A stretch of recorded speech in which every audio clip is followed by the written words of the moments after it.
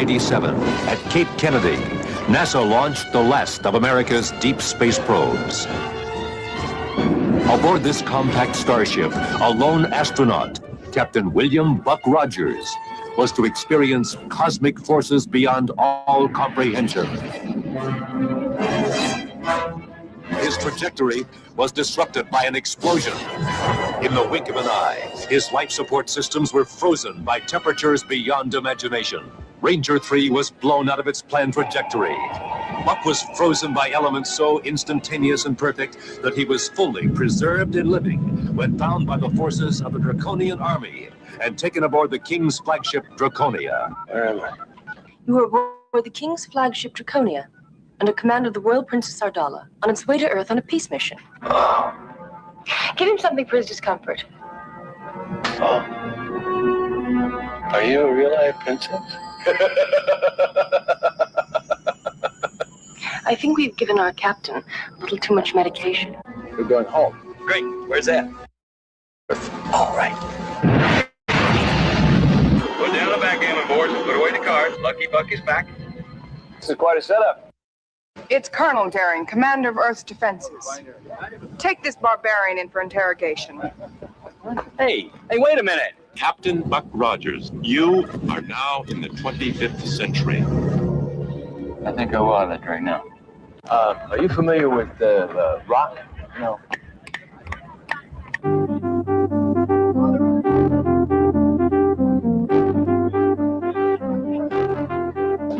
What are you doing? It's called getting down. It's a little before your time, if it frightens you. What is it? What's going on? Ships. They simply explode. That's impossible.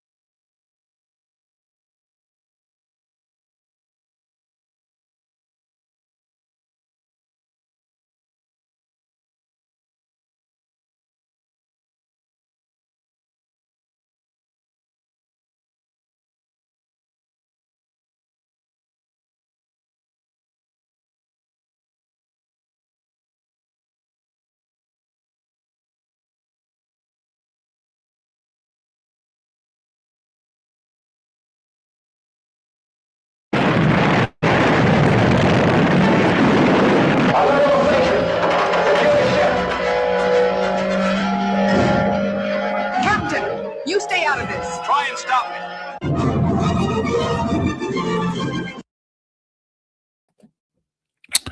Thank you, Malika. I do have two mute buttons I have to hit. I forgot. So what I was saying is, if you guys didn't know, Gil Gerard passed last week. And what I was saying was that Gil Gerard was somebody who was instrumental in my love of science fiction. That I saw this movie in theaters. My mother took me to see this movie in theaters when it opened. And it was one of my entrance vehicles into loving science fiction, TV shows about space travel, starship or spacecraft design. I don't know. It really is like one of the foundation stones in that. I can remember me and my brother thinking about how the year 1997 was so freaking far away. So far away. We couldn't even think about how old we would be when 1997 came. And I remember when 97 was here, it's like, oh, this is the year Buck Rogers took off. It's always in the back of my mind. It never goes away. It's always there in the back of my mind. And it was not until Gil Gerard passed that I knew how far back Buck Rogers went. I remember it was in comics. I didn't know it went back as far as it did. It actually predates Star Wars. For me, I think it falls right in between the Foundation and Star Wars. Right in between there. So this is the trailer for the movie, which, come to find out, was actually the pilot for the TV show. They did it very clever how they did it. And they should probably do this shit nowadays if they want to revive theaters. Probably work for some of these TV shows. Watch out, Major, on your tail.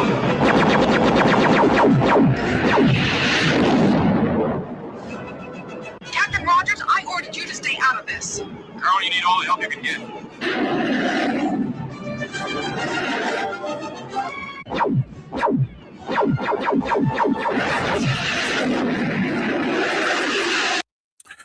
Now, it was these starfighters and the starfighters on Battlestar Galactica I really enjoyed. Because if you look at this starfighter, it kind of looks like a predecessor to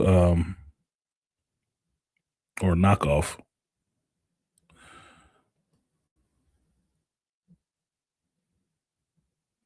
They had a very distinct look. I always wondered how it did.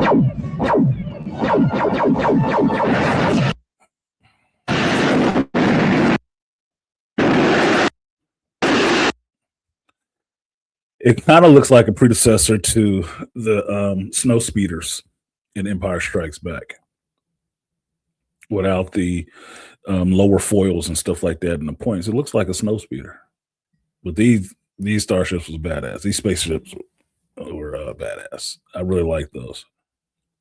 So if these and the Vipers from Battlestar Galactica, I really like the way they were designed. Didn't get to have those toys because they're a little bit expensive for the 70s and 80s, but I enjoyed the show.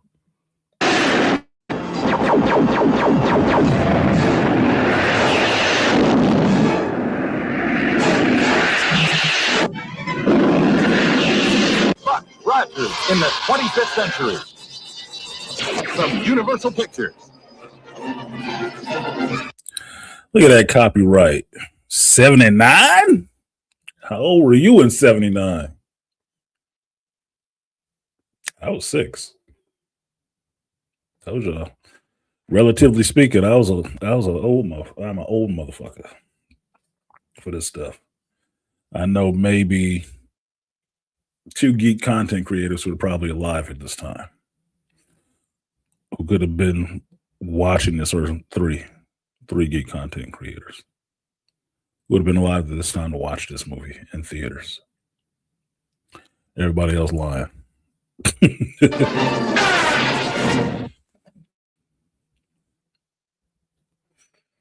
Yes. Everyone else, it's full of shit.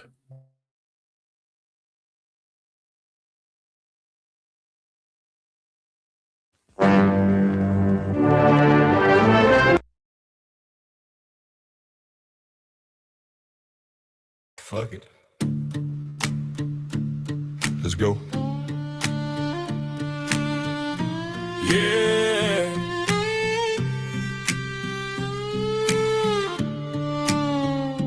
I ain't your savior. I ain't your saint. If you're looking for clean, better walk away. Got a rap sheet long as a preacher lie. Blood on my boots, smoke in my eye. I took my first shot before I turned 10. Ain't looked back since. Won't pretend they tried to fix me. Fuck that. I ain't broke, I'm just a bill like that. I ain't your hero, I'm a damn wanted label. Lit like a fuse on a moonshine table. Ride or die, fuck what they say. I was born to burn, not to be held. Don't preach to me, I walk alone. Tattoo tattooed skin, heart like stone. I ain't your hero. I'm the damn warning label. I don't do rules, I don't do fake. Left more hearts broke than I ever could take. Bible on the dash, pistol by the seat. And I know who rides with me. Yeah, I know. I need saving, I need gas and a match. You can keep your clean, I'm good with my scratch. Fuck it right. Light it. I ain't your hero, I'm the damn warning label. Lit like a fuse on a moonshine table. Ride or die, fuck what they say.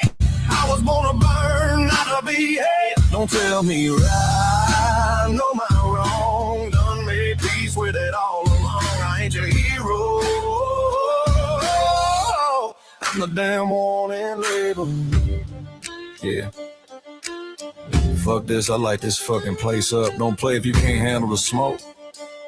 I'm not the ending you read out loud. I'm the mess you hide from the crowd.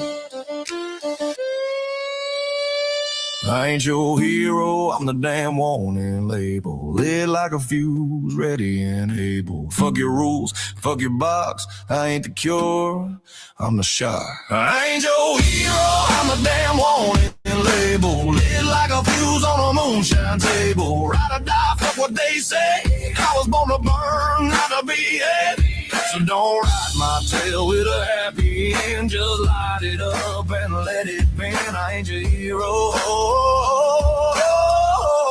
I'm the damn warning label. I'm the damn warning label.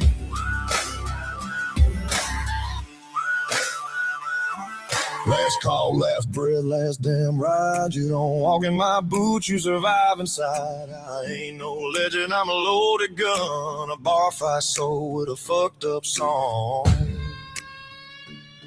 So light the smoke, let the story fade. This song don't end, it just reloads and plays.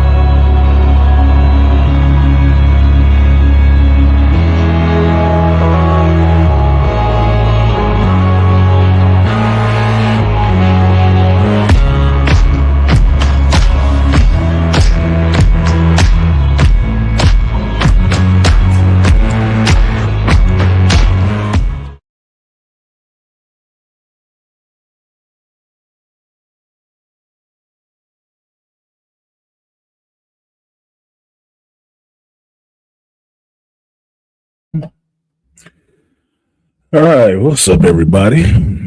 It's me, the Artisan MC, and this is the Christmas journey.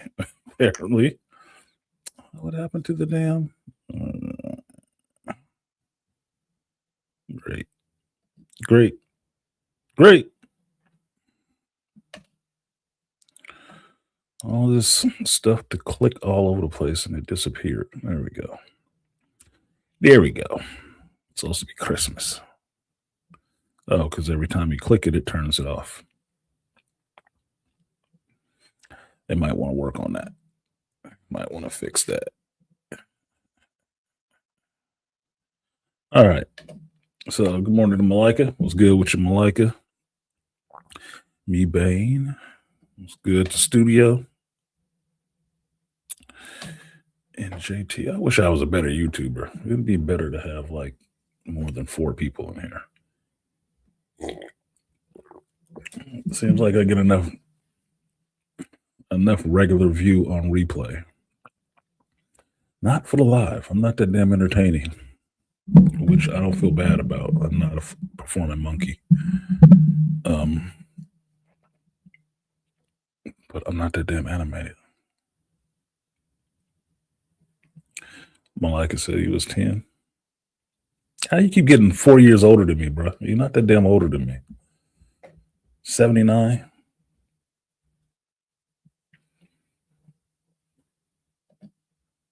You're not 4 years older than me. My son had to correct me that I'm not 53 this year. I'm 52. I'm pretty sure he knows how old he is. We're exactly 20 years apart. So I'm 52 this year. I don't think you are 56.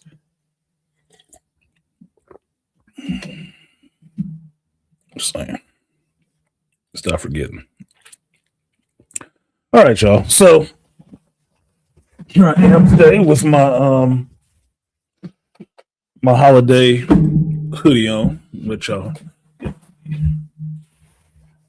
Deadpool. My little Deadpool hoodie.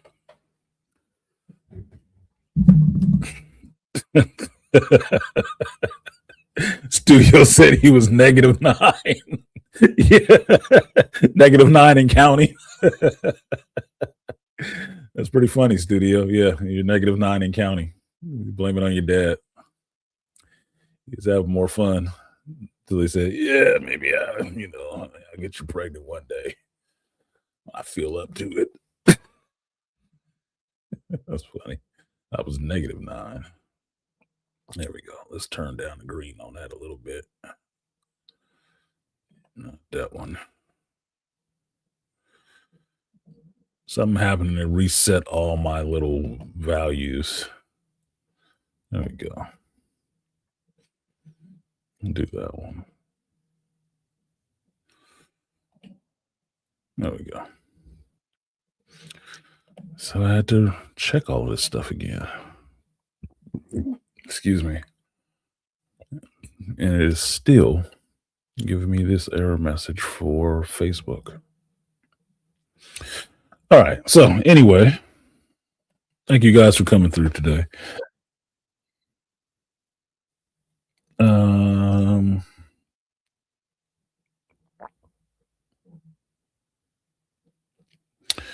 What are we going to talk about today? I had it written down on my phone, but fresh in my mind. And then I start thinking about some other stuff that was on my mind. So, Gil Gerard passed. And like I was saying, it was really foundational to my love of science fiction in theaters and on television. That Buck Rogers show, I used to watch that shit every week. Hardcore, right? And Erin Gray, Wilma Deering, oh yeah, she was hot. Now, I'm not saying that is the impetus of my love for attraction to some Caucasian women, but I didn't lie, she was hot. For the 70s and 80s, she was hot. No, it wasn't about big boobies and something like that, but she was fit and trim. She was fit and trim. And that was attractive, especially because she wore that bodysuit and stuff like that the whole time. And that princess, she was smoking. She was smoking hot, nigga. Like, I don't know, I might go to the Draconian side. Like, I might have to go bad because, bruh, she was tasty to my young boy senses.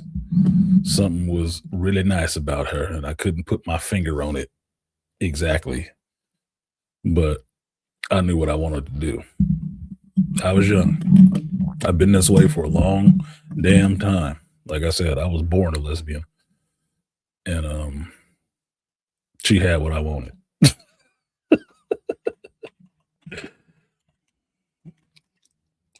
Let's see who that actress was. I'm forgetting her name. See if I can find me a picture of her. Oh yeah. Oh yeah.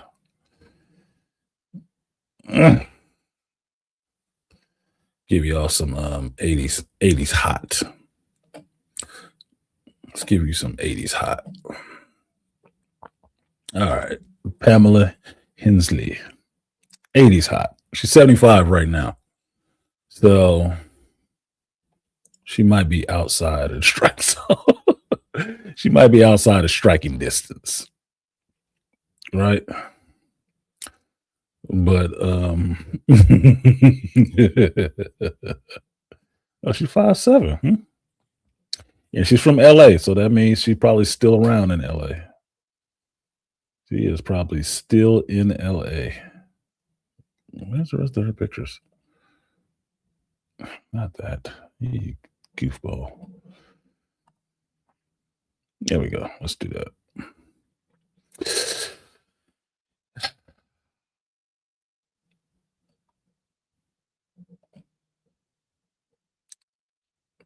That better not be AI. But that's some cheesecake for the 80s. That's 80s cheesecake right there. See, she got some little B cups. Told y'all, it's not always about the boobs that make a woman attractive. It's everything together. Everything working together is what makes them hot as shit. You got them eyes, a little feminine frame. Look, you could say this was 79. This was after Princess Leia. Before she ever jumped into Jabba's palace, but same kind of design language. Like she a hottie with a swimsuit on. Look at that face. Them smoky eyes, them some alluring eyeballs, bro. Them some alluring eyeballs. Nice lips, little cheekbones and shit. Stop. That shit looked like it should have been on an old 80s porn cover or something like that. That was a nice looking woman. Oh. Yowza. Now, I don't know what she looks like right now. I don't think I want to ruin the fantasy either. But she was pretty. That was 80s hot. This is the stuff we grew up on. And when you look at that, when you hear people talk about how these women used to look back in the day, understand none of them was overweight. Even when you still had Nell Carter and some of these other chicks that was out there, none of them was overweight.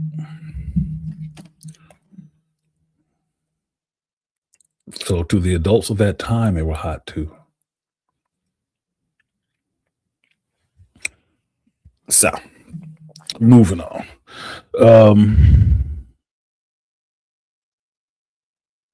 The show was influential in that sense that when I started drawing and designing starfighters and stuff like that, I use some of that design language from Buck Rogers.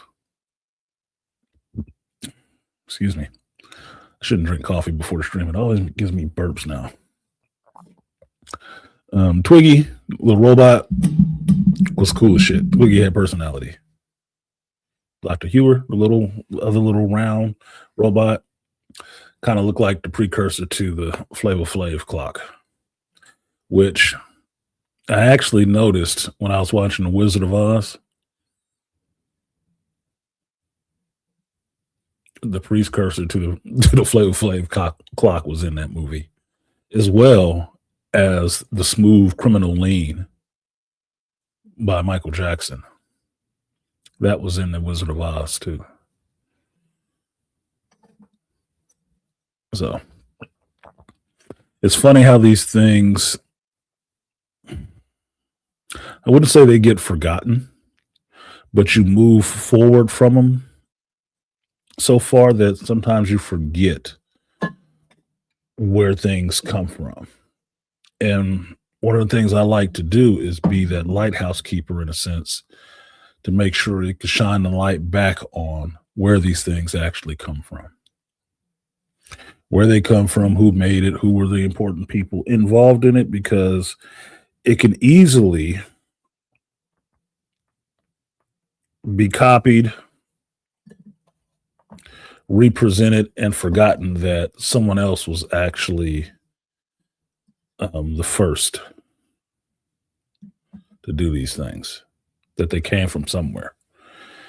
I always want people to get their respect. I always want creators to get that acknowledgement, because acknowledgement is not important to the creative process, but it is a feedback loop that needs to happen so you continue to get creative works. Because make no mistake about it, a creative person is going to create regardless. Like the guy who made the Buck Rogers show, I think it was Glenn A. Larson. I couldn't tell you how many shows of his I watched during the 80s. He was the architect of the 80s, as far as I'm concerned. And I was a producer. It made a lot of good material. Take notes, Kathleen Kennedy. On television, did some films. He made a lot of good shows. KK, not so much. So when you saw his producer credit on it, you knew it was going to be good. It's the same thing with like what's his name, Joe Silver. Joe Silver is behind some of the most blockbuster movies from the 90s. So if you saw Silver Pictures come up, you know it was going to be good, because he can pick action. He's the guy who didn't pass on The Matrix. Like, nope, we'll do it. We're going to give you a lot of money for it. Hell no, I get it. Turned out really well for him. So actually creative people putting these ideas out in front of people is always valued, because you never know how far reaching it is. Because here it is, 2025, the actor dies, and I'm finally remembering his work he did back in the late 70s, early 80s. Finally remembering that stuff. Like, I was trying to get my mother to go see the Avatar Fire and Ash with me yesterday, but we had some other errands to do. And I was reminding her, we were talking about James Cameron and this Netflix buying Warner Brothers thing. But I was reminding her that James Cameron used to be a special effects guy way back in the day. Because James Cameron was doing some of the movies that I watched, science fiction wise, in the 80s. He was doing the special effects.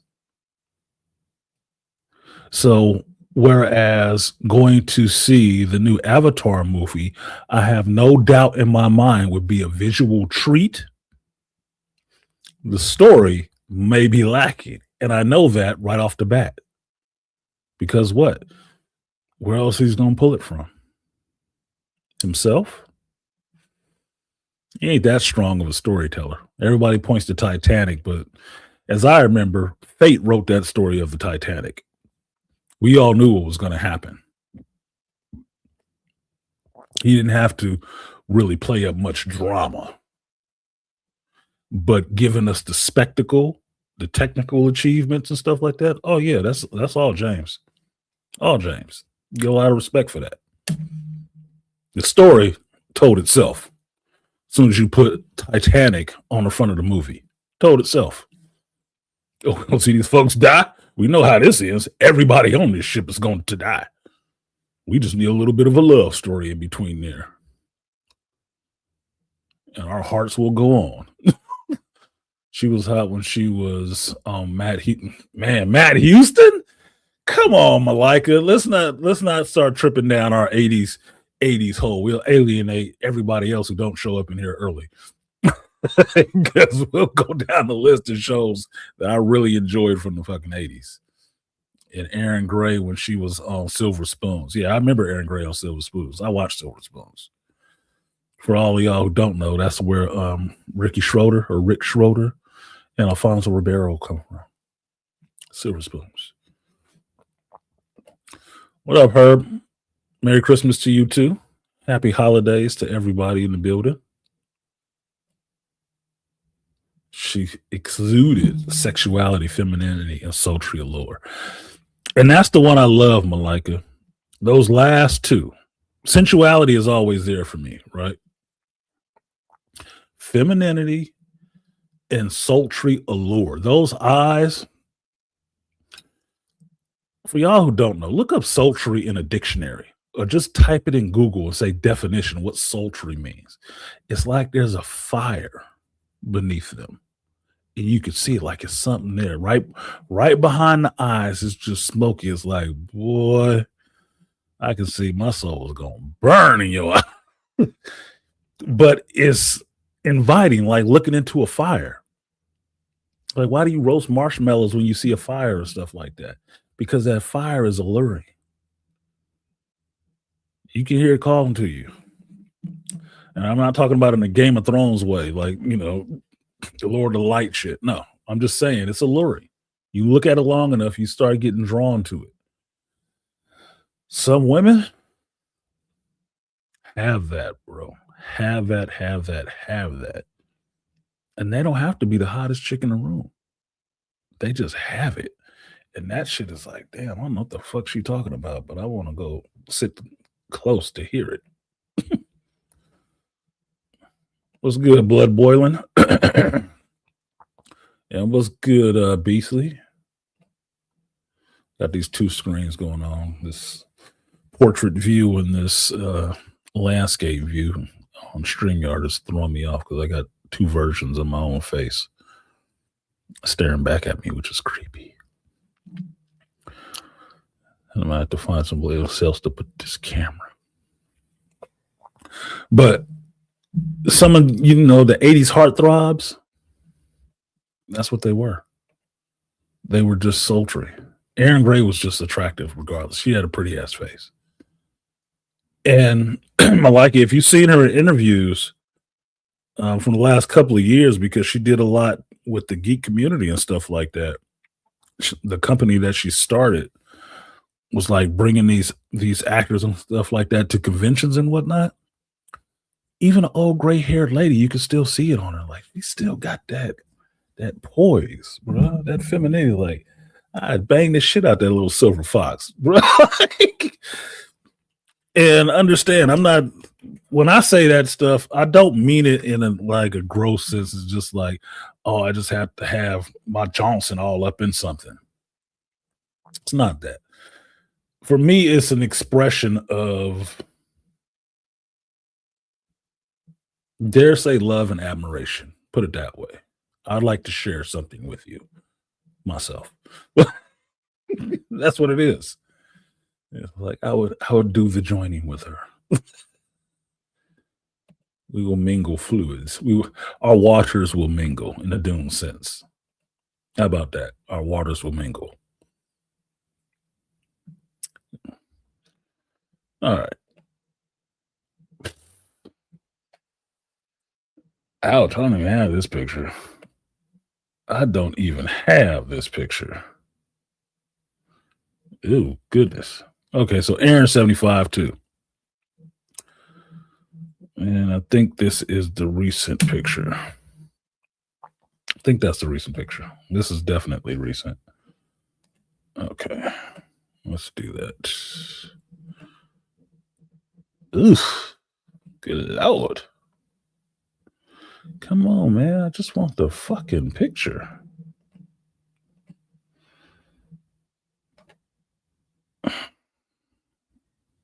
Just the image.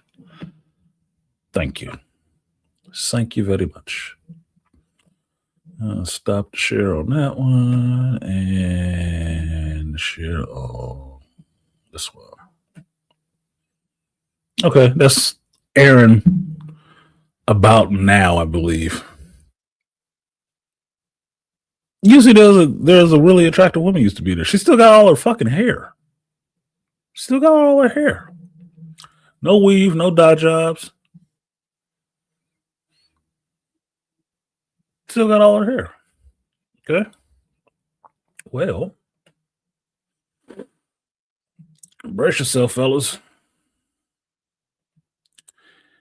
And assorted ladies, this is what's possible when you take care of yourself.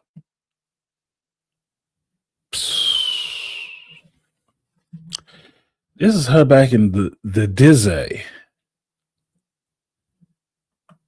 See them eyes? That hint around the eyes? That's like staring into your soul. Those are soul stealers. Those are soul stealers. Damn. Now imagine this, fellas, if you never watched this Buck Rogers show. She had that in a bodysuit. And everybody on the show wore these little silver bodysuits.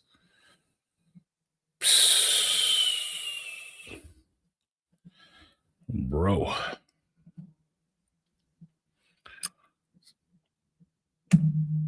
Making a young man crazy. Making a young man find out early in life what he really liked. Do. Cutie patootie. There you go. Cutie patootie. She had hips, bruh. She was hippie. Anyway. Enough of the male gaze.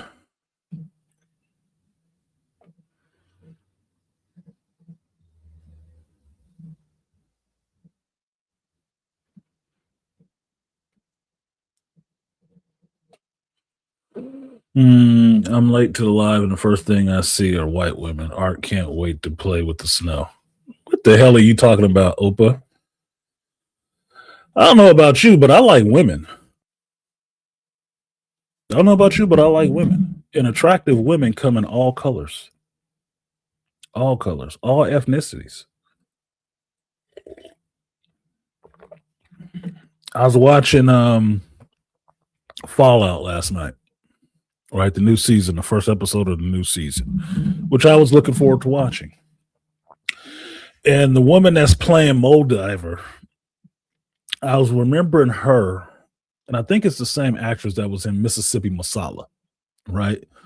She is not Hindi, maybe Indian or something like that actress. And I remember how she's not ugly now necessarily. She's just older. How pretty her ass was when she was younger. She was so goddamn pretty. So pretty. Now, is me saying that meaning that I know how some of y'all get, oh, you don't like black women. Dude, I love black women. Black women don't always love me. It's just what it is, right? I like women. I see women all over the place from all different ethnicities, and I see attractive ones in every ethnicity. That's just how it is. Now, you're talking about I got white woman up on the screen. I don't know why that's a problem. I'm talking about Buck Rogers. That was one of the actresses on Buck Rogers. How she looked in the 80s and how she looks now. She was attractive. I don't see a problem saying that shit. Play in the snow. Nigga, I've built a whole snowmen and castles, ice castles. That's not new for me. No, I don't discriminate. My dick damn sure don't discriminate. If you wanted to know my connoisseur, I like Italian women. Italian women are fun. I haven't had a redheaded one yet or an Irish one yet, which I think would be fun for me. I got some Irish lineage. It's just what it is. We all people down here. If y'all ain't been watching the comet, not a comet that's been passing 3-Eye Atlas, you understand that we are all a speck of dust on this little ball. All that infighting we do about colors and shit like that is childish to me and really insignificant. If it's just us and all this vastness. Yep. Red wine lasagna is on the menu for artisan. Yeah. Like Italians, dude. I like Italian cars. I like the way it sounds. Excuse me. I like the food, obviously. Only thing I haven't done is been to Italy yet. That's it.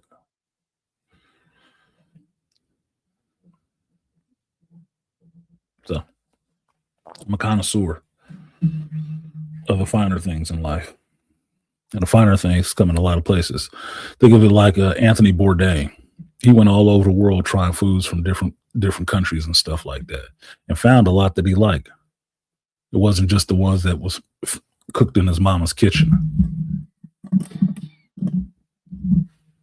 I don't believe in limiting myself. But let me get off of that, because then I will alienate the threes and fours of people that show up to watch this shit live. You cool, Opa Femi? She looks good. Who looks good? Who don't matter? I should say Latinas too, like Italians.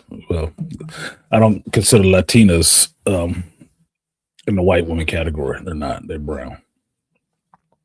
But that's my affinity.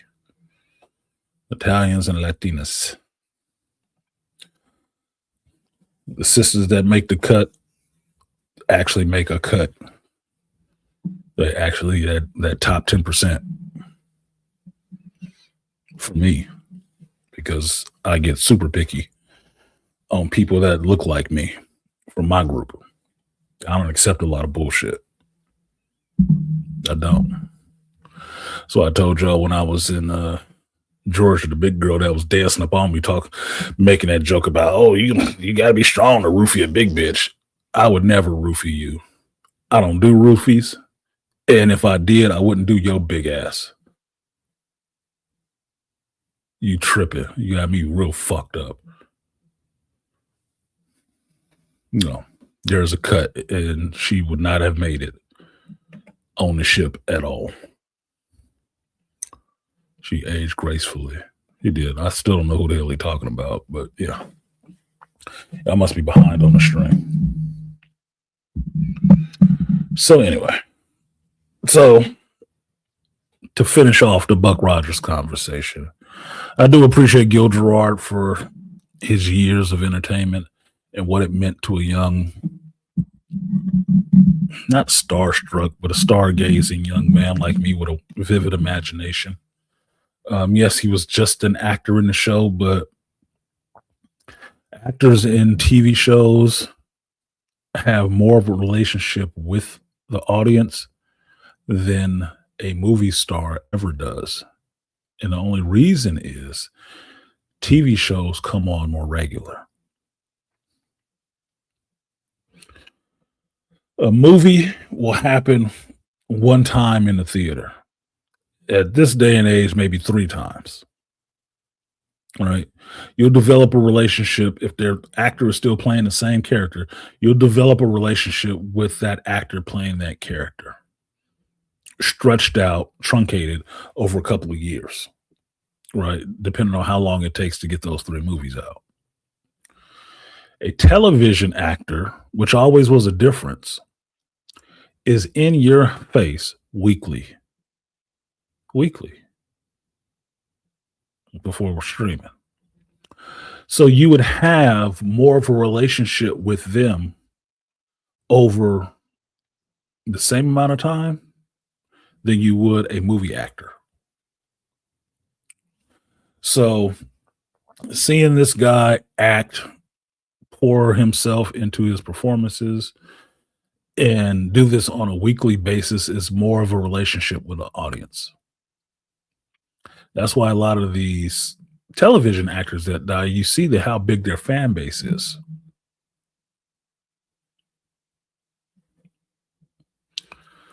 Yeah, young Dennis Hazelbrook. Google fingers. So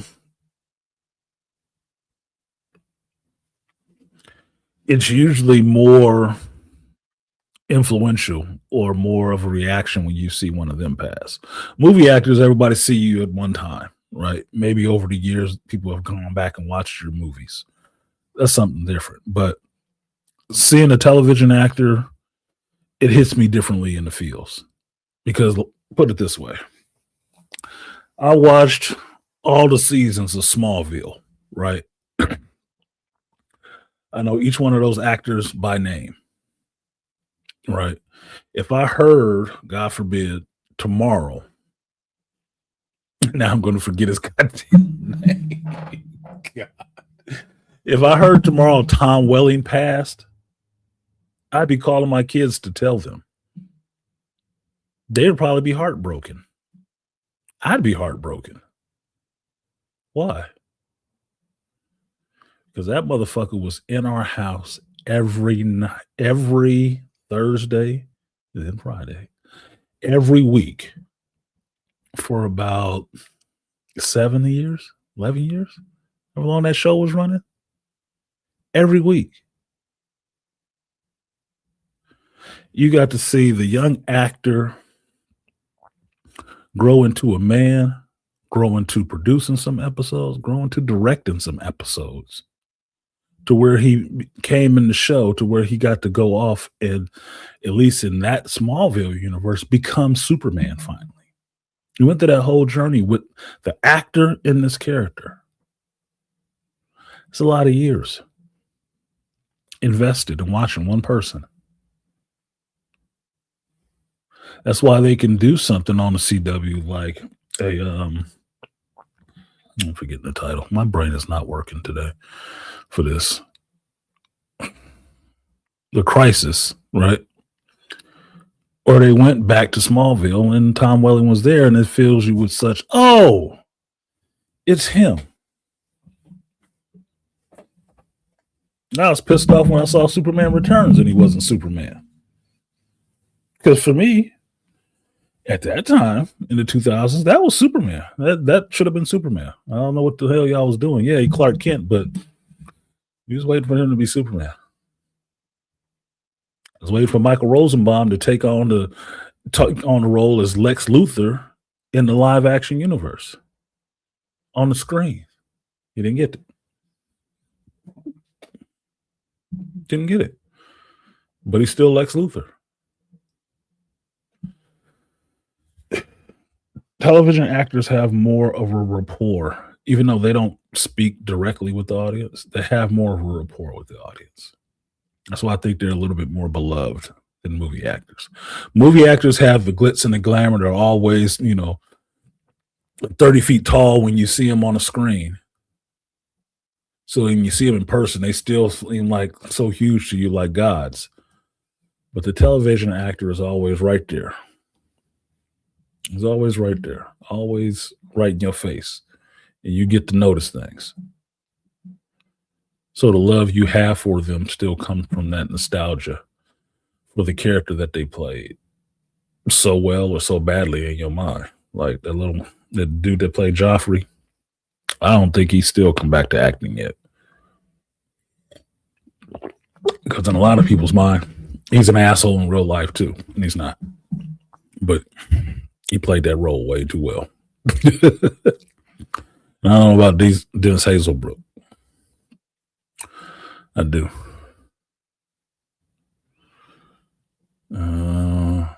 All right. So what else happened in news this week?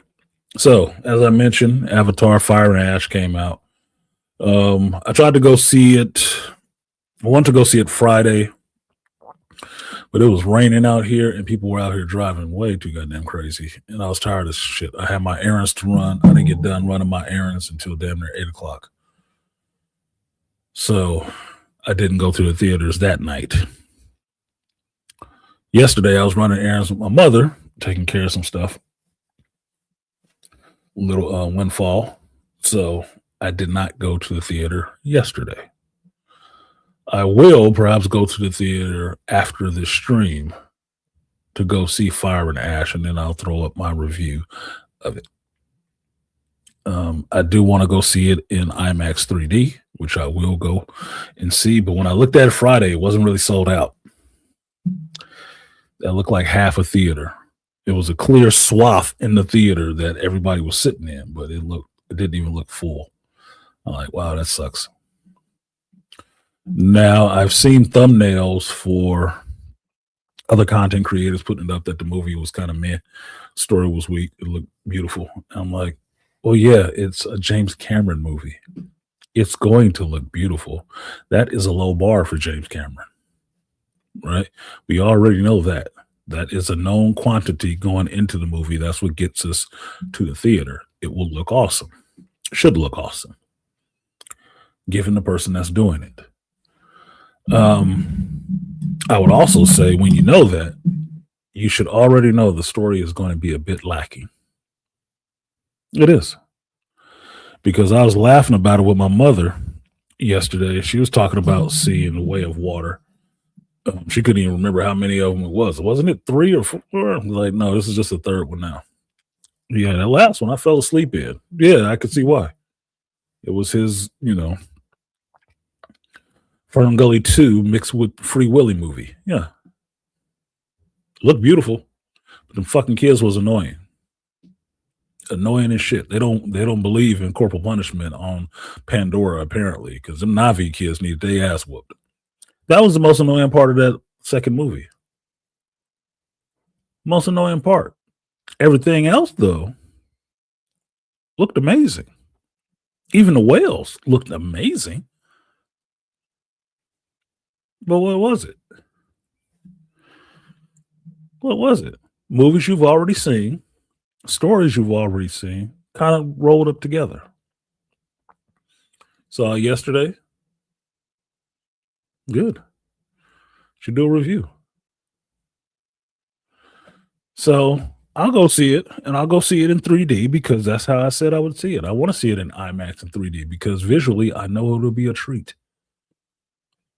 Story-wise, it might be weak. And I'm expecting that as well. But I don't have a high bar storytelling-wise for James Cameron. I don't. Like I said, Titanic wrote itself. He didn't really have to write that. Just had to give you a little bit of drama in a love story in a class system. Pretty easy work.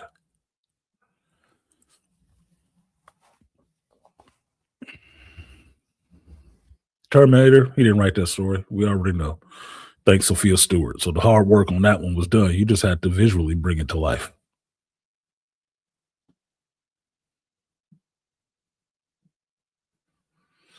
The first Avatar, Fern Gully. Fern Gully. Shot for shot. Okay, the work was done for you on that. You just had to make it look interesting. Second one, Fern Gully 2, Free Willy. Or Avatar 1 and Free Willy. He gave you the same movie again. It just looked a lot better. What do you think he's going to do for his third trick?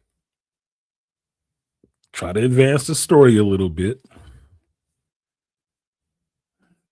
Try to get a little bit closer to Augustine's daughter being the one. The avatar of nature is AWA or some shit. And then give you the Fire Nation.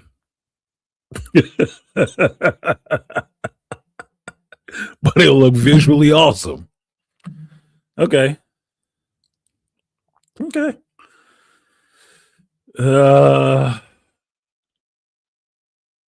Dances with Wolves, yes. Most people go to Dances with Wolves because nobody saw Fern Gully. It is a shot-for-shot copy of Fern Gully, the old animated cartoon movie. It is shot-for-shot that. They try to age it up a little bit by saying Dances with Wolves. Whatever. Last Samurai. Maybe a little. You could see it in there. But I wouldn't put it on that movie. It is Fern Gully, because that's exactly what happened in Fern Gully.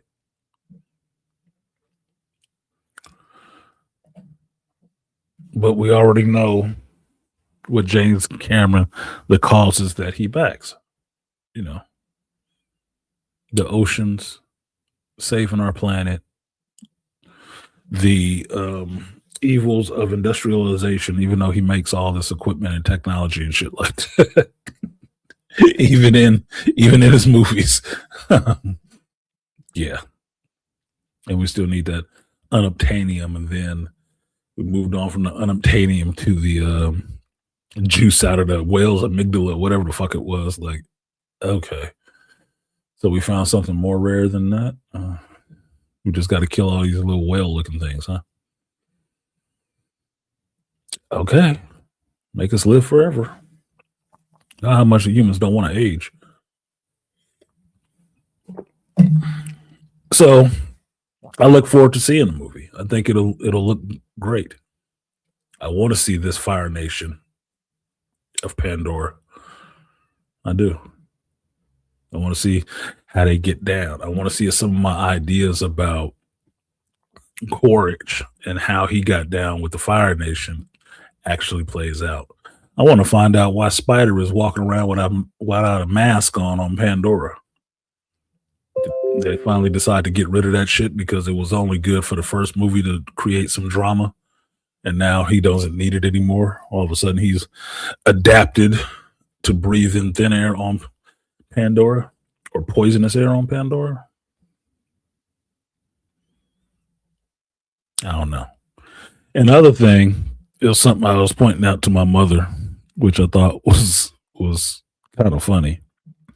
I want to see in this third movie, if they ever get to why this thing is actually called Avatar, because nothing in here actually works through an avatar. This is one of the things I told my mother that I still hold against James Cameron for doing this whole series. I don't mind the world building in Pandora. I like that. Calling it Avatar was bullshit. It was bullshit. He did that to take that shine from The Last Airbender, Nickelodeon. Steal that name because it was name recognition. He did it to steal it because nothing about this movie series has anything to do with a goddamn avatar. Nothing. Even when they were jacking into those bodies, they never called them avatars. He just did that shit to take it. And that's what he did. I don't respect that shit. Mm-hmm. So, 3 movies in, we ain't got nothing to do with no avatars. Nobody's jacking into bodies anymore. We're just on Pandora. We're just on Pandora. So that's why I said I wonder if Augustine's daughter is going to be the avatar of Awa, so we can get back to actually using the name that you stole, making it mean something. Because the Matrix at least uses the Matrix. You know, you're in the Matrix, right? Oppenheimer actually dealt with Oppenheimer. This Avatar series don't deal with no fucking avatars in any way, shape, or form anymore. So what's the name tied to? That old tech that we don't even use anymore?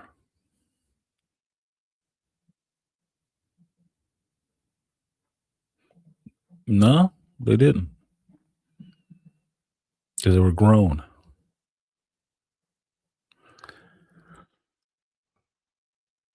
Unless I'm wrong. I could be wrong. But as I remember, that's not what they called them. But contrary is contrary.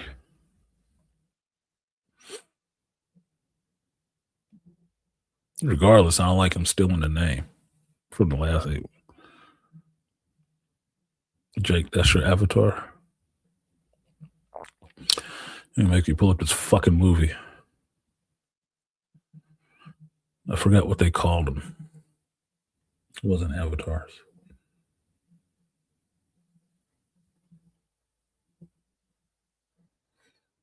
Anyway. Remember so much. Still ain't got shit to do with avatars. Anyway, like, share, subscribe, support the stream if you feel so inclined. I beastly say I still have to go back and rewatch it because I watched version with Spanish subtitles. Oh, you pulling that shit we used to do in the shop. Turn on the language and the subtitles in a different language. Turn on the movie. Play the movie in a different language with subtitles in another language just to fuck with people. Like, is this? Yeah, it is. Why do you got the language on this? So you pay attention. Just fucking with people. Just having fun fucking with people. It's always what it's about. So I do plan on going to see Avatar. I will see it in 3D. I will see it in IMAX. And I will happily hand over my, $25 or something like that for a movie ticket. And another $25 on concessions to support theaters. Isn't that lovely? Because I like theaters being open. You know, all that bullshit everybody was talking the last couple of weeks about Netflix killing theaters. And the point I was making, that theaters are dying because you don't go to the movie theaters. I will go to a movie theater again, pay for a premium ticket and premium amount of concessions in a theater to watch this fucking movie. I will not sit by and wait a couple months until it comes on the streaming service to watch it then. Because I know out of all that money that I will spend, probably about $50 to go to the theater to watch Avatar, a good chunk of that money for the movie ticket goes to Disney. The rest of the money that I spend on the concessions and shit like that goes to the theater and keeping them open. And everybody standing in there, you know, getting paid off of it. And the theater I'm going to, there's some regulars that work in there. I know that little pretty Latina girl with the fat ass in there that's probably going to be taking my ticket. Yeah, that's paying her salary too. I like seeing her.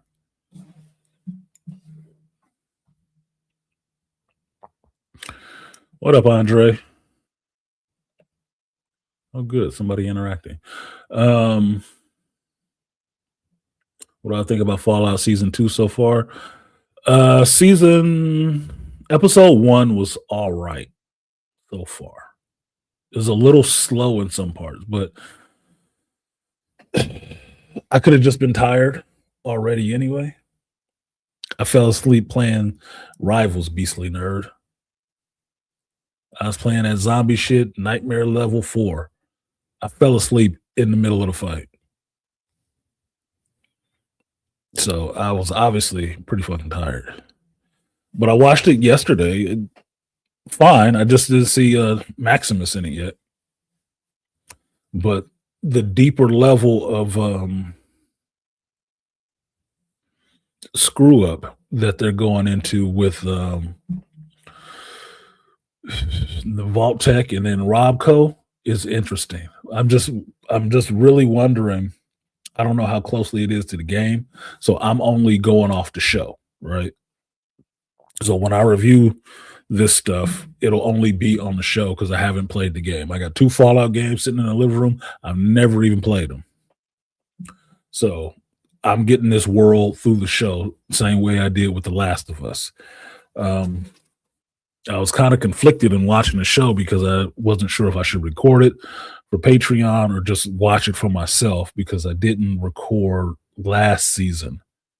I didn't record the first season on Patreon, but it's a new series. Something needs to go on Patreon. That might be it.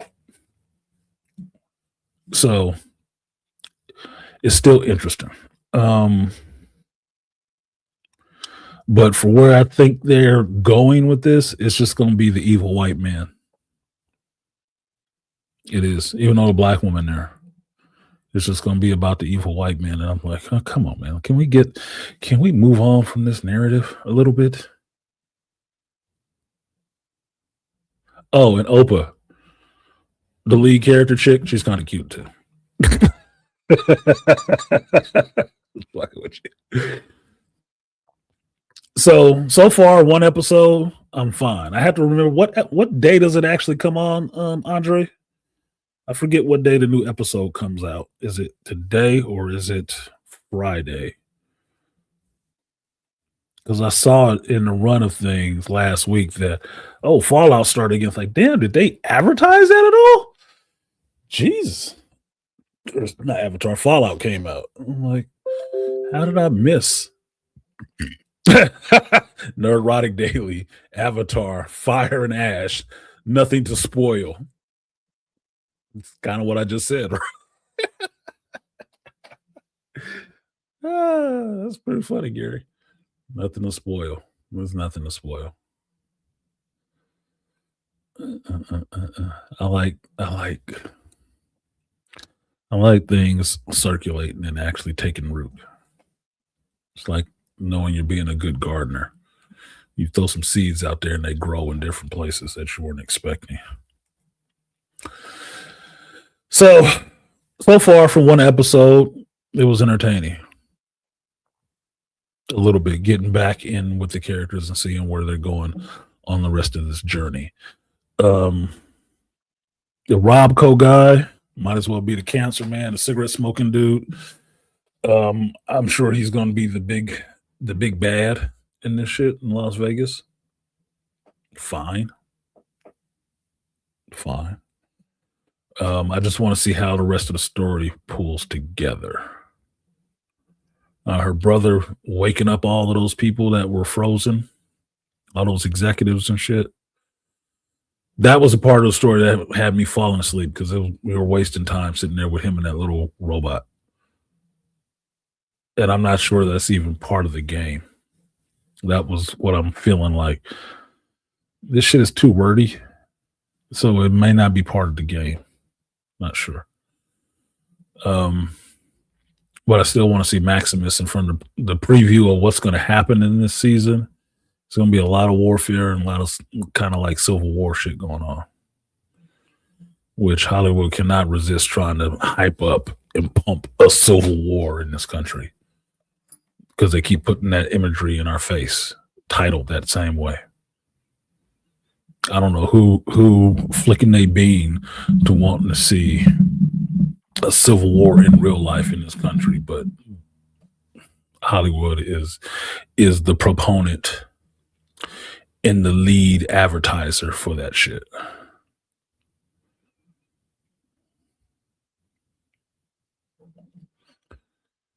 Laughing out loud. I just want to see an angry fire chick.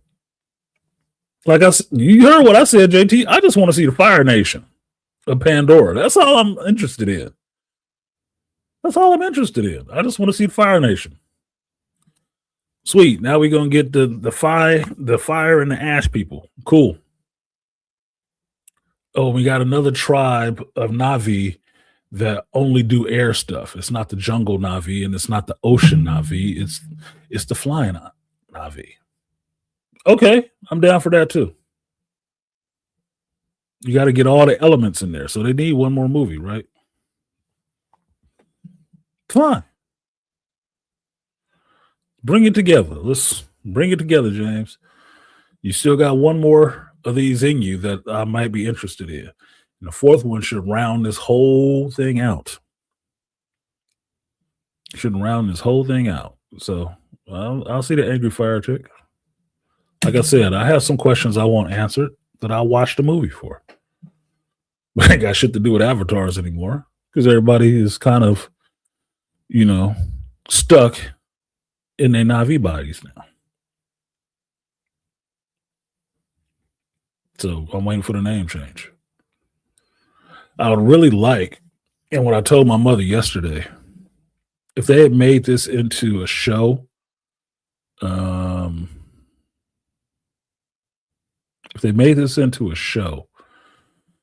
James Cameron was probably not the one to flesh out this world. He can give you the visuals of how it looks and stuff like that. He's probably not the one to write it. Could you do this on a weekly or streaming basis and do like 8 episodes, 12 episodes of a series? Maybe. And maybe that would be better to flush out the world of Pandora. Because as interesting as Pandora is to visually see, I want to know what's going on Earth. I really want to know how the people on Earth are dealing with what's going on in Pandora, what they believe has actually happened. I'd really be interested to see if they got some kind of propaganda campaign going on against what's happening on Pandora, or if the people on Earth know anything about the troubles that are happening on Pandora.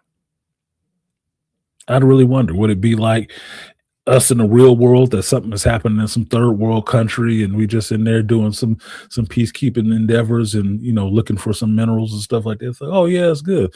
And just the natives are just being really restless.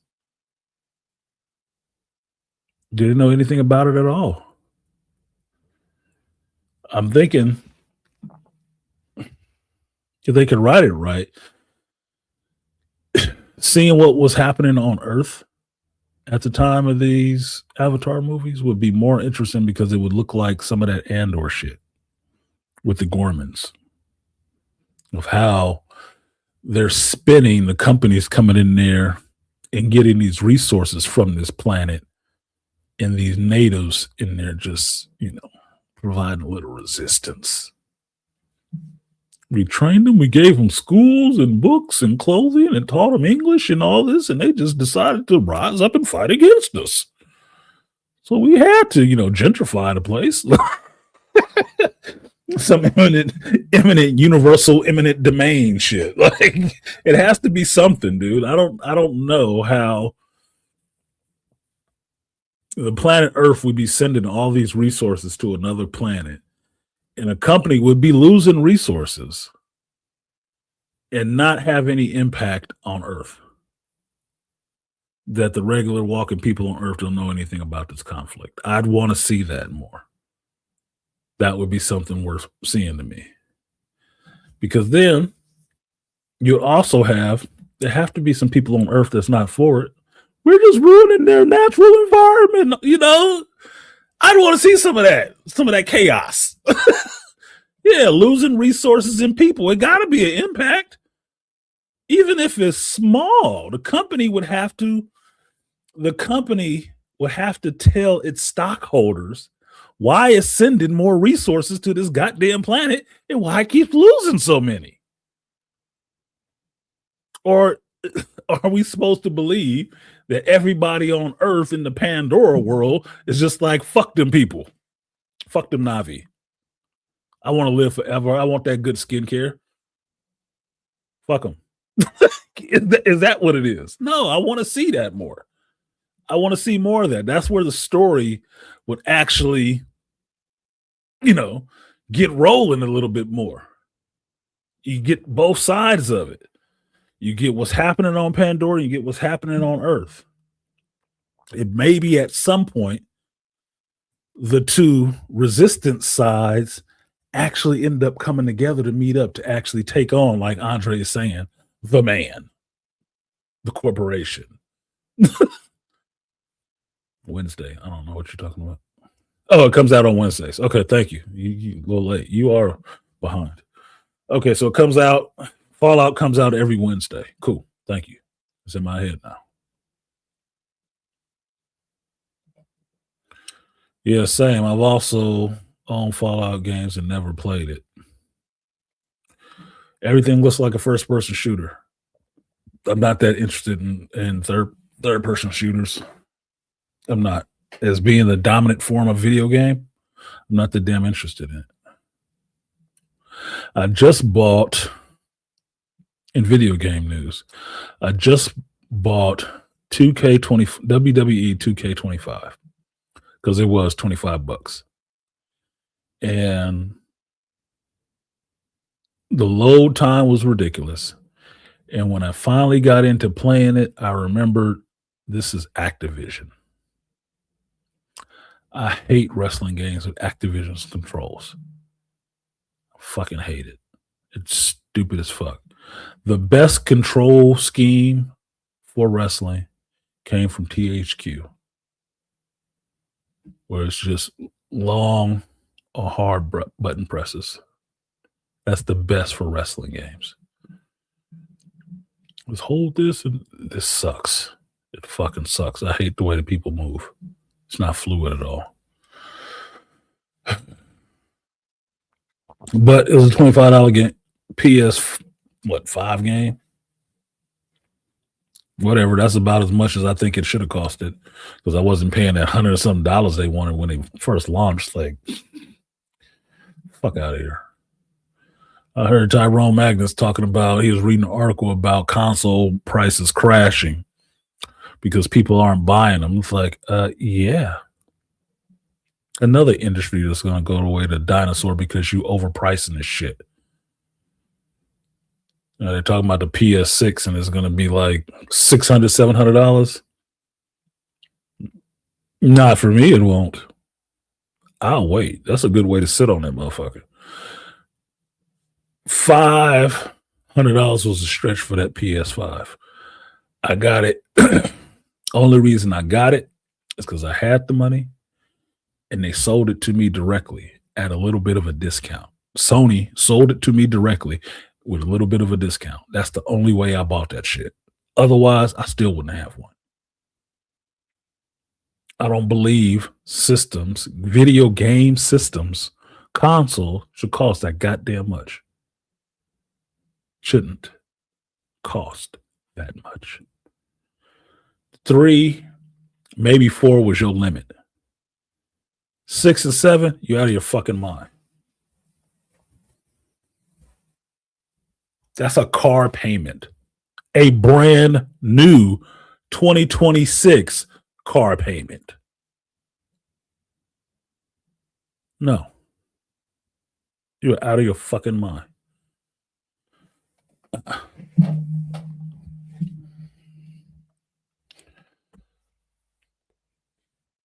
It ain't about to be that much innovation in Grand Theft Auto 6. You forget that shit. Yeah, consoles are trying to rival PC prices, and they're not supposed to.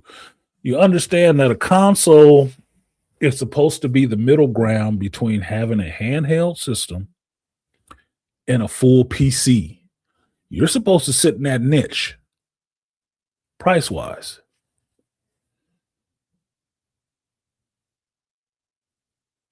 You should not be approaching the prices for a whole entertainment system in your house for just the console to play a video game, which is doing nothing at this point other than being an external drive for games that you don't even fucking buy physically and a router to connect to your fucking internet. You're not giving me anything more. Nothing. It's just storage. Just storage. With a fucking controller hanging off of it.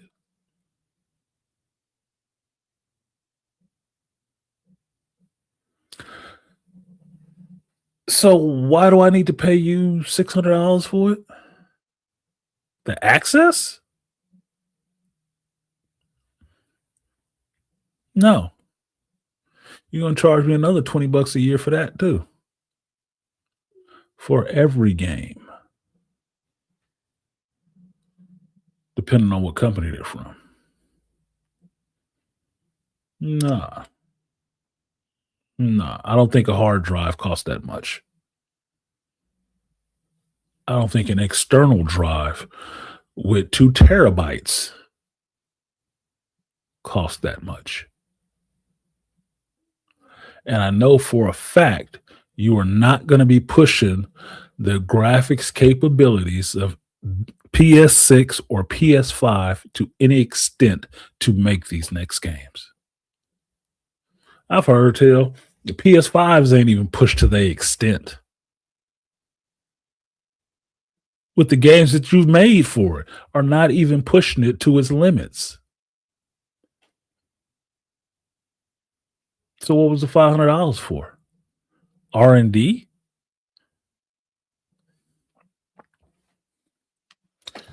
Come on, man. You're not making your own fucking chips. You're just buying them. Yeah, PS5 and PS5 Pro graphics are the same. Yeah, you don't know. You know the only thing that's the difference between the Pro and the original? The price. Price. For an average, slightly above average PC in Canada, it's about $1,000, and the PS5 is about $600. I would buy a Switch 2 through me and my daughter to play it. Play it a lot, but it's like 5 or 6. At least with the Switch, I can see paying that much for a Switch because it doubles as a portable handheld gaming device and your system console at your house. I saw 2 dudes playing a Switch on the fucking airplane in first class. They had their screen sitting up between them. They both had their little joysticks, and they was playing the Switch in first class on an airplane. That might be worth $500 or $600 because your games are going with you. This fucking brick sitting in my living room ain't going nowhere. I'm not traveling with it anywhere. As much as I'd like to play my games when I go away for 2 to 3 weeks for work, and after work I'd like to play my games, I'm not taking that bitch anywhere. It's too expensive. Too much of a risk. It's not even shipping friendly. No, that means it's going to sit and be unused for 3 fucking weeks. And when I come back, I'm going to have to spend an hour updating all this bullshit, which I fucking hate. Yeah, I play a PlayStation. I'm not for a bunch of updates and downloads that take. I was trying to play a game the other day, and it took about an hour to get this shit done. And I switched through different games because I couldn't play the one I wanted to because it was updating for so fucking long. Could you just give me the whole game? That's partially why I just went ahead and bought the disc for 2K25, for WWE 2K25. Why? Because the disc was right there. I shouldn't have to have a long update, should I? No. I put that bitch in. I still waited 30 minutes for it to update and do all this other stuff and more logins and more sign-ins and shit. I'm like, fuck. Can I just pop in the wrestling game and start body slamming somebody? No? Fuck. That's why I bought the disc. I thought I'd get around all of that shit. It's nothing to download. It should all be here, right? No. No. Absolutely not. I had to create another account for the 2K site, which I don't care about. I don't play a lot of 2K games. Dude, I already got a login. This is all on PlayStation, right? This is all on PlayStation, right? So I already got a login and a screen name and friends who are connected to that shit who can see me when I'm playing. I don't need a separate one for your ass. Yeah, Big Drama Bear. Yeah, ruin video games. You can't even just pop on and play it no more. That's why I see the love for old school consoles. Waiting that half hour to play just to get to the start screen for that WWE 2K25, I could have already been playing WrestleMania 2000 on the 64 because all you had to do was slap that bitch in and here we go, man. I'd have been going through a season already. I could have had a whole cage match in that time. You kidding me? This is stupid, dude. It's just stupid.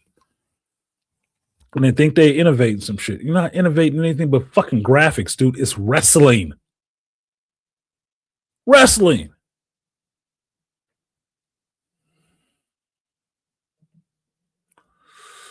People are crazy for buying those PS5s that don't use discs. I think it's a waste when you can't trade in the games. They ruin the market on trading in the games anyway. You know why? Because they were flooding the market with all those goddamn shitty ass sports games. That's what ruined that fucking market. There's too many of them bitches sitting around. Like I told you guys before, the only games that should have been streaming download only was sports games because it doesn't actually change. They sell you a new one every year, and the only thing that changed is the cover art and the roster. That should have been a download only game. They should have never needed to sell you. Once it got to a streaming model, they should have stopped selling you physical copies of those games altogether. It only should have been a download. And the only download you needed is the updated roster. That's it. Baseball, hockey, FIFA, badminton, I don't give a fuck. All of that shit should have been a downloaded roster every year. And charge you your $50 for the new roster. The uniforms don't necessarily change. The game mechanics don't usually change. Madden, they just good for adding something new. Or maybe I can stiff arm with a power move or some shit. That's it.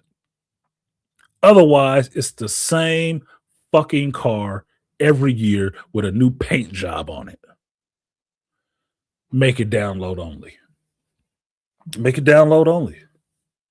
And save yourself the trouble of having to produce all these goddamn discs. Because when you went to GameStop, what did you see there most of the time? Fucking sports games. And some of these other half-ass shitty games sitting in there that people made.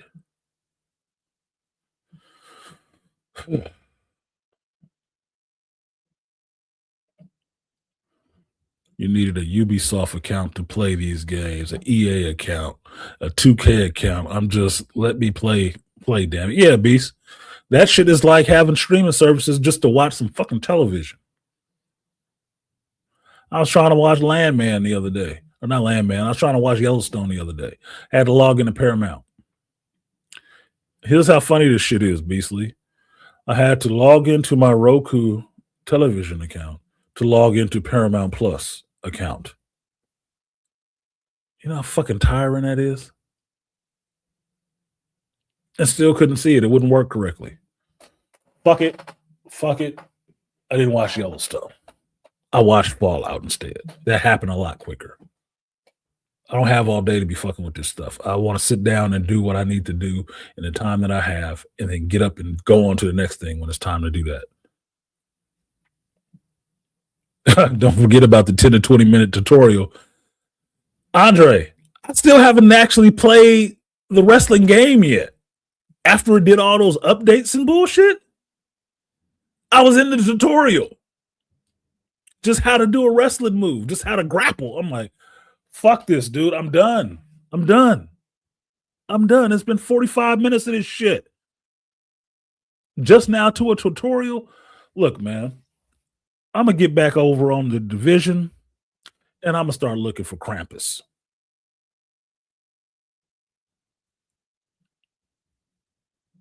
So in the time that shit took, irritated me, I went on to do other things. I watched Red 1. I watched Fallout and then auto played to Red 1. And that was because I couldn't get on Paramount Plus. And I watched Red 1 and thought, oh, this wasn't actually that bad. It's just a Christmas movie.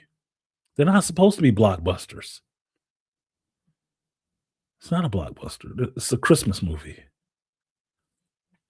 with Black Adam and Captain America. Get the fuck out of here. You even had Lucy Liu ass in there with electric eskrima sticks.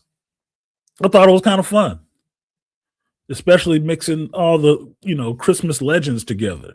Santa Claus, Krampus, and Griselia, or whatever the fuck her name was. I was like, oh, that's kind of fun.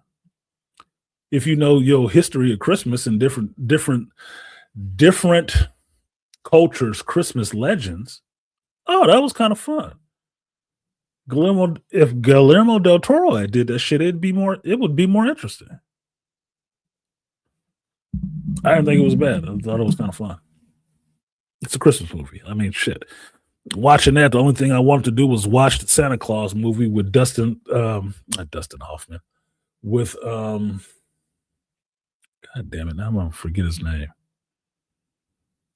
Dude that did Author, the original Author, Dudley Moore.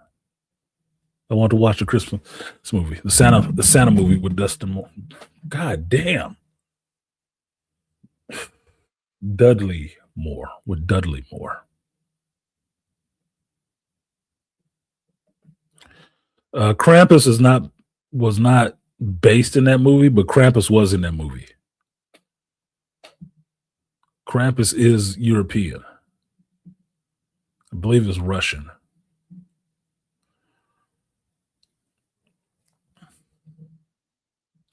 Shoot through the Mexican window, Santa Claus. You come and take the bad children. You leave a burro in the window. Yeah. Australia. Yeah. It's a real thing. It's the Christmas legend. Not the Christian one with Santa Claus. It's a little different, but similar to Santa Claus. Yeah. I like that. You know, I like J.K. Simmons and how good of a shape he's in at that age, right? So I thought it was fun to make, old Saint Nick strong as shit. Old man is just strong as shit. He got magical powers and shit. That was fun. Look, I watched Violent Night. That was fun. Oh, this Santa Claus used to be like a Viking. Oh, that was fun. It's a Christmas movie, dude. It can be silly. It can be silly. With CG polar bears and all the rest of that shit. It can be silly. Them having a slap contest was funny as shit to me. It was funny as shit to me because he did get the hell slapped out of a boy. He just slapped the hell out of me. Yeah, he put your ass on the floor. That hand as big as the side of the Rock's whole head. Like, bro, you about to lose your dome. That's not going to be a slap. That's going to be a decapitation. I seen the new Dave Chappelle stand-up last night and that new Knives Out movie this week. Are you going to watch or have you watched either? I did not see the new Dave Chappelle, which I was looking for while I was driving to my mother's house because I was listening to this video about Dave Chappelle this guy did about him attacking the woke mob and stuff like that. So I was looking for a good Dave Chappelle stand-up to watch while I was driving since I had an hour. And not watch, listen to mostly. The new Knives Out, I know it's out. I haven't watched it yet. That's like a Sunday or Monday night watch where I can just sit down and watch it and don't have to be bothered with anything. Probably Monday night, but I will watch it because I like the Knives Out universe and I like Rian Johnson doing the Knives Out universe. I don't like him doing Star Wars, but I like him doing his Knives Out shit. I know they're both on Netflix. Why do people always want to tell me shit I already fucking know? That gets irritating, like you're talking to fucking children or doing your own advertisements. That other Christmas horror movie from a few years ago was decent too. I forgot the name. Didn't think it could work, but I like the genre. Christmas horror. I don't watch a lot of horror movies nowadays. I don't care for them. I think I've gotten grown past them. Horror movies, that is. It's going to have to be something interesting going on there other than just horror. The best two horror movies I've seen this year have been Sinners and Weapons, and neither of them were horror. Undersold. Under fucking sold. They were more dramas than anything else. Anyway, we just jumped all over the map because I responded to people who like to jump all over the map.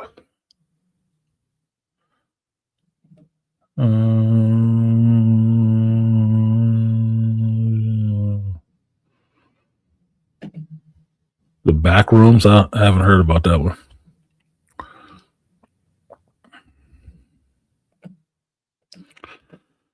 And Violent Night was actually good. David Harbour being David Harbour. That was kind of fun.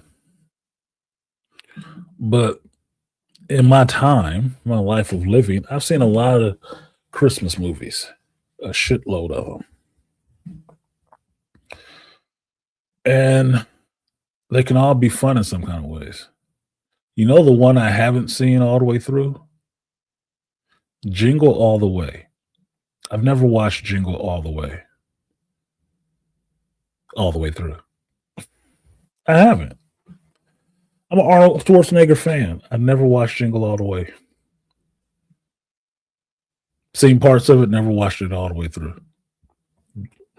Never did. And I can't think of exactly why I didn't.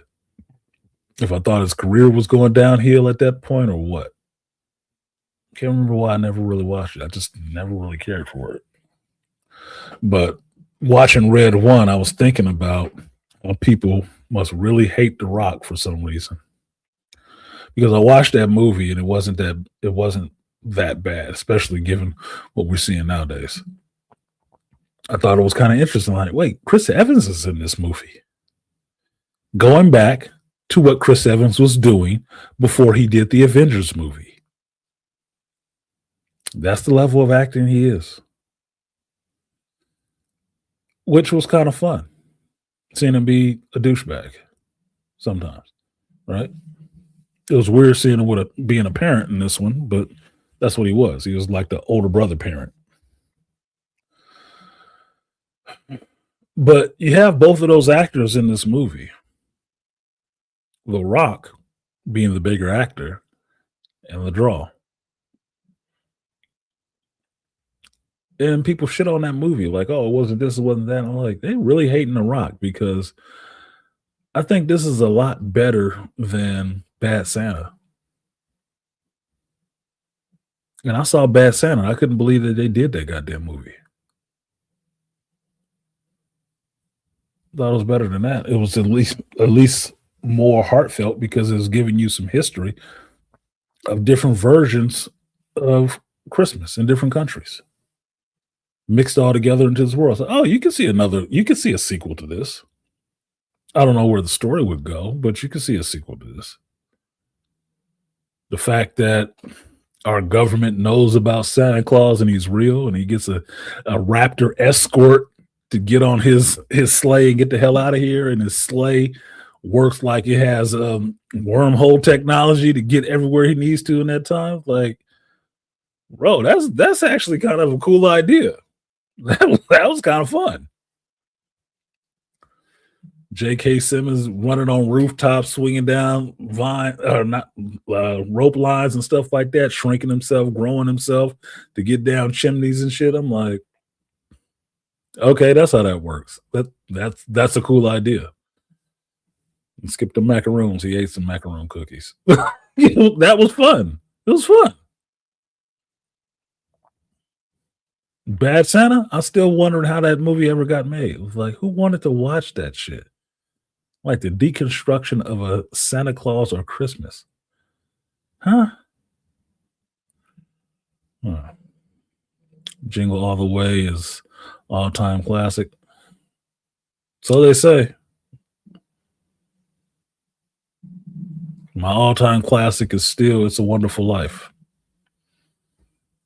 And The Ref.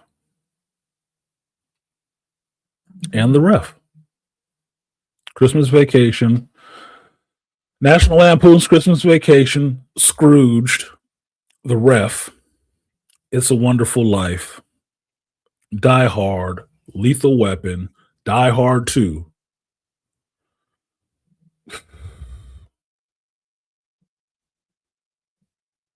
Santa Claus the movie, because I keep hearing that song in my head right now. Those are classics. Muppet Christmas Carol. These are all classics to me. There are some new movies, some new classics now, like Jingle All the Way and shit, that fit in there. I think somebody would say like next Friday or Friday after next or whatever it was with the Santa Claus in it. People who like laughing at black folks. There's some new classics in there as well, to greater or lesser degrees, but they make Christmas movies every fucking year. New ones every year. Some of them stick, some of them don't. Elf, which I've never watched because I never, especially at that time, I didn't like that actor. I didn't like him. I didn't think he was fucking funny. So that elf shit was not working with me. I didn't. But they are new classic movies now. There is a generation, my son's generation, millennials, that love Elf. I like this stupid guy humor. Anyway, that's been an hour and 45 minutes of that bullshit. It's a light day. It's Christmas season. Y'all got something? Throw it in the chat, super chat it or something. Question and answer, or if you want to come up and talk about some shit, the link is in there. Get up and pop up, and like I have to tell Beastly and Charles, I'm only doing the show for an hour. Only doing this for an hour. I'm leaving in 10 minutes. Since you always like coming up when I say I'm about to leave. I got a text.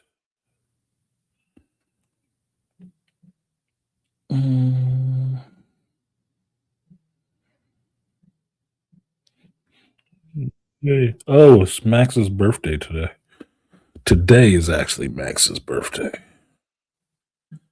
Gotta call my non-black friend Max, who's hot, and tell her happy birthday.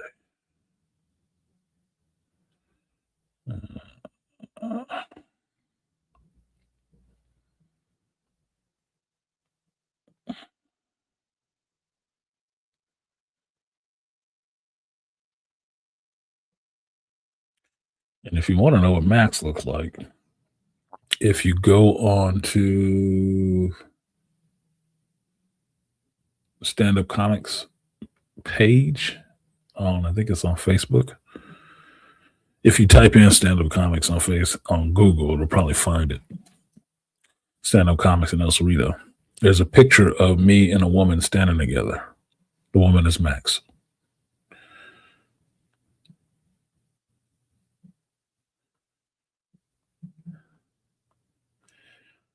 She's Vietnamese, Caucasian, and something else mixed together. Pretty as hell. She's the whole buffet. She's a whole buffet.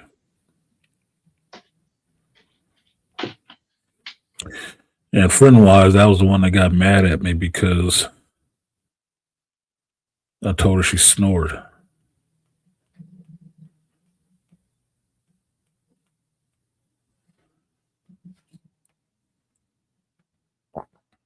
We were in the same bed. We weren't having sex. But she said, you snored. And I said, shit, I don't snore. You snore. She got upset about that shit. So, because somebody corrected you? Get over it. Get all the fuck over it. Get yourself a step ladder. Get yourself a step ladder and get over that shit.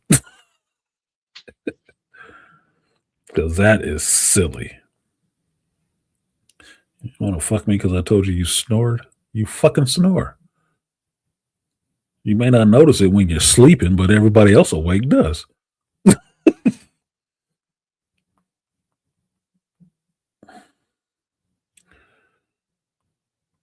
So another one that got away. So I tell my ex-wife, man, if I'd have fucked everybody she thought I did, I'd have never been married. There'd been no way I would have been married. Never.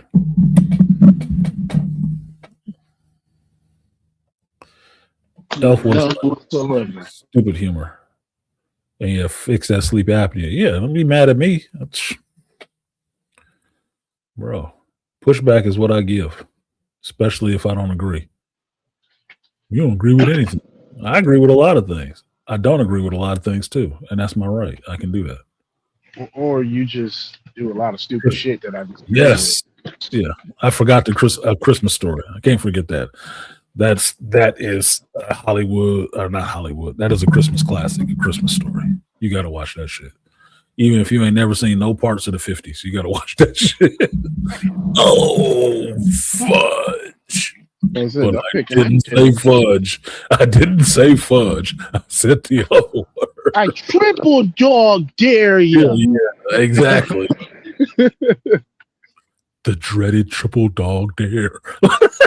That shit made me scared to put my tongue on fucking phone. I was like, yeah, we gonna pass on that. And somebody tried it because they raised stupid kids like that back in the day. What's tongue is stuck? I said, you didn't watch that movie?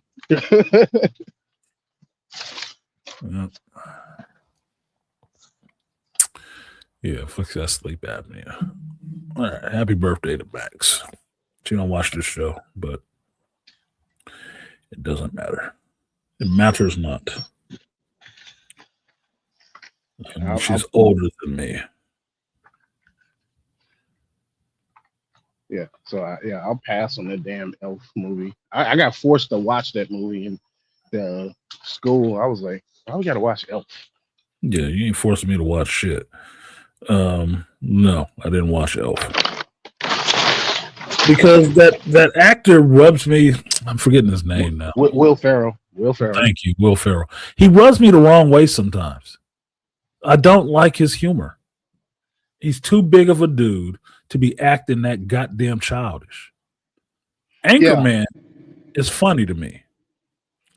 But think about what's funny about him and Anchorman. He's a grown-ass dude acting stupid. Yeah. It's a dumbass grown man. And typically what I've noticed, his like funniest movies, because the ones I like that he's in, there's only like a couple of them, he's the co-star. Like the funniest shit that he did to me was when he jumped with Mark Wahlberg. When they started doing movies together, that's when this shit started getting better. The other guys. The other guys was funny. Daddy's Home. Yeah. I didn't see Daddy's Home. Other guys is funny. Step Brothers is funny. Yeah. Talladega Nights is kind of funny. There's some memeable lines out of that. You don't do that for winners and shit like that. That some of that shit is memeable, funny moments. A lot of the rest of it is just dumb. Yeah, but those movies have somebody else that he's playing off of. That's why I say those movies are funny to me. His other shit, like Kicking and Screaming, that shit was annoying. And that shit played. My younger cousin used to watch that movie. I said, "This is the dumbest fucking movie that y'all are watching. Why are we watching this? What's a kid's movie? This is not a kid's movie. He's not a kid. This is a grown man just running around screaming, just like the title, Kicking and Screaming, and with a bunch of kids in it. Yeah, he was only funny in other movies. I think the first time I saw Will Ferrell on screen was off-putting, and I was watching The Ladies' Man. He was in that shit, like pseudo gay, trying to wrestle with the dude. Said, "No, you clearly gay, trying to oil me up and wrestle with me." Like, dude, and his wife, Kelly Kapowski from Saved by the Bell. I was like, what? I wanted me some of the Tiffany Amber. I was like, are you kidding me? Like, yeah, that was yours. Yeah, he's barely funny on some shit to me, barely. But this when I told you guys before about not watching Saturday Night Live, I was like, have they been funny in like 2 decades? No. Most of these motherfuckers that they've pushed out of Saturday Night Live have not been fucking funny. They got whole shows and stuff. Late night hosts and everything. These dudes have not been funny. They're not. Only a handful of people that are super funny came out Saturday Night Live. Old School. Yeah, Old School was kind of funny. But you have to. This is the thing with comedy. These white boys that's supposed to be funny, what are they doing that's funny? What are they actually doing? Half the time they're imitating black folks. Yep. You get that? Black folks are children. They're not fucking funny. That's not funny to me. I'd rather just watch somebody black be themselves. Or they're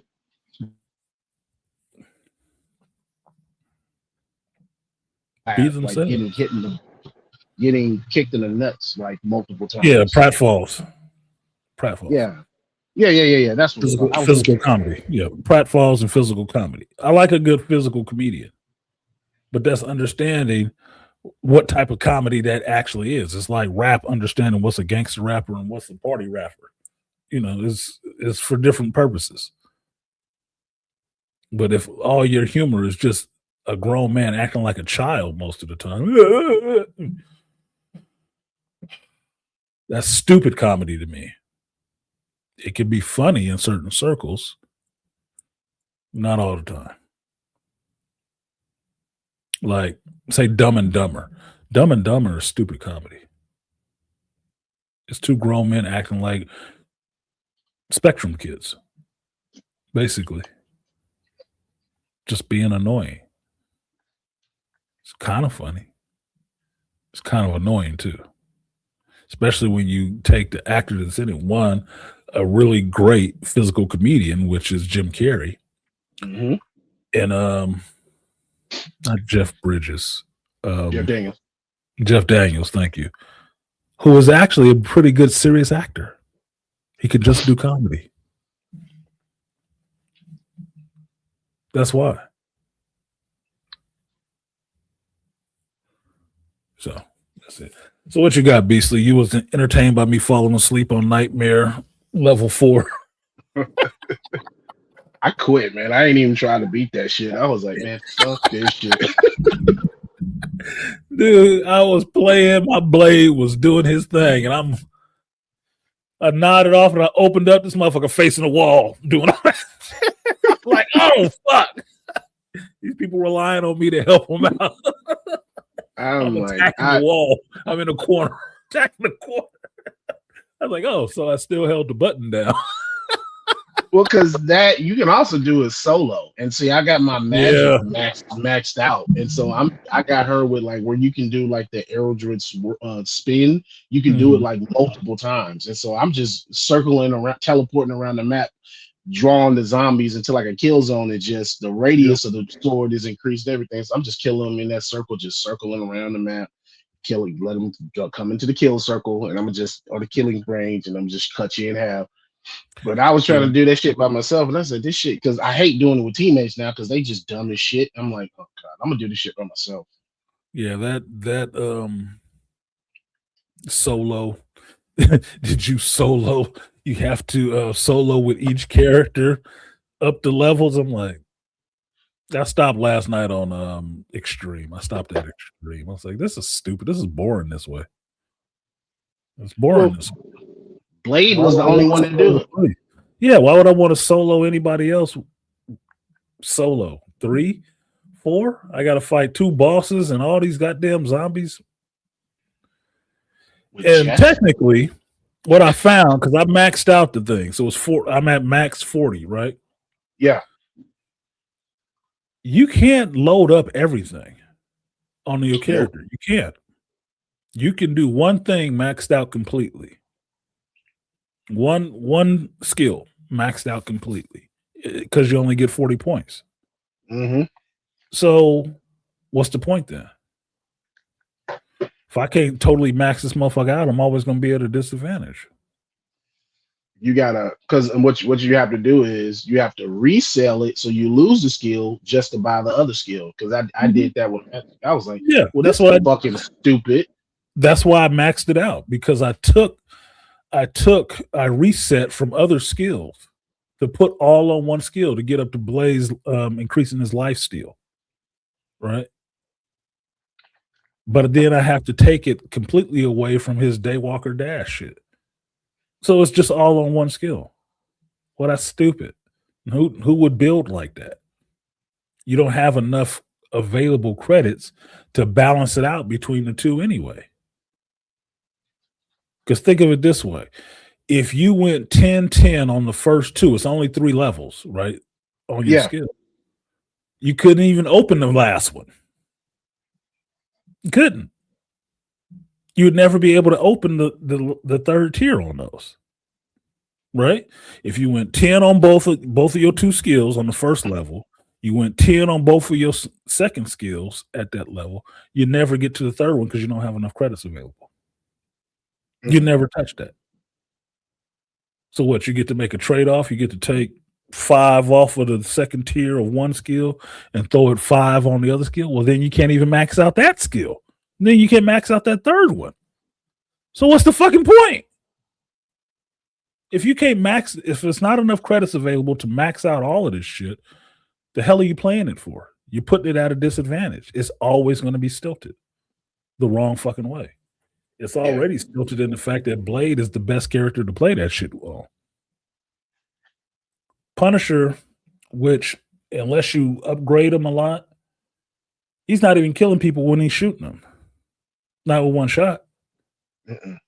You have to upgrade a lot. Jeff, so you just got to swallow up people all the time or run into them. You getting other people more kills than yourself. I don't even know how you play that shit with magic. Yeah, she got a sword, but you've already said that you do the Eldritch Whirl. Oh, all right, fine. And with magic, it's either or. You can either boost up her regular form or you can boost up her Darkchild form. And you stay, depending on which one you have. I have the one where you stay in Darkchild form, and that's what it is. I have all of the Darkchilds, but you don't boost any of her regular shit, her regular form. So you have to stay in Darkchild form the entire fight in order to get all your stuff. I'm like, yeah, this is kind of bullshit. I would maybe not want to stay in Darkchild form. I might want to. I ran mine where I didn't switch into Darkchild form at all. I just stayed in the regular form and just picked the boost during the game to go to that form. Still was like a little lopsided. Like, he's not doing enough goddamn damage, dude. These motherfuckers getting extra kills off of me because I'm half killing motherfuckers and they coming right behind me and completely getting them. If you want to play for numbers, what up, Mr. Z? Zoom's in the building. Yeah, now her, like I said, with her in her Eldritch Whirlwind in her Darkchild form, you can increase the range. So that swing will cover like half of the damn battlefield. Because I was hitting the Wanda from the other side of the battlefield. I wasn't even getting close. I said, nah, I'm not even gonna get close. I'm gonna just teleport around your ass and just cut you that way. Yeah. That's how I was playing with Blade. I was in there hitting, and then dashing out of there, and doing his little ultimate and just leave that shit there. So I can get in there. They all masked to where I was. They all came into that kill box where I was. I'm out of there. Ultimate out. And then I'll dash back to hit all of y'all while you sitting there screwing around. But anyway, so you saw Avatar. Yes. Did you like it? Or were you disappointed because you thought it was going to be, something overly artistic? It's a movie. I'm gonna say. Really? You saw it in the theater? It's a movie. Low bar, buddy. It's not. It's low bar. I would say it is not that good, but it's not that bad. It's. This is what I said in the chat. He needs somebody else to write the fucking story. Because there are pieces of a fucking story that he can go with it in the movie, but he does not go with it. That's what I told my mother yesterday. Yeah. Well, I told her that he probably wasn't the best one to fill out the world. He's the best. He's the best. James Cameron is the best one to show you what this world looks like and design the tech of this world and all the rest of that shit to bring it to you visually. He's probably not the best person to write it. He's not. Somebody else could write this world and have it be actually fleshed out and more interesting than it is. especially not storytelling. And he's not who I think of as a storyteller. George Lucas could probably write the Pandora universe and you'd watch the hell out of that shit and be involved in these characters' lives more. Yeah, that's what I was thinking. I was like, man, he needs somebody like a George Lucas to come write the damn to build the world, because you have what's crazy to me, you have something here and you're not doing enough with it. Like you really have something that could be like a next generational thing, but you're not doing enough with it. And so to me, like I said, I still gotta go back rewatch it because I was watching the Spanish subtitles. So pieces of the dialogue in Navi speak was in Spanish. So I'm missing pieces of like a small piece of the dialogue. Most of it was in English. I don't even know how that happened for you. It's just funny to hear though. Well, you know what it was? I saw the times on the Google 1 o'clock show. Right. When I got there, I didn't know it was the Spanish. I didn't know they did that shit in American theaters that they do Spanish. Yeah, playing the movies. I didn't know they did that shit. The subtitles have a little font to them, so you can clearly see. So James probably has something to do with this shit because it's in a font. It's in like the original cover box font for the very first Avatar movie. It's written in that font. So it's I was like, okay, so yeah, I'm sitting there watching with a crowd full of Spanish people. For the Spanish speakers, I didn't know we did the Spanish speaking audience viewings. I didn't know that at all. So it was a 1 o'clock showing, and so I was like, fuck it. The lady was like, it's gonna be in English though. I'm like, it's just gonna have the subtitles in Spanish on it. Yeah, I was like, fuck it, I'll go watch it. Fuck it. This ain't the first time James Cameron. I got bait and switch like that when I went to see Ninja Scroll in the theaters when they re-released it in the theaters last year, and I went to go see it. It was in Japanese. Like I didn't know it was going to be in Japanese, but okay, that's fine. Original Japanese is fine. I can read subtitles. It's not that big of a deal. But I wasn't expecting that when I sat down. I was like, that's not his voice. Like, that's not Jubei's voice. Oh, it's in the original Japanese. Okay. I didn't see that on the ticket, but okay. Fine. Whatever. Get the actual dialogue. But it's a Japanese anime in Japanese, so that's okay with me. An American-made Avatar movie being shown in Spanish in America, something seems wrong about that to me. like you hear, you can't even listen to English.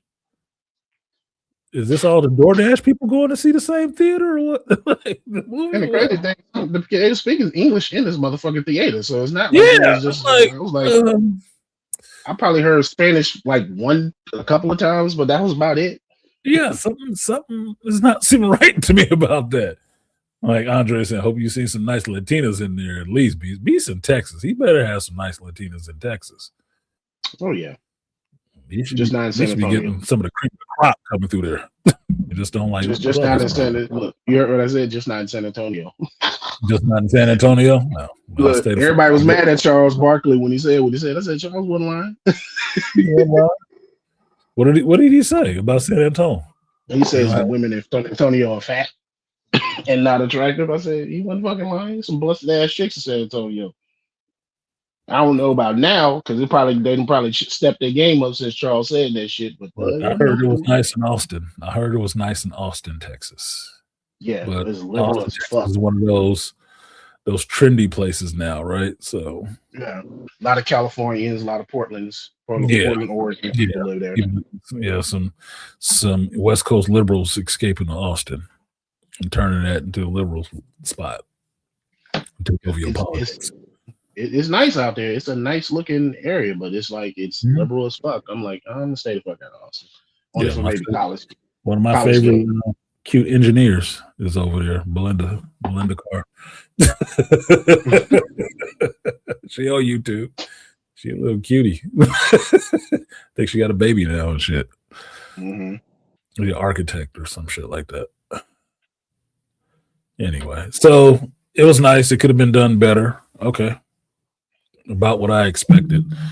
Like, I don't have a lot of expectations going into these movies nowadays. I just want to see certain story beats happen. And it's always about who's making a movie. I try to remember who they are and what they actually do. or who the actor is and what they can or cannot actually do. Tron Legacy, I didn't have much expectations except to see a recognizer record shop downtown. I didn't get that. I got one recognizer. Jared Leto being Jared Leto. I wasn't overly upset.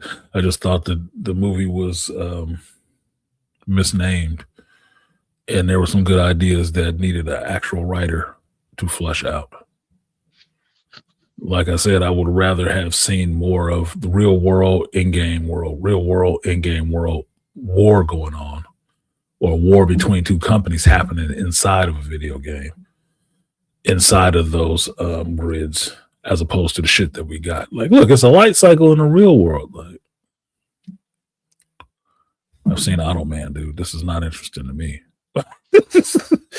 You lost. You dropped the ball on this fake fucking fruit everybody's supposed to be eating now.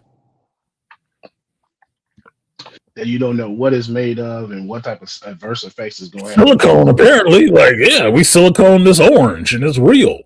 You can eat it. I'm not eating that shit. I'm not eating that, bruh. That shit is going to dissolve into me like powder, right? Like, ugh. How's that nutritious? I want to see Silent Night next week with the family, but I'll settle for Avatar if my niece wants to watch it. She's your niece. You got to get into your grown father. Y'all going to this theater. We going to see Avatar. I don't want to watch this shit. Shut the fuck up and eat your popcorn. Sit your ass in the seat and eat your popcorn. This is where we going. You got some money for a ticket? No? Okay, then. Shut the fuck up and get in the car. Blue 3D animated people. Yeah. Blue people. Their attention. Blue chicks should hold another little girl's attention. They all like cosplay nowadays, right? Mm-hmm. Yeah. Pretending like they was into the culture before this. I was like, what the fuck was you at a while ago? We've been warning y'all, right? I don't know. This bullshit started where women then was excluded from nerdy geek culture. That's the fucking. We ain't never been excluded from geek culture. Y'all goofy asses who, y'all latecomers is the ones excluded from geek culture. Yeah, shit. We The only person that would exclude you from geek culture would be your mama, who wasn't into that shit. Mm-hmm. I'd be the only ones. You was never excluded. Saying this from being somebody in geek culture for a long goddamn time, we always wanted pretty women in geek culture. Yep. Always. What was that meme that they had on the internet where about the guy doing the speed dating? And he said, if I die, what would you do? She said, what do you, of course, I would get the Dragon Balls. And he's like, we're done here. Like, we all. Yeah, we're done here. Let's go. Yeah. Let's go. Yeah. You want to get married? Look, dude. I proposed to a chick the first date we went on, and she could play pool. I said, damn, do you want to get married? That was my crazy ex. Because she could play pool. Good. I didn't have to hold back on her ass. I had to actually play her ass. So you can work a cue and the pole too? Damn, that was a keeper. Crazy. That was a keeper. If she was into this geek shit too, bro, I'd be married right now. And she was a damn near 9? Nigga. I remember after graduating high school, this one girl that I had liked for the longest, and I kind of talked to her on again, off again. I remember when I first found out she liked Star Wars. And it was the ironic thing to me was I always thought she kind of looked like Padme a little bit. She had a little bit of Natalie Portman. I was like, what's funny? I used to think you looked like Natalie Portman, Padme. Oh, really? I'm like, yeah. I said, you like Star Wars? I like Star Wars. That's a deal right there. I tell you, the best thing about geek culture nowadays is the women are hotter. Yes. That's the best thing about geek culture nowadays. That it's gone on long enough where another 2 crops of people have grown up into this, that the girls that like this shit now are actually hot. Very attractive. My buddy who I shoot I loosely call him my buddy, but because he's on another team. But one of the guys I shoot pool with, his wife, he like a tatted up dude. He always talking about Jesus to me, right? Which is funny in some ways. His wife is kind of hot, right? And she's just a regular chick. Used to be a bartender or some shit like that. She's just a regular chick, but she's a white girl with a nice big ass. He white, whatever, right? She's cool. Turns out he is a huge fucking geek into Star Wars. Huge Star Wars geek. Has stormtrooper armor and everything. So that makes him a real geek. Right? Oh, yeah, I was gonna say he the real one. He a real one, right? She's so down with him. When we went to Vegas for that tournament, they were there. She paid for him to go see the Empire Strips Back and went with him. I looked on his little Facebook page. They dressed up in stormtrooper armor together. I'm like, that's a good wife. That is a good fucking wife. That is the one you should have married, bro. It is so rare, at least for me in my generation, or how I see it from my perspective, to be able to have a man enjoy everything he likes in life with the same woman. You can have your geeky side and have a hot chick that's down with you for that shit too. Y'all living in one of the greatest generations of geekdom, motherfucker, right now. Yeah. Right now. You can find chicks that are actually attractive, not just, she kind of frumpy or she attractive in the right light or in a tomboy kind of way. No. Feminine, fit. Ass golf chicks. Hot. Now you can find some attractive golf looking chicks that are into this shit. That's into this shit. Probably as much as you. It might actually know it, not just into it for the dress up aspect that, all little expositionist pseudo slutty chicks like to do. Mm-hmm. No, they actually into it because they actually like it, not just the culture of showing off your body, but the culture of actually reading comics and playing video games. Yeah, she can break down Lord of the Rings to your ass in great detail. I'm like, damn, you actually read this shit. Yeah, I read all of them. Yeah, this is the stuff that I like seeing. That's why I say I like geek couples. I love seeing geek couples. I like seeing geek families. When I had to shop, I enjoyed fostering that and helping try to perpetuate that shit, because that's what I enjoy seeing. Because geeks are good people. Not all of them are, sit in the basement up type on a computer assholes who hate everything. That's not it. That's the popular, vision of it. Somebody sitting on a goddamn camera, talking shit about movies and stuff. No, the ones out there in the world living their life, working real jobs and shit like that, and doing their geek stuff, going to their conventions and stuff like that, not just with themselves, with their girlfriends, their wives, and their families and kids and shit like that. I love seeing that shit. Because people enjoying life. Only difference now between, my younger years and now, it's a lot more hotter chicks, which makes me feel like the old lech, looking like, back in the day, I would knock that down, buddy. Because they all younger than me. I was like, fuck. My goddamn daughter's age. Still look nice though, but I couldn't do that. All the ones up here don't like this shit. They think I'm childish. Oh, you're gonna sit back and read comic books today? Yeah. Oh, okay. You're gonna watch another episode of Dragon Ball Z? You're gonna watch this again? I don't want to. You watch that show? Yeah, I watched the show. You want to talk about Fallout? I didn't watch that. Yeah, it came from a video game. I didn't play the video game. Yeah, neither did I. But it's a show. So this is what I do. You lucky motherfuckers.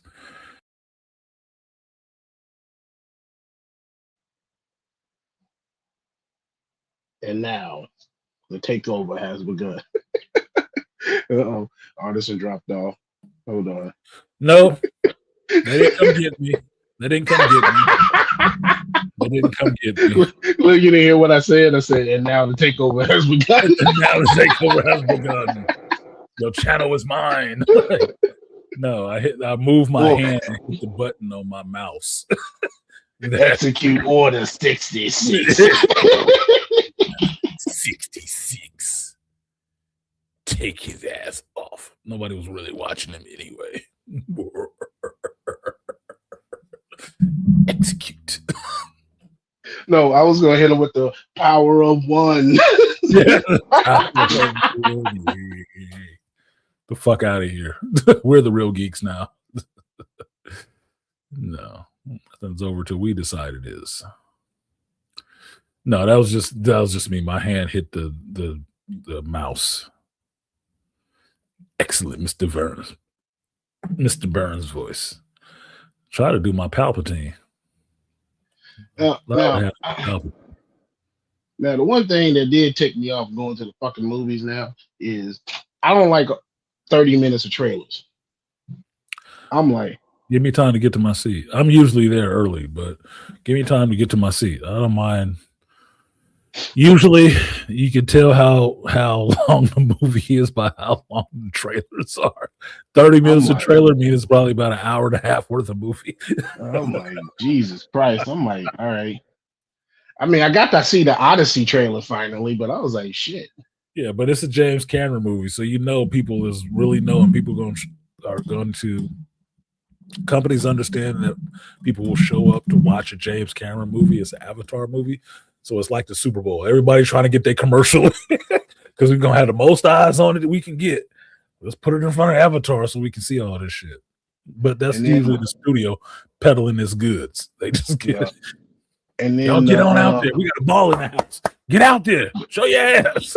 and then the trailer that they have been lackluster in the promotion of is this damn Anaconda movie with Jack Black and Paul Rudd. I'm like, y'all have been lacking on this promotion. I saw the trailer for this months ago, and the movie's supposed to be coming out Christmas. I'm not that damn interested to see an Anaconda movie unless it got J-Lo in it. Well, they spoiled it already. We know Ice Cube is going to be in it. I was like, well, damn, okay. That was a so it was a spoiler. Yeah. Well, if he wasn't in it, you'd be looking at it strange, right? Mm-hmm. My only thing is, what is this? Is this a sequel or is this a reimagining or what the fuck is happening? It's another movie with the same name as another one, Anaconda. Okay. And we go from having a hot chick to these two goofy motherfuckers? Do I want to watch this? Is it gonna go? Is the Anaconda gonna be wrapping around their ass or something? I don't know. Jack Black is another dude that's not that damn funny to me anymore. Anaconda, yeah, I haven't even seen it. Just the idea of it is like, oh, Anaconda. I said the old movie. Yeah, no, it's a new one. Yeah, it's a new one. Who's in it? Paul Rudd and Jack Black. I was like, for what? So it's gonna be goofy? Mm-hmm. With a real killer snake in it. Why don't you do a Lake Placid remake with the two of them in it? Then it could be goofy. Anaconda? Oh, no, whatever, man. I'm probably not gonna see that shit. Trust me, I won't be in that. I will watch that one on streaming. They are influenced by the original Anaconda. They go down to the Amazon and make their own Anaconda movie, an idea they had when they was kids. And so they basically told you the story in the trailer. The prop stake got destroyed, and so they decided to go out into the Amazon and capture a real snake for the fucking movie, and shit goes haywire. I was like, well, thanks for telling me the movie. And shit goes wrong because that plan sounds like some shit would go wrong. That sounds like some dumb grown man shit. I'm not watching that movie. I'm not watching that fucking movie. It sounds stupid as fuck in the premise. Who thought that'd be fun? Like I said, known quantities. What do I know I'm going to get from Jack Black? A serious portrayal of anything? Absolutely fucking not. Paul Rudd, who can be funny. What do I think I'm going to get from him? We ain't playing Scott Lang, so it's still going to be fucking goofy. Mm-hmm. I don't. My brain is having a hard time connecting Anaconda movie with these two goofy ass actors. In any way, taking this movie seriously. No. This to me, this would seem like something. If I was watching a serious movie and the people in that movie were watching a movie about these two goofy motherfuckers going to find a real anaconda snake because they prop broke. That's what it would seem like. A movie within a movie. Like we watching these two goofy bastards do this shit. I'm not watching that shit. If you don't lose money on that motherfucker, it will be a miracle. And really make me question, why the hell did you put them in the movie together doing this? That's stupid. It's not even funny. It's just stupid. Whose idea was it? Jack Black's? Maybe Will Ferrell was the secret producer. It sounds like some shit.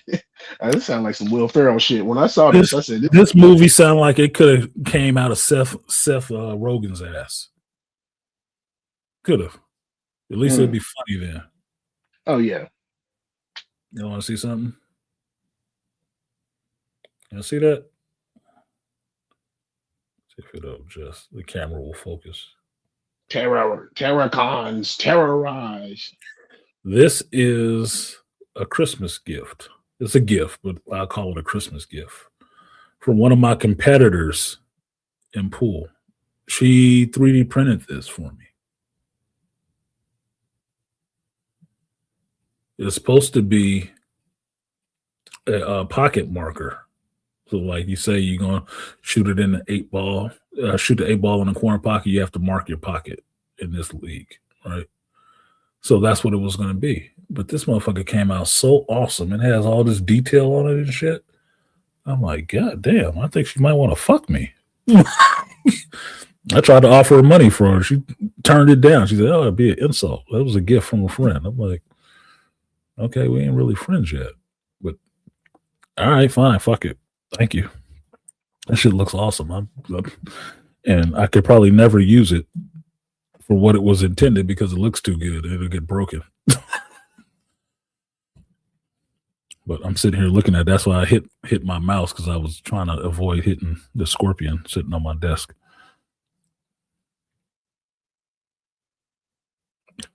Will Ferrell about to sue Artisan for what? For him not being funny? Nigga, that's your fault. Better get your ass to a comedy club or something. That is not my fault that you're not funny. You got a whole career. There's a lot of people think you funny. I'm not one of them. Same thing with Jack Black. Bro, you ain't been funny to me since Nacho Libre. And I was honestly, I didn't think that was that funny either. It wasn't that funny, but he ain't been funny since then for me. Only Kung Fu Panda. That's really his funniest shit. I never watched Kung Fu Panda either. I never cared for any of them. My kids didn't watch it. I wasn't watching that shit. I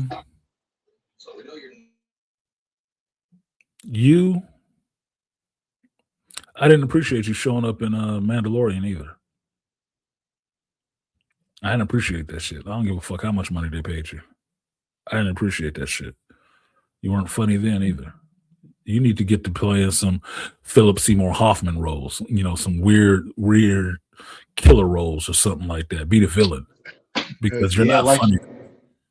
Yeah, like he was in Peter Jackson's King Kong, the overzealous the director that eventually decides to capture King Kong.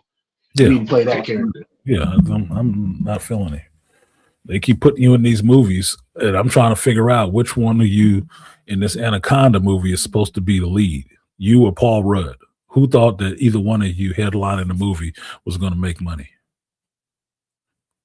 Because Paul Rudd has headlined his own movies in the MCU, but mind you, I was showing up for Ant-Man, not Paul Rudd. I like Paul Rudd. He's funny, but he's funny with people. Not funny by himself. Your ass,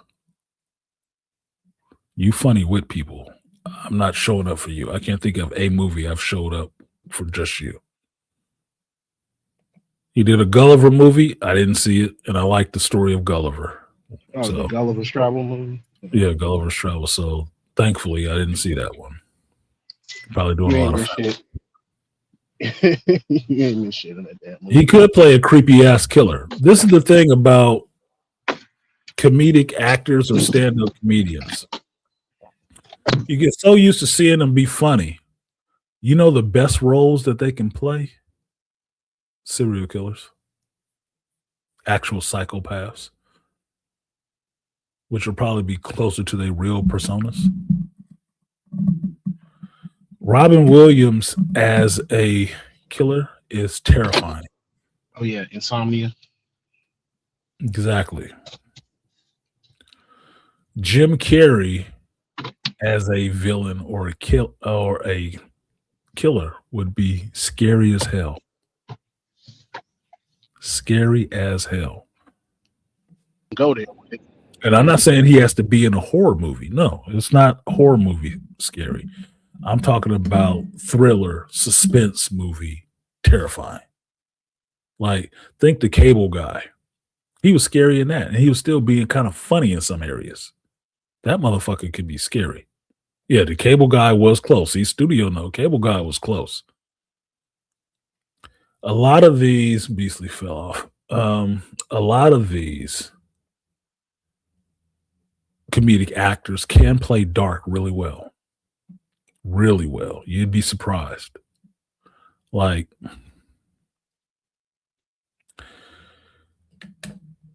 as serious as I've seen, the most serious role I've seen Dave Chappelle play was in A Star Is Born. And he's just being a regular dude. You take that and put him in a movie where he is actually has to be serious the whole fucking time. You'd probably kill it. Probably wouldn't even recognize it as being Dave Chappelle. Let him be the gangster and not the comical gangster. I bet he'd scare the shit out of you smoking a cigarette. Bet he would. Will Ferrell playing serious and crazy. You'd believe it. Why? Because he's fucking goofy all the time. Yeah, which is what you want from him. His ass standing in the shadows, his face half in light. He's like, you didn't push the doorbell when you came to my house. You'd be like, oh shit, it's that guy.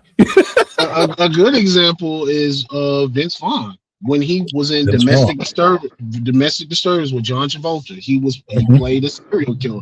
You used to Vince Vaughn playing funny ass roles and stuff. But when you saw him play a convincing ass serial killer that was scaring the shit out of that kid, and you had John Travolta was like, nah, my son don't lie to me. You saw that, and I was like, oh yeah, he's very capable of doing some serious shit. Yeah, they are. Comedic actors, you have to remember, comedy comes from the real true comedians. Some of that comes from a very dark place, right? From the shit that they've gone through. So them tapping into that and playing a character that's not laughing at everything and still has that appraisal of the world is truer to some of the stuff that's in them. That's why it's so believable. Like the Dave Chappelle skit with Wayne Brady is funny because what? Wayne Brady has always been a singing, smiling, shucking and jiving, comical Negro, right? Why was it scary when they made it look like Training Day? Because you're not used to seeing Wayne Brady act like that. And in some ways, he was being comical, but in some ways, it could look kind of dark. Like, oh shit, that motherfucker could probably play the hell out of this. Yes, he could, and you'd believe it. So, Jack Black, stop being fucking silly. Play a serious role. That's why I said he should be moving into that Philip Seymour Hoffman area. You just as brown, you just as white, and you want to grow all this fucking facial hair all over the place. Why don't you get into some of these serious acting roles and stretch yourself a little bit? Rock came kind of close with playing Black Adam. If Rock just went totally asshole and start playing dark movies, it'd probably see a resurgence in his career. Will Smith needs to play villains. Nobody denies that he's a great actor. Good. Start playing some villains. Got Denzel an Oscar.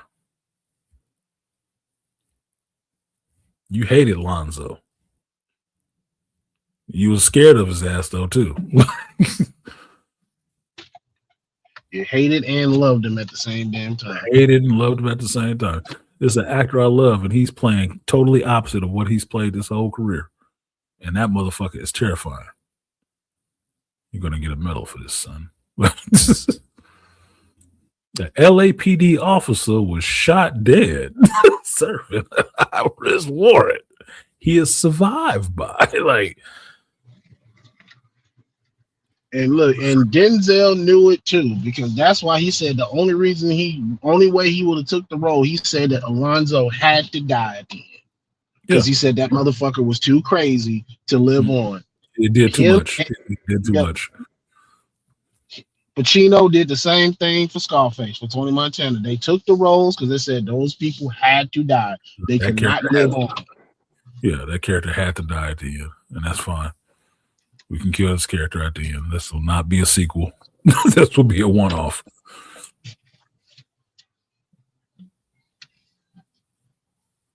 Speaking of Will Smith got a new series coming to Disney Plus and Hulu where he's traveling the fucking world doing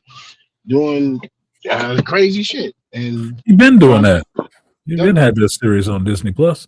When Disney Plus launched, he was out there. Welcome to Earth was the show, and he was out there going around the planet and shit.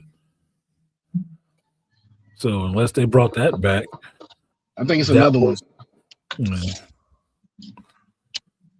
We'll see. He's doing 100 days to go and travel in the world, something like that. Okay. There's a trailer for it. They just put a trailer out for it. That's why I'm saying it must be a new one or a new season. Because I remember Welcome to Earth. Yeah, I know that one was there when Disney Plus launched. So if he has another one, he has another one. It's no big deal. Because I was going to say, I said, damn, you ain't went home yet? I said, she must got you running. He going everywhere but home. Everywhere but home. With the money he got left, he going everywhere but home.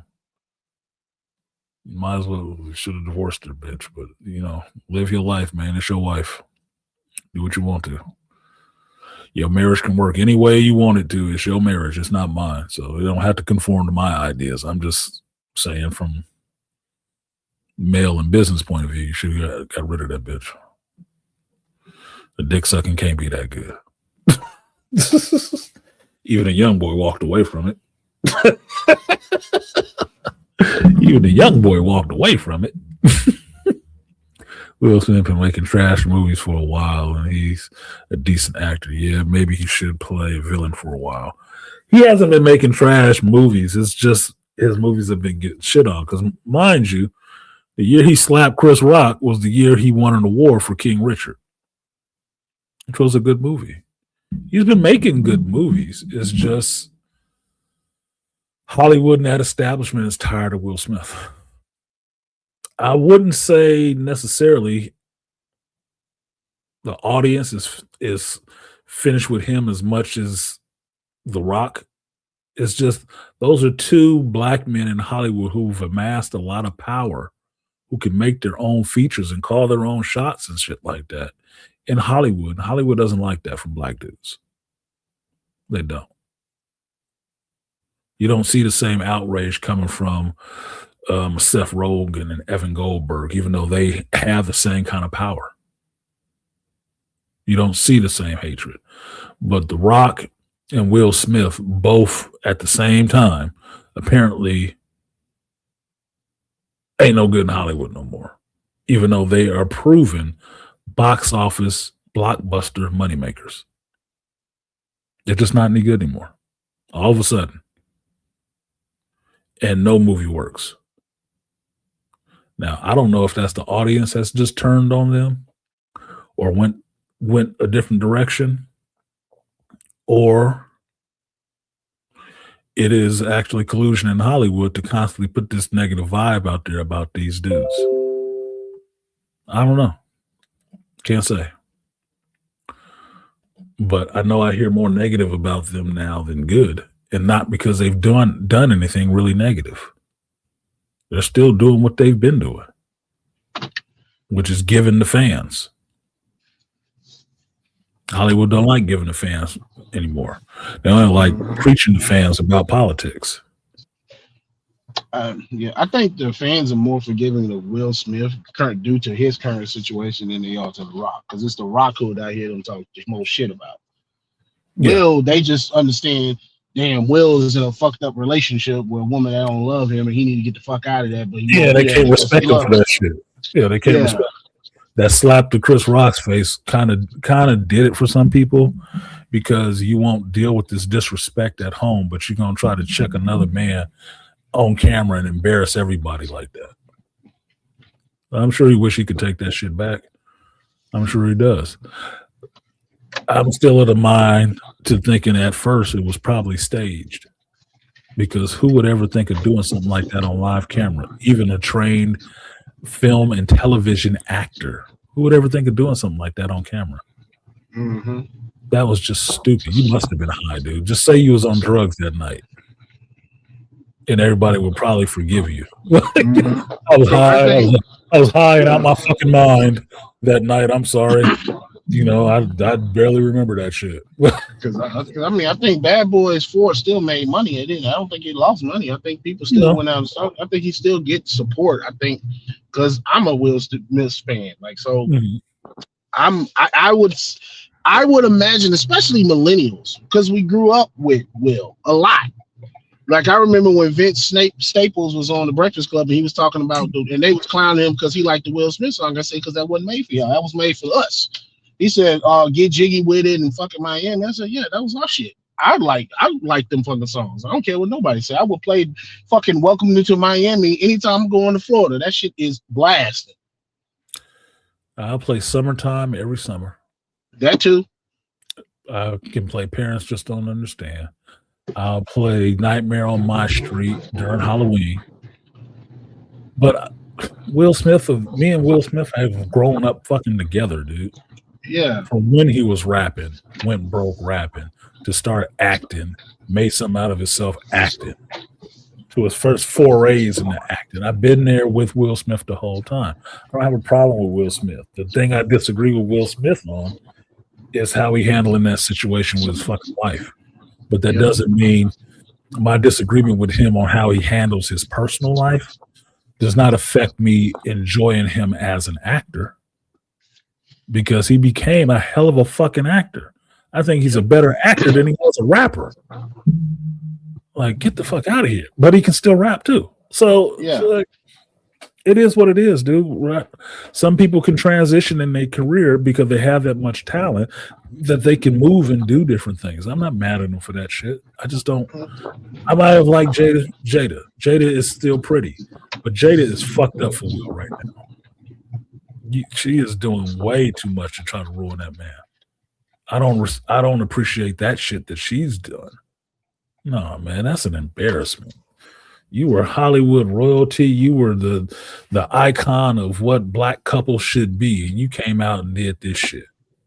What up, J. Cole? That Jada and that Will Love. Yeah.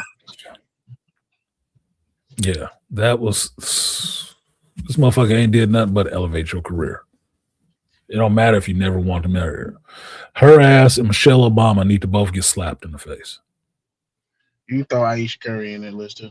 That bitch too. Because they are not doing anything good for their fucking husbands. You are basically diminishing your husband every chance you get. That sounds like some bitter bitch shit. If you could have did better, you would have. If you could have did better, you would have. You didn't. This is your life. Be mad about it all you want to, but this is your fucking life. I didn't even like this dude. Who gives a fuck? Who said he liked you? Hold on. At least Aisha and Jada, you got two dudes that was on their way up and making it, that was in love with your stinking draws. And all you can fucking do is talk shit about how you didn't like them at first. Gave you the better heights of celebrity and riches that you couldn't have even got on your own. I like Only Jada. reason we She know wasn't your hitting name. that level. She wasn't Yeah. hitting that level. Not by Yeah. herself. You can be all sad and miserable in your fucking $1 million house with your luxury stuff. I'm like, what the? Cry Well, on I your didn't money. like him. Yeah, I didn't like him that much. The only reason we know who you are is because of them dudes. They the superstars. They the rock stars. They the And that's one the just how people. it works. Yeah. Just how it works. Look, what's her name? Julia Roberts' husband is probably somebody you barely know. I forgot she is his husband. She's a superstar. That's just what it is. There are female actors that are bigger than their husbands ever would be. Selma Hayek's husband, who I'm jealous of, mind you, because he get to bang that shit out whenever he want to. He got some kids out of her. He get to see her naked ass laying in a bed next to him. With that accent and everything. With that accent, talking shit like, can you give me some coffee? Oh, I want to have another dog. I don't want you to have another fucking dog. No, why, honey? He get to see all this shit. He get to smell her stinking shit while she's sitting on the toilet. And come in the bathroom at her, like, God damn, what the fuck did you eat? Yeah, he rich. But she's the star. She ain't leaving his little ass. And he a regular looking ass dude. She's rich. He's a billionaire. It's a lot of actors that's just how it works with that acting shit, dude. Some people are stars and some people are not. And some people that are actors, yeah, you can both be actors, but one of you is bigger than the other one. That's just how the fucking shit works. You don't need to be mad about that shit. Yeah, even Mendez and Ryan Gosling. Even Mendez and Ryan Gosling. Who's the bigger star? Ryan Gosling. You think Eva upset? Nope. She retired. Right. Ryan Reynolds and Blake Lively. Who's the bigger star? Ryan? But Blake is still cute. But Ryan's the bigger star. Got her to billionaire status. You think she upset about that shit? Who appeared in whose movie? Play your fucking role. Yeah, exactly. Play your fucking role, dude. It's your career is your career. Their career is their career. If their career end up being bigger than yours, you can be competitive all you fucking want to. But that's just the way it worked out. Because best believe, if Will's career suffers like it is and drops below Jada, she's not going to elevate him. She ain't going to be praising him on no red carpets. She ain't doing that shit now. Fuck you. No, you got the level that you should have been at.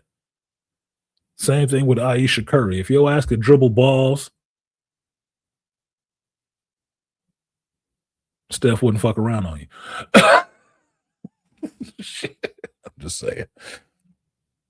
You would have been out there on the court in the WNBA, and you still wouldn't have been as big as him. So shut up.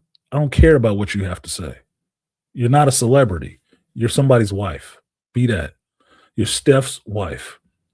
I don't need to hear about how you didn't love him. Tell that shit in your memoirs. I don't give a fuck. And if you don't love him, leave. Let some other bitch love him. And don't take none of that shit with you. This is why these motherfuckers don't like signing prenuptial agreements, because this kind of motherfucker right here would leave with nothing. And you should leave with nothing because you didn't make that shit. You ain't went to near practice. You ain't shot near shot. You ain't made near game winning thing. You don't deserve shit for that. Your award for being married is having a good marriage, not what your husband accumulates from doing his fucking job. That's not how it's supposed to work. Get the shit you build together. Get half of that. But if you ain't out there taking none of these goddamn shots, then you need to shut the fuck up. You better start baking or some shit like that. Make you an online store selling Steph Curry memorabilia. Yeah, you wasn't in the field with me. You wasn't on the court. You wasn't in the gym. You wasn't in the ring taking these punches with me. You don't get shit. No, I don't necessarily believe in that shit, because even at that level, men share a lot. A successful man is sharing his whole life with you. You have a nice house and money and celebrity and all the rest of the shit that comes with it. And you could have been a regular bitch working at Burger King. But a woman in that same position is not looking to marry some dude from fucking Burger King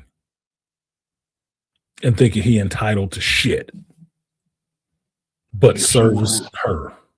She would literally ignore you. She would literally, if she wanted your ass, you would literally have to, with no qualms about it, sign a prenuptial agreement because she ain't sharing shit with you. Selfish asses. I don't want to hear that shit. That's why, for me, I'm all for couples being together, marriages, working out, working the way they're going to work. I am. But shit like that automatically needs to be a divorce. Automatically. If you're going to come out in public and talk shit about me as my wife, you need to not be my fucking wife. And sit your ass over there on the bench and take this little pittance and fuck off. Because I got paparazzi to talk shit about me. I don't need you in the house talking shit about me.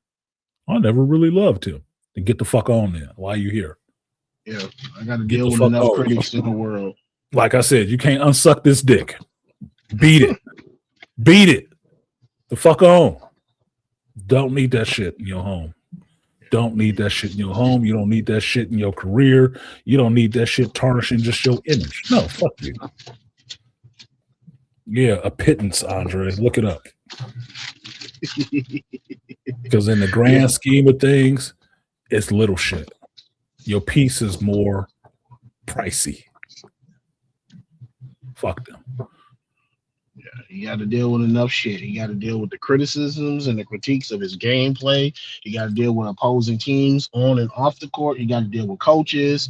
He's got to worry about, damn, am I going to able to play in the league? If I get hurt, what I'm going to do? If something happens to my career, how am I going to take my family? He got enough shit to worry about rather than you jumping on the fucking internet and saying some, I never really liked him and I wanted to be the superstar. Well, then go be the fucking superstar. Then go start jumping on the ball, bitch. Go to practice. Yeah, shit. Go be an actress.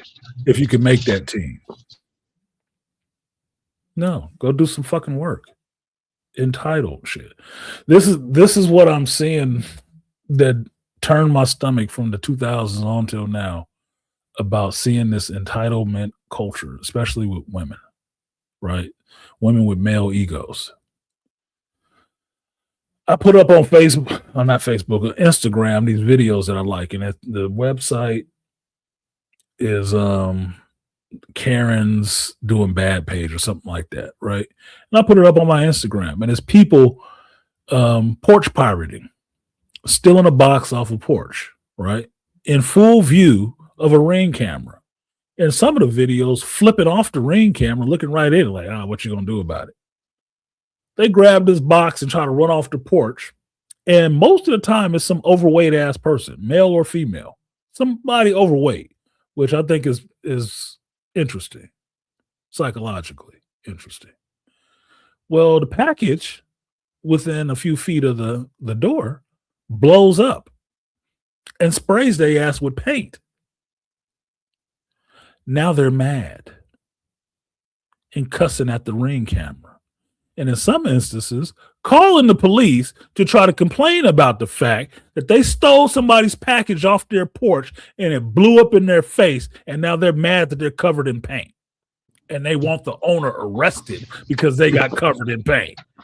The fuck? You stole shit off my porch and are mad at me because it blew up in your fucking face? And you called the police and stood there and waited for them? I want them arrested for doing this. Arrested? How do you think this is going? You don't get the fuck out of here. Get off my lawn and clean up all this goddamn paint. I got you on camera stealing off my porch. Your fat ass. Running to the car. You and the inside of the car covered in fucking paint. You mad at me? That sounds like instant karma. Yeah. Fuck you. The Be funniest mad. one was the dude that was making the Macaulay Culkin Home Alone porch boxes, and he was even able to get Macaulay Culkin to come in and help him make one of the boxes, and it had like it would like spill a bowl of glitter, it would have like his homemade Yeah. skunk spray, and he said it would make a police siren noise. So as soon as they open that shit, glitter and their whole house will be stinking. That shit will be hilarious. Yeah, I mentioned that last week about the guy that's making those boxes because they had tracking devices in those boxes in the camera. Yeah, and he's selling them too in their house. Oh, you would see them; they'd be on video. Fucked up their whole inside of their house. They're like, yeah. I was like, instant karma. Fuck you. No, these people with these porch pirating. What the fuck are you gonna do about it? All up in their Ring camera, flipping them off and everything. It's like half the time, these are your fucking neighbors. These are your fucking neighbors. And I thought it was interesting because I sent it to Black Bang, right? Because I don't have a problem laughing at people doing dumb shit and getting their receipts for that dumb shit. And I pointed out to him, say, you know what's funny about these videos? Most of these videos, these people are overweight. Now, it could just be that Americans are overweight, but we see fit Americans. So I don't know. Maybe that's not it. But it's really interesting to me, the correlation between who steals packages off people's porches and who are overweight.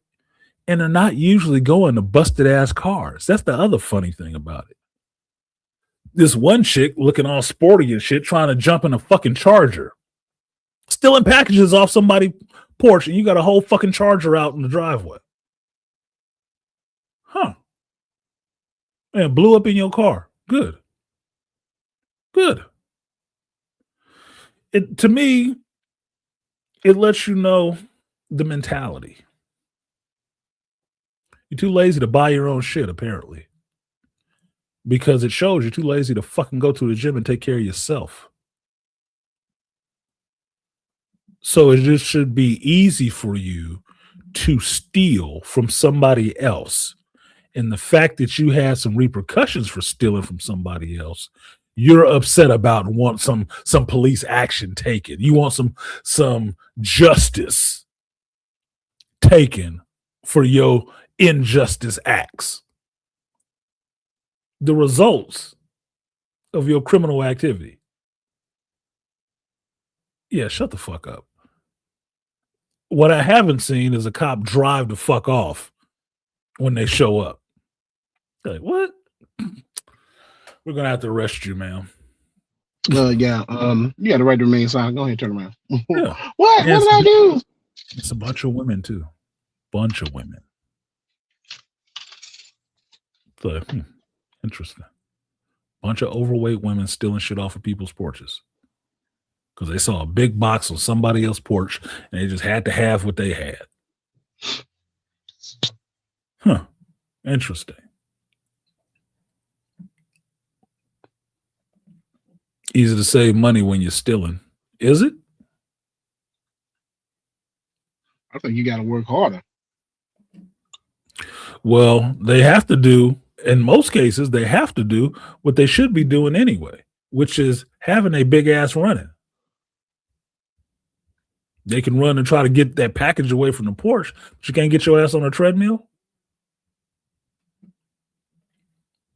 And the most funniest shit to me when it comes to criminals is like when you listen to because I catch some of them clips or some of them podcasts where the guys that talk about guys who used to do den time in prison and they talk about what they did to get to prison. And I be listening to this shit. I be like, okay, now the amount of work you put in just to steal these couple items, you could have actually went to an actual job and would have been able to get that same shit. Or you could have came up with something, sold it to the company, made yourself a millionaire by helping them be like an anti-theft thing or a product that keep people from stealing. But instead, you chose to use all that knowledge and hard work to steal. You chose to use that hard knowledge to steal some shit when you could have made money off of it by helping them prevent other people from stealing it. And you wouldn't have had to work that damn hard. There are people who use more effort to try to get out of doing things than doing them. And you'd be amazed, like you're saying. You'd be amazed. The amount of effort you're putting in, you could have started your own business with that same effort.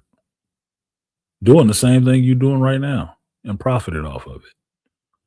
But you're too lazy to do that. But you're not lazy to spend all of that time and effort and ability and brain power into finding out how to do less. Do it to yourselves. What is it?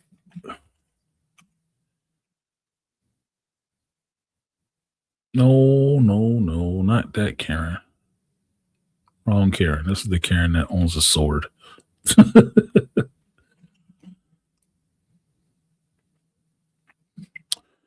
I can't remember the name of the goddamn page.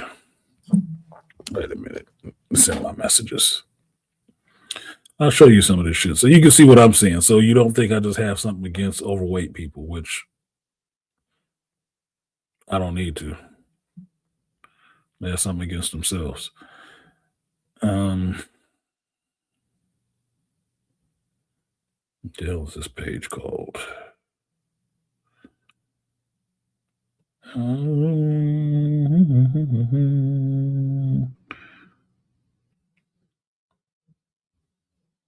Here it is.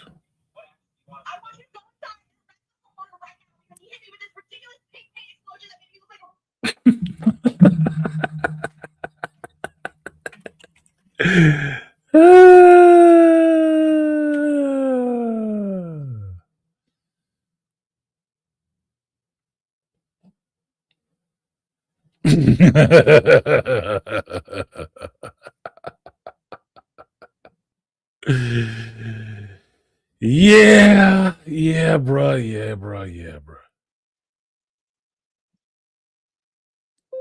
Okay. Y'all want to have some fun with me? Tell me what you see. Think like a psychiatrist or a psychologist, because you're not prescribing any medication for this shit. People are just going to be stupid. See if we can blow this up a little bit. Can we?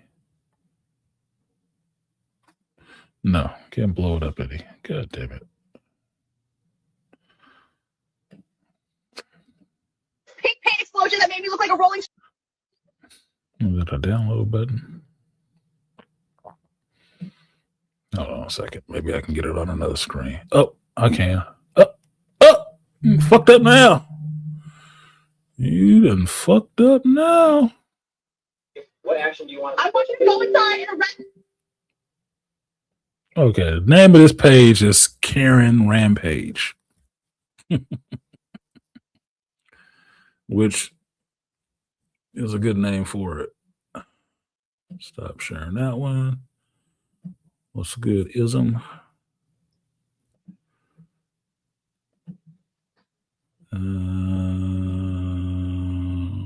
This one? There we go.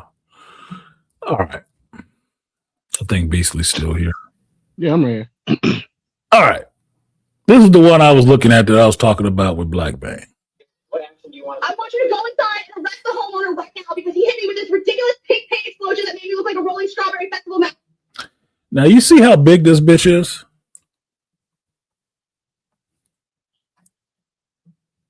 She's stealing a package off somebody's porch. God, and everyone is filming me as if it is entertainment, so arrest him immediately. When she turned to the side, she can't even see her kneecaps. See that shit? She looked like that thing out of Explorers. You know, the alien, when the father alien showed up and found out that the kids had stole the dad's car to go meet these little earthlings. That's what she looks like. She looks like the dad when he showed up. You can't even see your fucking pussy or your kneecaps, and you stealing packages off somebody's porch and then calling the police. This one specifically got to be fake. It gotta be AI. It better be fake. It better be fake. Bitch, you got other problems. I want you to go inside and arrest the homeowner right now because he hit me with this ridiculous pink paint explosion that made me look like a Rolling Strawberry Festival mascot. And everyone is filming me as if it is entertainment, so arrest him immediately. What, bitch? Fuck off my lawn. Let me verify. You were saying the package burst open by itself without any interference from... That's exactly what happened. I touched the package and it exploded like a paint hurricane. I could not step away. I could not shield myself. I could not do anything except scream all the time where the colors buried me alive. I could not even feel my face under all this. See how they talking? That shit is annoying. That's how at a fucking turkey festival. Hey.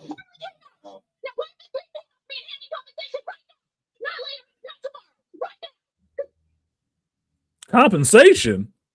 Hand me a towel. Officer, get this bitch. I don't even know who you are. I didn't put paint on anything. Finally, come out here. You destroyed me with that paint trap. You owe me compensation. You kicked my door and tried to steal from me. You do not deserve anything. This is your fault. You set me up. Look at me. I'm ruined. You set me up? I set you up? Because I had a package on my porch? Look at the neighborhood. It's a nice neighborhood. But I set you up. If you don't get your big ass off my porch.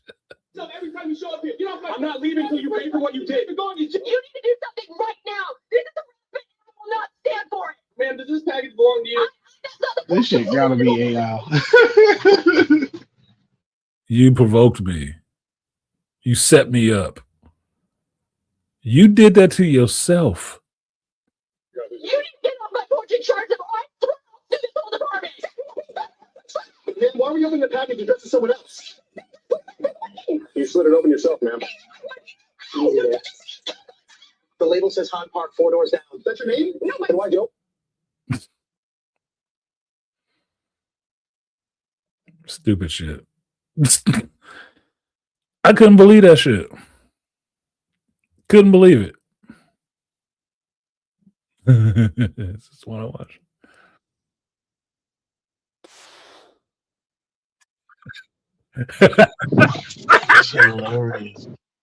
Look, man, I'm sorry. I got a dark sense of humor sometimes, and people getting their comeuppance, I don't necessarily feel bad for.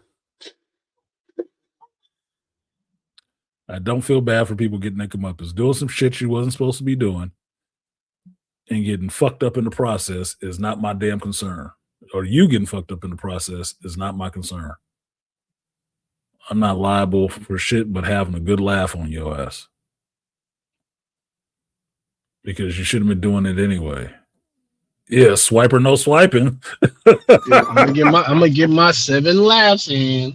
Get my 7 fucking chuckles out of you. I'm gonna get my chuckles.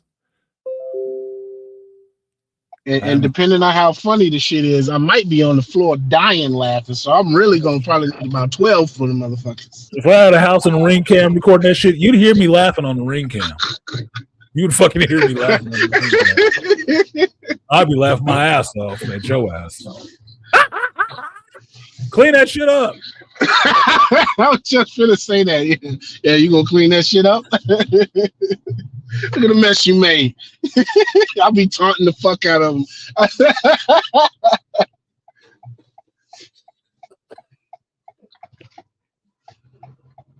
Now, I don't got no paint in it, but Home Depot for sure got some. So won't you?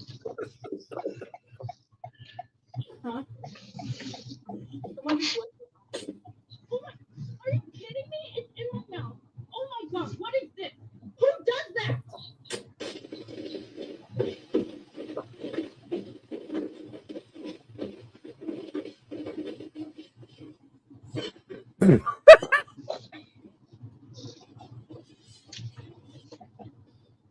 This package is mine for the taking.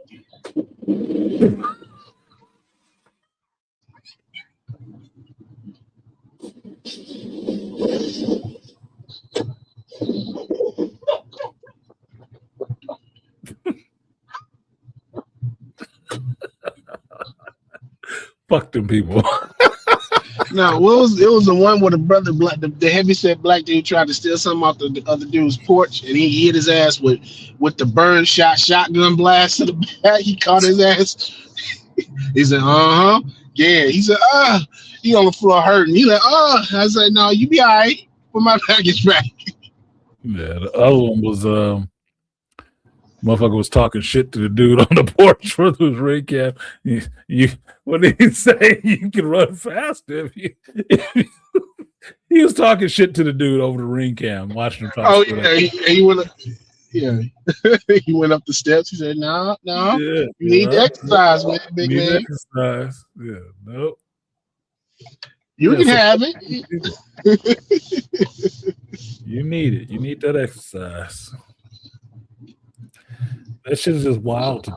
That you are stealing from me. And because something messed up happened to you from stealing, in the process of you stealing from me, you think you can get me arrested? That's dumb as living in California, where you can't shoot somebody who broke into your house. No way. If somebody broke into your house, broke their leg on a table you had in your house, they could fucking sue you for damages. Oh yeah, I remember that story. We teach that story in self-defense class. The dude who broke through the lady's skylight and landed on her little island in the kitchen and fucked his leg up and sued her. I was like, in California, I was like, how the hell does that shit happen? And could possibly win because your home wasn't safe. For burglars? Fuck them. Look, that's when you need some Home Alone booby traps. Yeah, he got a spike in his ass. They're breaking into my house. What time was it? 3 a.m? You ain't supposed to be in here. My house was closed. And let me think, Artisan, what judges in California be taking these fucking cases? Because the judge is the final say so. He just throw that shit out. I'm like, why are you entertaining this bullshit? The fuck out of my courtroom. You're wasting the court's time. You're wasting the taxpayers' money in this time. We might charge you for showing up here in court with this frivolous fucking bullshit. Frivolous ass lawsuit. Frivolous ass case. Get the hell out of here before I'll put you in contempt. I'd be a terrible judge because they'd never want to come in my courtroom. Courtroom 12? Yeah, you don't want to go in there. Yeah, Judge Artisan. Yeah, Judge MC ain't. Nah, bro. He will fry your ass, man. He ain't be playing. You won't judge Maccabee. At least Maccabee is liberal. Yeah. I'm not recording the show or none of that shit. I just do not have time for BS. Like, absolutely not. I didn't spend my whole career as a lawyer and becoming a judge in the law to sit here and listen to you waste the course time at this kind of shit. 30 days. Get the fuck out of here. 30 days. Bye. You're going to make me a criminal. You're already a criminal, sir. Bye. Ma'am, maybe you can lose some weight in that time. I can't believe he said that. Believe it. Roll her out of here. Roll her out of here. Yeah, it'd be funny because people that know me and the way I talk, they'd be like, dude, you should get into politics. I said, you wouldn't want me as a politician. I'm just burn this motherfucker down with all the rules I will pass. I could never be a politician. I already know that. I got too many ideas that go way against the grain. I'm not form-fitting. I'm polarizing just in my personal life. There is no fucking way I can be a politician. Look, and I'm polarizing being nice.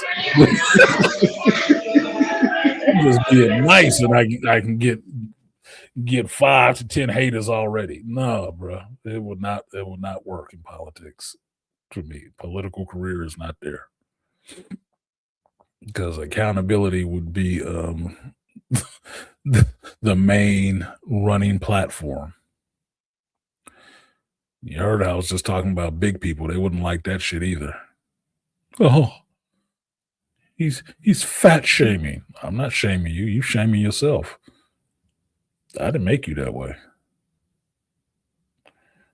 I didn't put the cheeseburgers in front of you. Well, what is the word of the day, courtroom? Accountability. Accountability. This is accountability court. And you were found guilty. Guilty and lacking.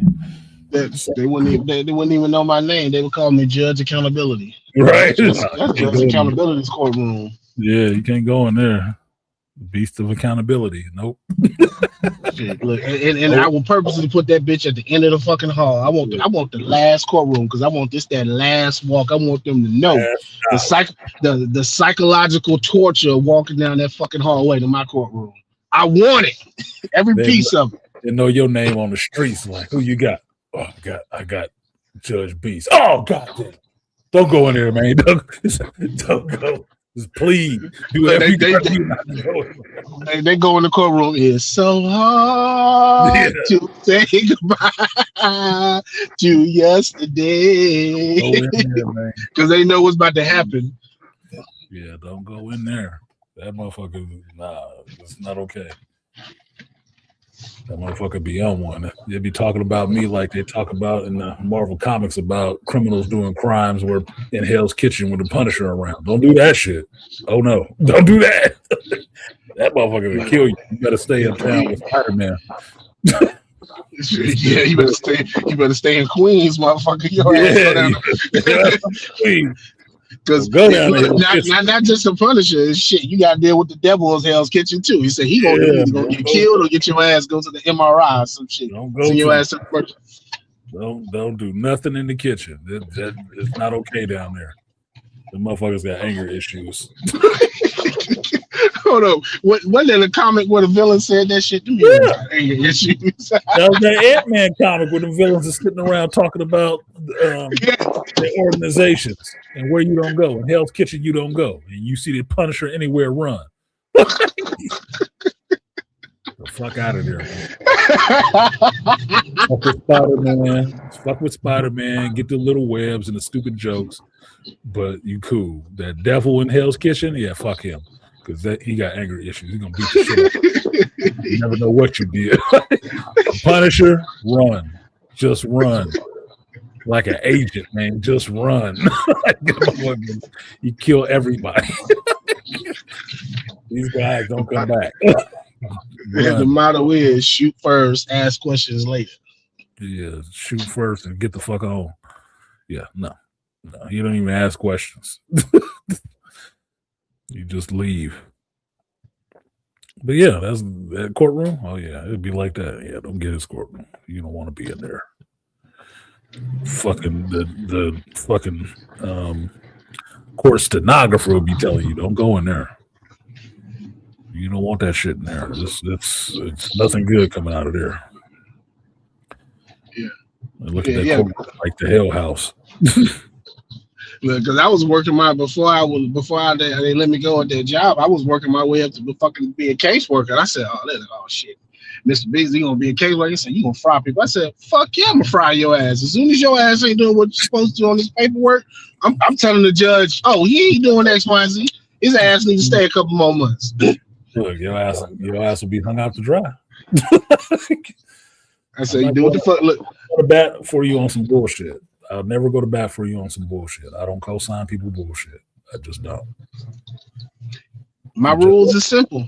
I said, look, being in this unit with me, and I'm pretty much the more simpler staff deal with. Like, yeah, my rules are simple. Just do X, Y, and Z. We won't have no problems. But the minute you fuck up, I'm on your ass. I don't give a damn about your feelings. I don't care about what the fucking therapists say or the supervisors say, because they not in this fucking unit. You in here with me, goddammit.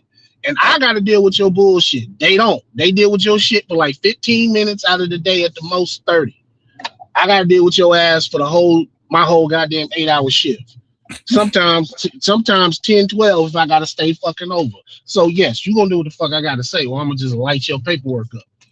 Now, see, Beast, I'll share this with you. I don't think you mind me telling you, but Black Bane is getting a job in some juvenile corrections. And through his interview process, they was telling him, yeah, somebody here might swing on you because these are the people who are like the murderers and stuff like that. Yeah, you're not supposed to touch the kids, right? Supposed to restraint. We'll put them in a restraint. And I told Black Bang, absolutely not. Fuck that. You got little bastards in here who are murderers and shit like that, and they know you can't put no hands on them. Fuck you. No. They gonna get some shit pop off like that and somebody swing on you, they're not paying you enough to get hit in your fucking face like that.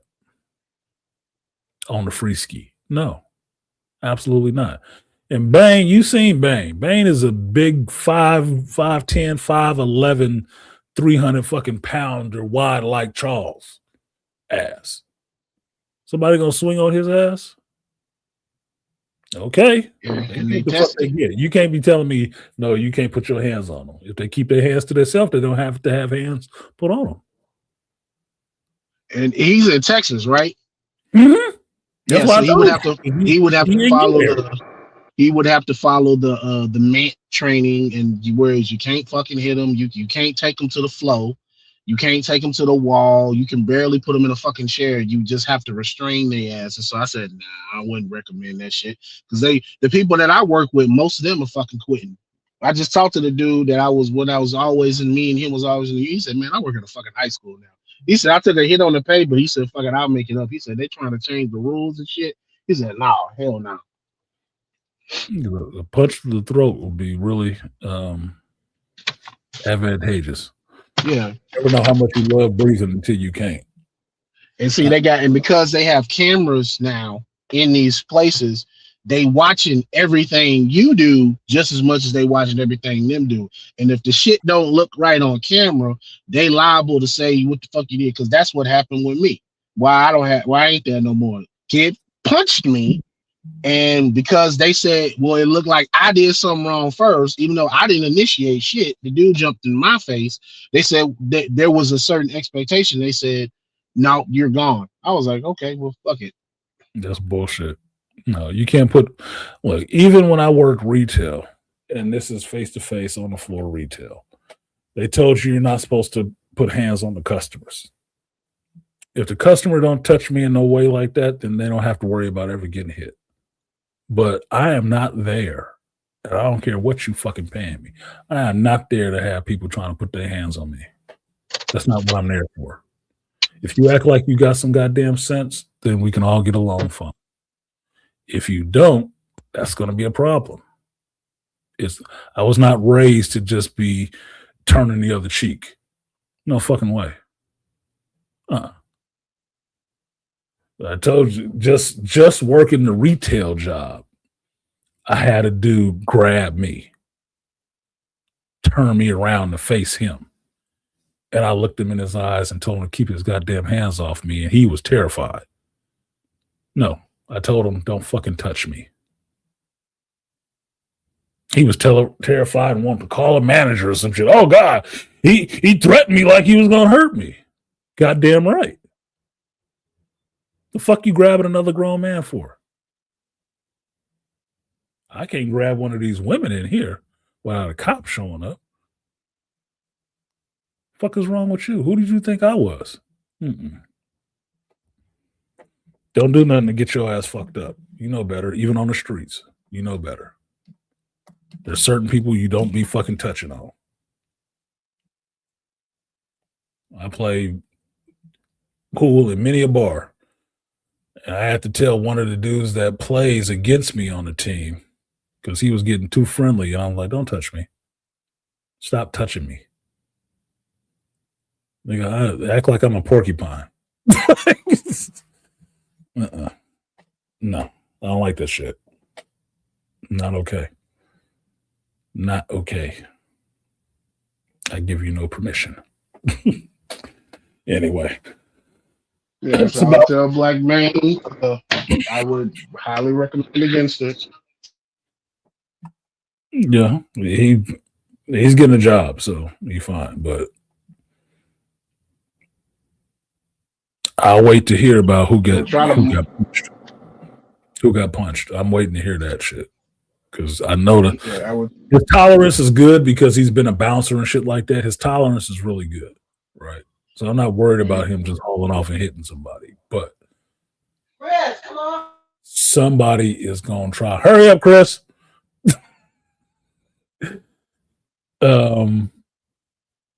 Somebody gonna get snuck. Somebody trying to sneak one on him is gonna be an issue.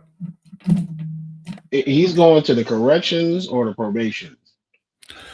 I think it's corrections. Oh yeah, he really gonna be in there. Oh yeah, he gonna catch a test. I mean, when they said he was in there with juveniles who've committed murder and shit like that, I'm like, and he can't hit back. Yeah, the ones that have been certified basically by the state. Yeah, that sounds like a recipe for getting their ass kicked, or you having to fight them off of your ass. Because no, there's not too many free steals you take off of that shit. I mean, who was it?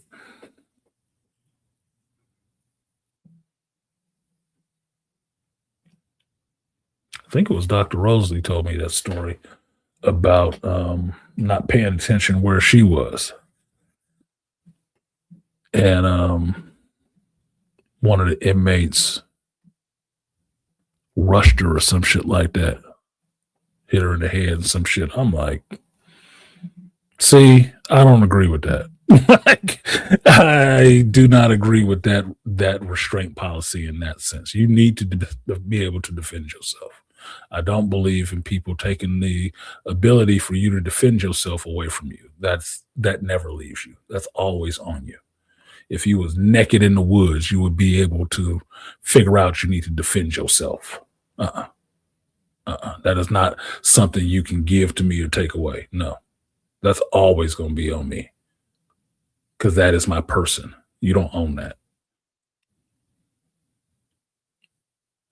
Because they're worried about getting sued and public perception. I don't give a fuck what you're worried about. That would never be. Look, public perception is to be a weak ass man. Fuck you. I'm not worried about public perception. I need to go home and I need to live with myself. And I will not be able to live with myself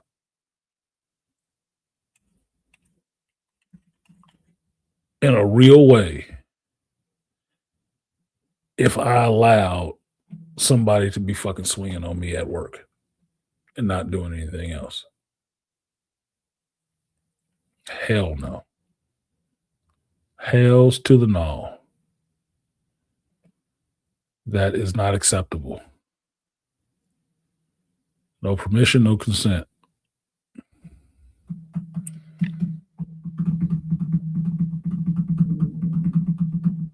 Yeah, no, fuck that.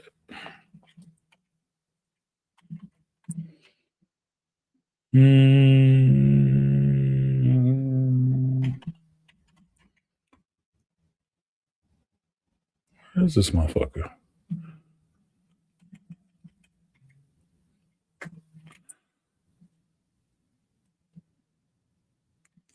It's so weird that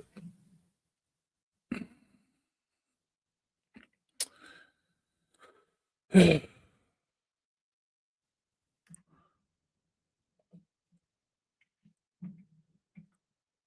he is.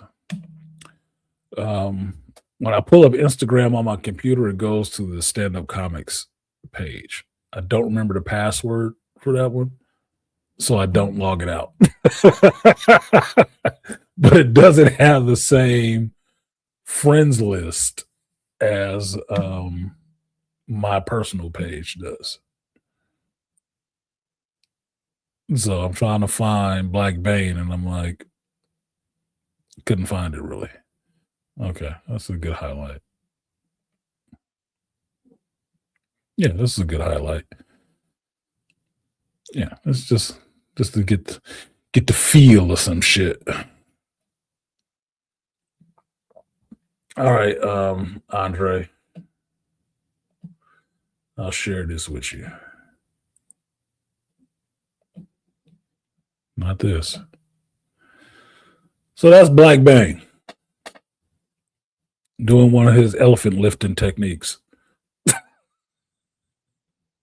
445 pounds. That's Bane on the bench. You don't swing on that big ass nigga. You need to get your fucking ass rocked, dude. It need to look like Krampus slapping the shit out of you in Red One. That's what it needs to look like. The fuck out of here. Oh, you can't hit nobody. Fuck you. Don't get hit. And they'll try to use that to duel to their advantage. Well, see, JT, you talking about kids, right? Under 15. What they're talking about for Bane is juveniles. I'm thinking 15 or older. Hell nah. Hell to the nah. No. Now, I know a person who worked in an actual jail with grown folks.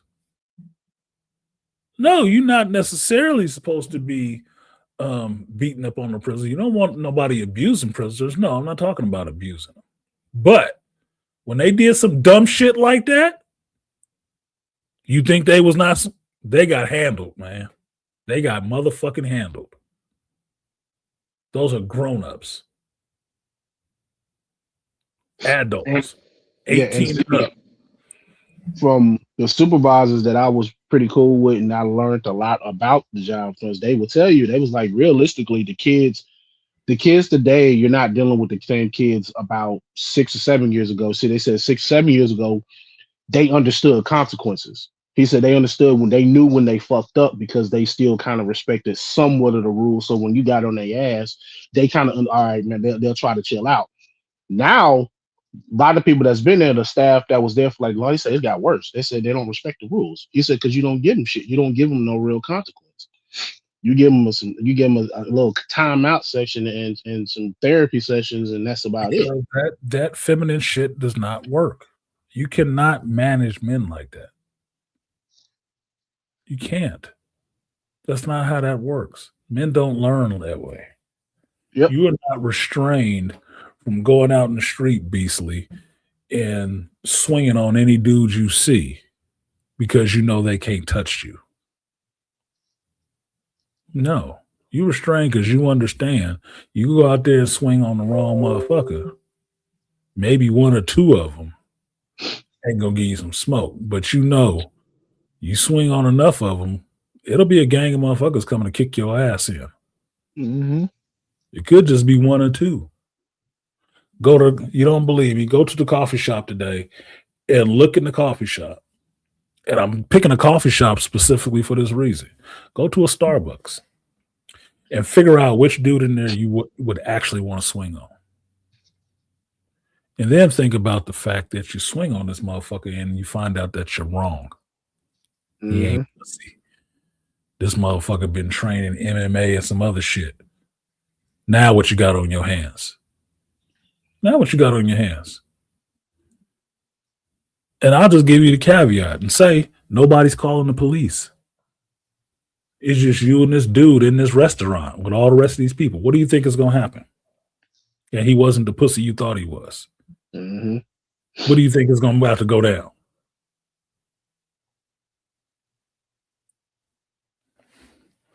It's going to be a problem. But you understand that about people and men in society. You don't be fucking with everybody. Even badasses don't fuck with everybody. Mm-hmm. Because they ain't trying to get fucked up. So you gonna put some of these people in one place and then have people there to supervise them in this place and tell them not to defend themselves. And you're already understaffed too, because that's a big problem. You're fucking retarded. That's not going to work. No.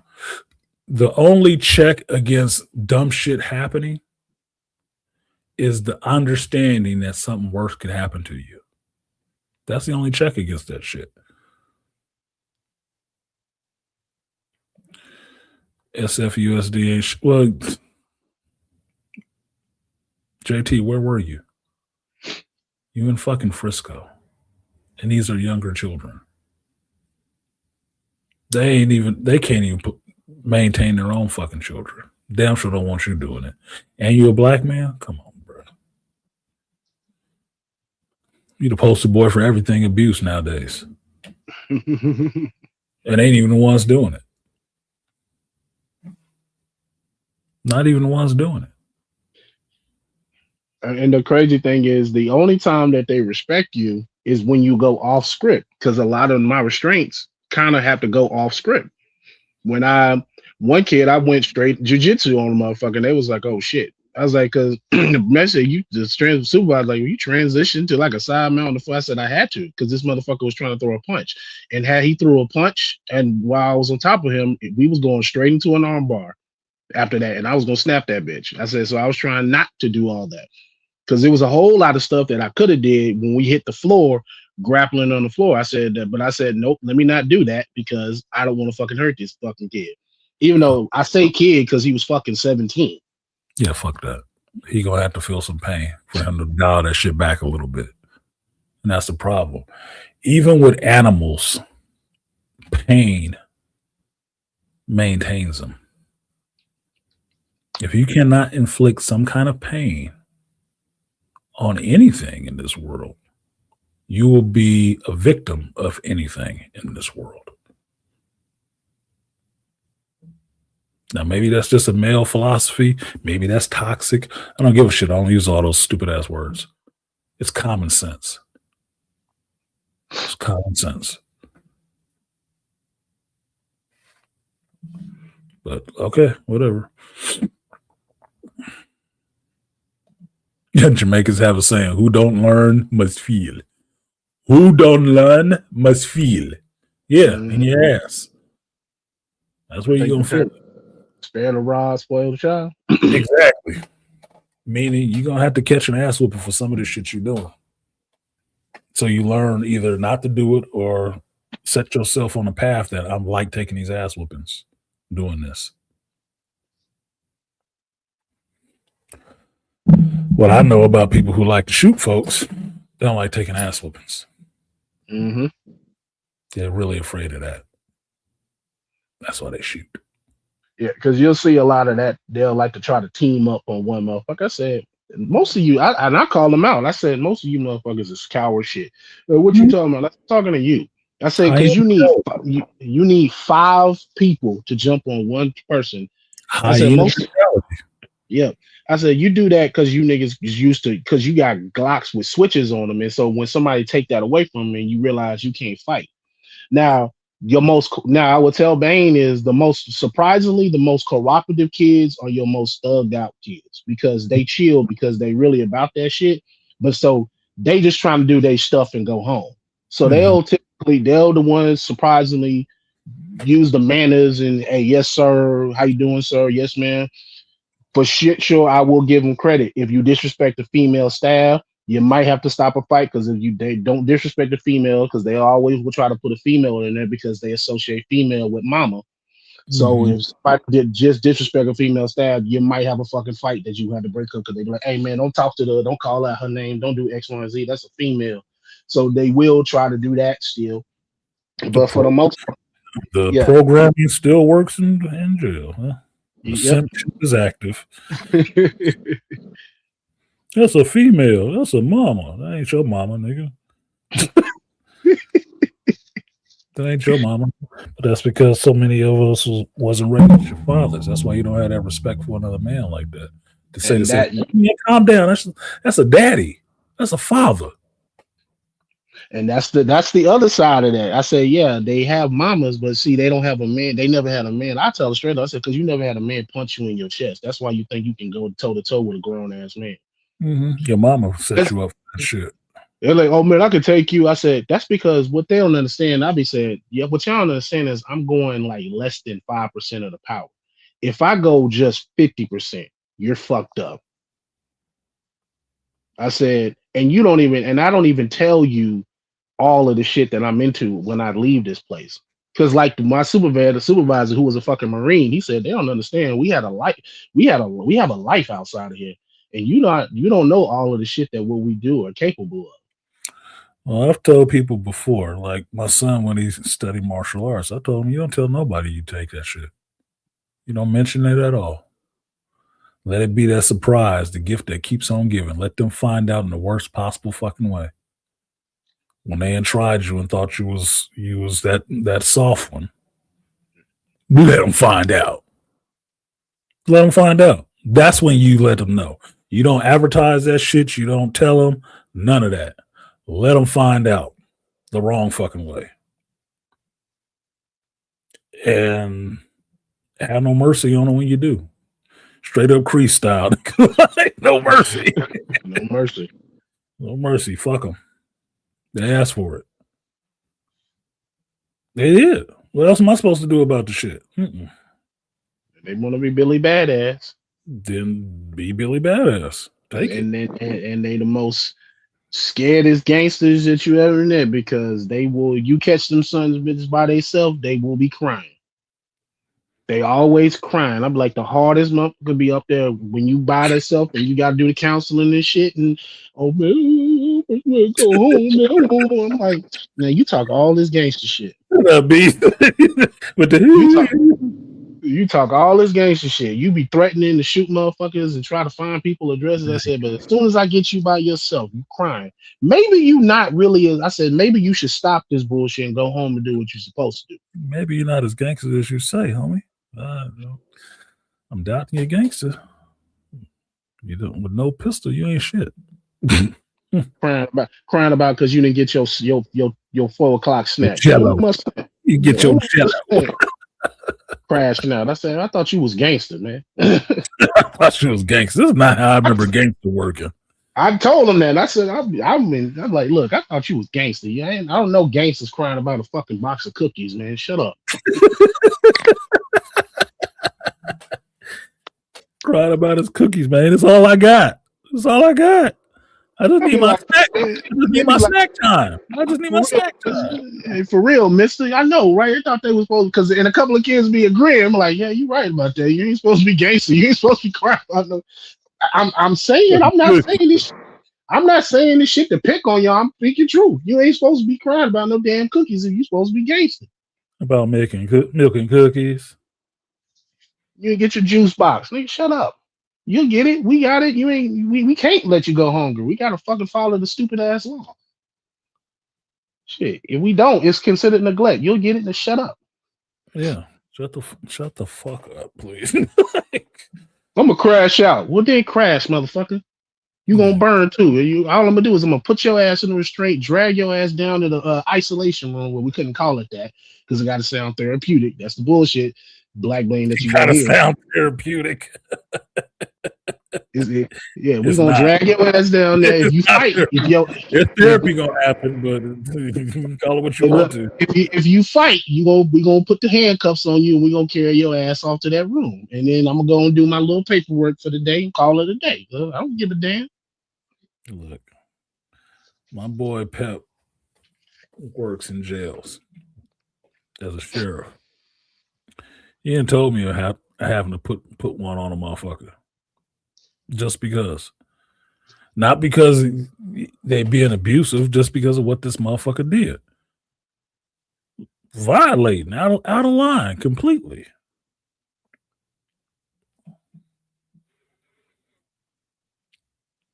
Look, everybody want to be a rebel, but there's some rules that you follow and some rules that you kind of don't. Okay. Some of this simple shit, you might want to follow these. It makes things go a lot smoother. Just saying. So you don't have to be a complete asshole about certain things. But the reason you ended up there because there was some simple shit that you couldn't follow. Well, here are the other simple ones, the little more strict ones to get you through this and out of it. Back out to where you want to be. Hopefully. Free. Let's keep it simple. Mm-hmm. You don't want to be here, and I don't want your ass here. I want you back outside too. So help me help you, nigga. Yeah, I tell him. I said, Or dude, you can have a terrible time of this whole fucking ordeal. It could be worse. Tell him, young one. I said, dude, I don't want to see you fucked up, and I don't want to see you bad. I want to see you the future. No. You supposed to be the future. You the kid. I said, I want you to do good. I want you to live your life. I want you to get the fuck away from the bullshit. Unlike the ones that I've had to read about in the news or hear about, they see their obituaries online that I've met. That was there that have been killed in the street and doing some dumb shit. Asses sitting in the county now. I don't want that. I told him, I said, I don't want that from you. Why the fuck would I be? If I was a hater, I told him, I said, they said, you sound like you. I said, no, if I was a hater would just let you continue to fuck up and would never say shit to you.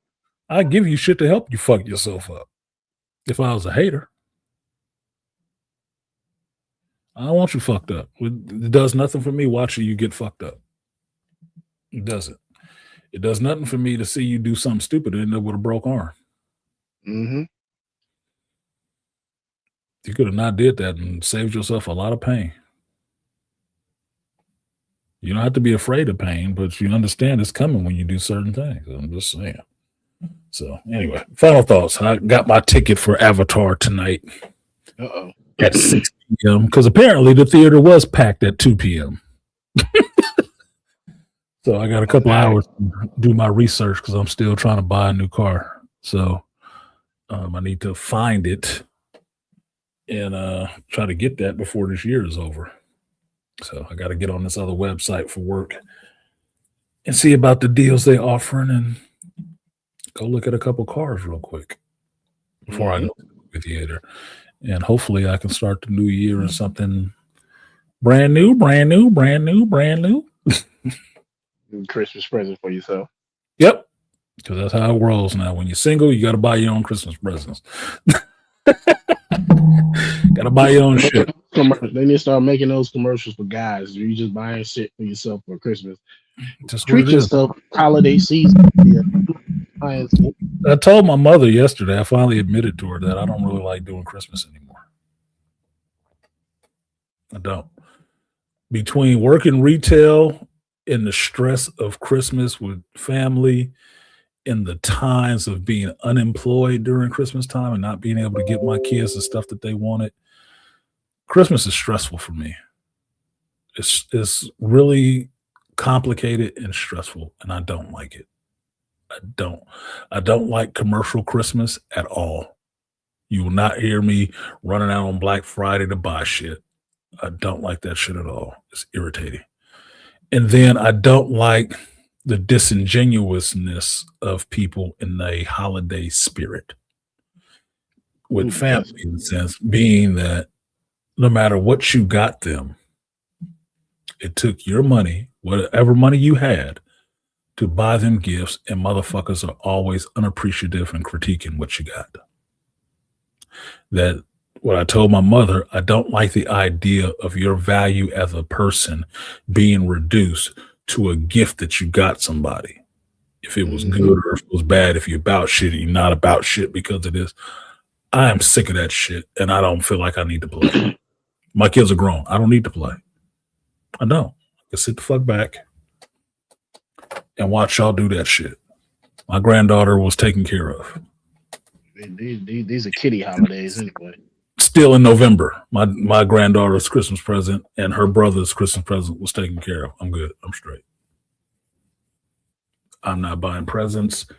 I give people presents all year round. All year round because I appreciate the people. I don't need the fake holiday cheer like I had at work the other day, which just had me mad at my fucking operations director with her bullshit she was doing, trying to hold everybody hostage on a Friday after a staff lunch because she wants us to make gingerbread houses and her son to come back and judge. I'm like, the fuck? Thank you, Beast. Same shit I said. I'm like, I'm not even participating in this white elephant bullshit. What if I'm Muslim and don't celebrate Christmas? Y'all ever thought of that shit? But now I can't leave early because you got to go. We got to sit here and wait 45 minutes so you can go pick up your fucking child from school and come back and judge gingerbread houses. Fuck these houses. Dude, I was so through. I was so through. I was pissed. I was pissing there. Like, you're not gonna talk to me like I'm sitting in the elementary room classroom. Hey, be quiet or nobody leaves early. I ain't Will Ferrell. This ain't Elf. Go clock out right now, bitch. The fuck are you talking about? I will go to that time clock and clock the fuck out right now for that shit, and then call HR and tell you how you trying to hold me hostage. The fuck out of here. Your kid don't work for us. Man. Yeah, JT, fuck that. Yeah, I was pissed Friday. I was pissed Friday. Pissed. Capital P and is pissed. I left there irritated. I was so mad. You know, they say you're supposed to drink when you're upset and to relax. No. I don't drink when I'm upset. That'll make me violent. No. I ain't even drink, nigga. I was so sipping on a Coke. Motherfuckers. you was caffeine, so you was hype on that motherfucker. Man, no, I was trying to get calm, bro. I'll drink me some coffee and a Coke. Like, let me calm the fuck down, because this shit, What is it? Yeah, what is this damn TV show? It's called the TV show of my fucking life, man. This is the journey your hero was on. Your favorite hero was on this journey, and this is where the journey took us. Stupidville. Fucking Stupidville. Not to mention they had a white elephant party where they gave out a bunch of fucking girly gifts for technicians. Not no tools. Not no tools. Not anything we could actually use. Fucking personal massagers and neck massagers and scented candles with weird smells. I'm like, what is this shit? Thank God I didn't. Not a bottle of whiskey. This shit. Or a box of cigars. Nothing. Not no gas cards. Nothing. Just there were 3 gifts out of 24 gifts. There was 3 gifts that a guy would actually fucking want. And mind you, most of the staff is fucking guys. A toolbox, 24-inch toolbox, which was a fake gift because it was stuff stuck in it, which was scented candles and shit. Oh, God. A deep fryer for turkey, and a portable speaker. Everything else was bullshit. Scented candles, stuffed Pikachu, $15 at Chipotle in a tortilla blanket. I'm like, was y'all even trying? Nope. Nigga, thank God I wasn't a part of this shit. This would have pissed me off. Oh, but you want to do the white elephant, so if somebody gets something good, you can steal it. Who wants this shit? I'm mad. I would be mad I got it. Fucking hell, I couldn't believe that shit. And then to cap it off, you couldn't leave early. You had to stay to make these goddamn gingerbread houses. Forced? On top of bullshit. Yeah, on top of the bullshit. Now I got to make a gingerbread house. So if you'd have gave me a box of cigars, I might have considered it or some shit. Some Jack Daniels. I would have took a box of candy canes. I would have took a box of fucking candy canes. Not even peppermint ones. I like peppermint, but it could have been multiple flavors. I didn't give a shit. It could have been grape candy canes. I would have rather had a box of candy canes than the shit we was doing forced to do. I was so goddamn finished and irritated. I'm like, man, can I just fucking leave? Can I go home? Because we went to lunch, and then we had to come back for this bullshit. For what? Oh, you can wear whatever you want. Wear whatever I want. Bitch, I'm wearing work clothes. I don't live close to here. Yeah, I'm going to go home and change clothes. I'll be back in an hour. Because it takes 30 minutes to get home. Oh, what do you know? My car broke down on the way home. I'm not coming back. So that benefit of being able to change clothes was only for the bitches that work in the office who can't wear normal clothes anyway because they always want to be fake goth.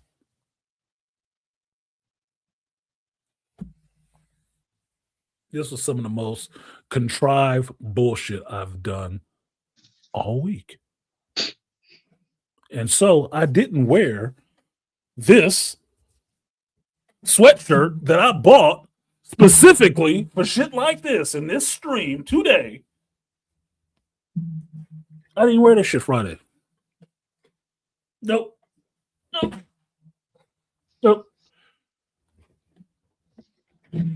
Not a performing monkey. I'm not doing this shit. I can't fake it.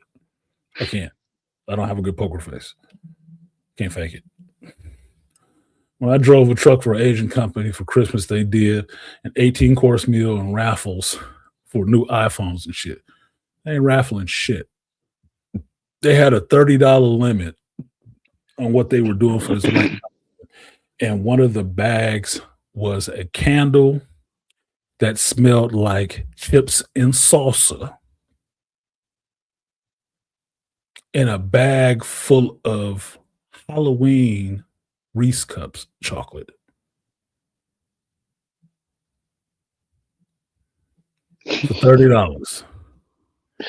And mind you, there were 4 bags like that. Exactly the same. I'm like, what 4 bitches went shopping at the same time to get this shit? Are you fucking kidding me? Y'all couldn't buy a cheap Leatherman or nothing? A fucking some screwdriver, something we could fucking use? Scented candles that smell like some shit you wouldn't even want to smell? Burning or otherwise?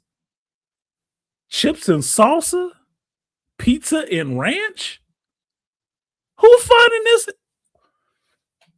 This shit was just boggling my mind, man. Boggling my motherfucking mind.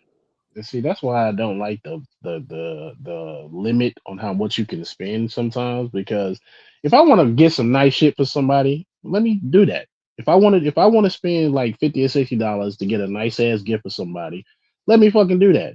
Don't put it out, because when you make it $30, you got somebody that's gonna shop within that $30 limit, and they're gonna buy some dumb shit. They're not gonna take the time to research and say, let me go get something nice for $30. I'm gonna go get some bullshit that's for $30. Well, they're not gonna be creative, is what it is. They're gonna wait till the last minute and just get anything, right? Yeah, $30. If you did a traditional gift exchange, you drew somebody's name out of a hat, somebody drew your name.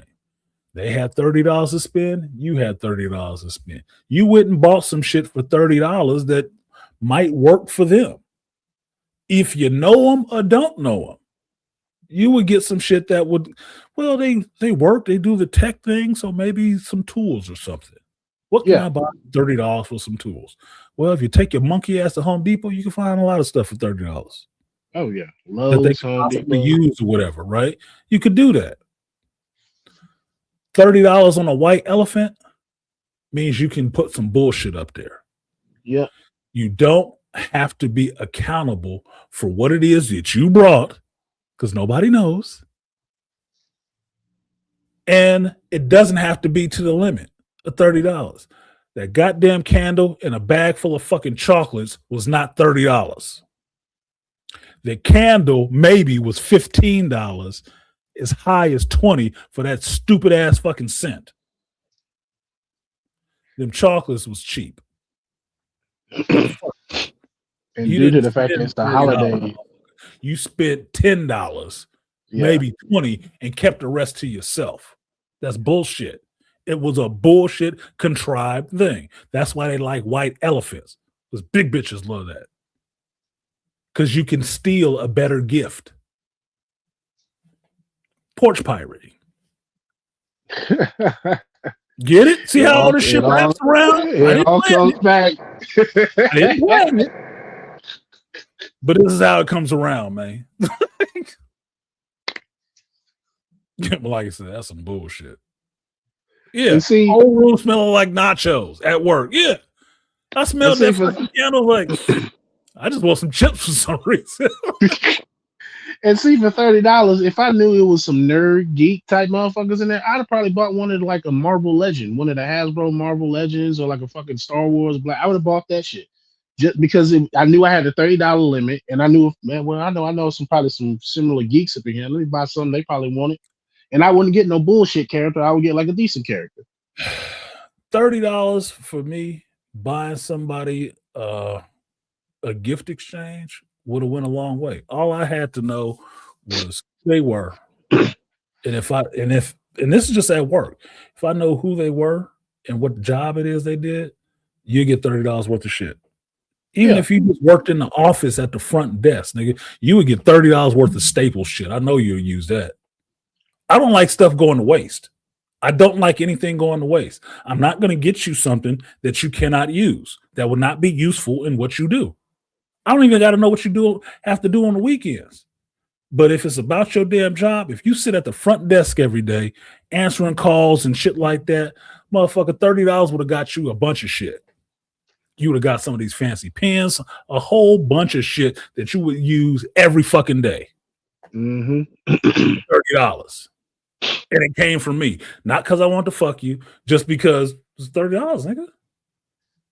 $30 for me, I'd have ran to Home Depot. You could have got this motherfucker pencils, a tape measure, some shit.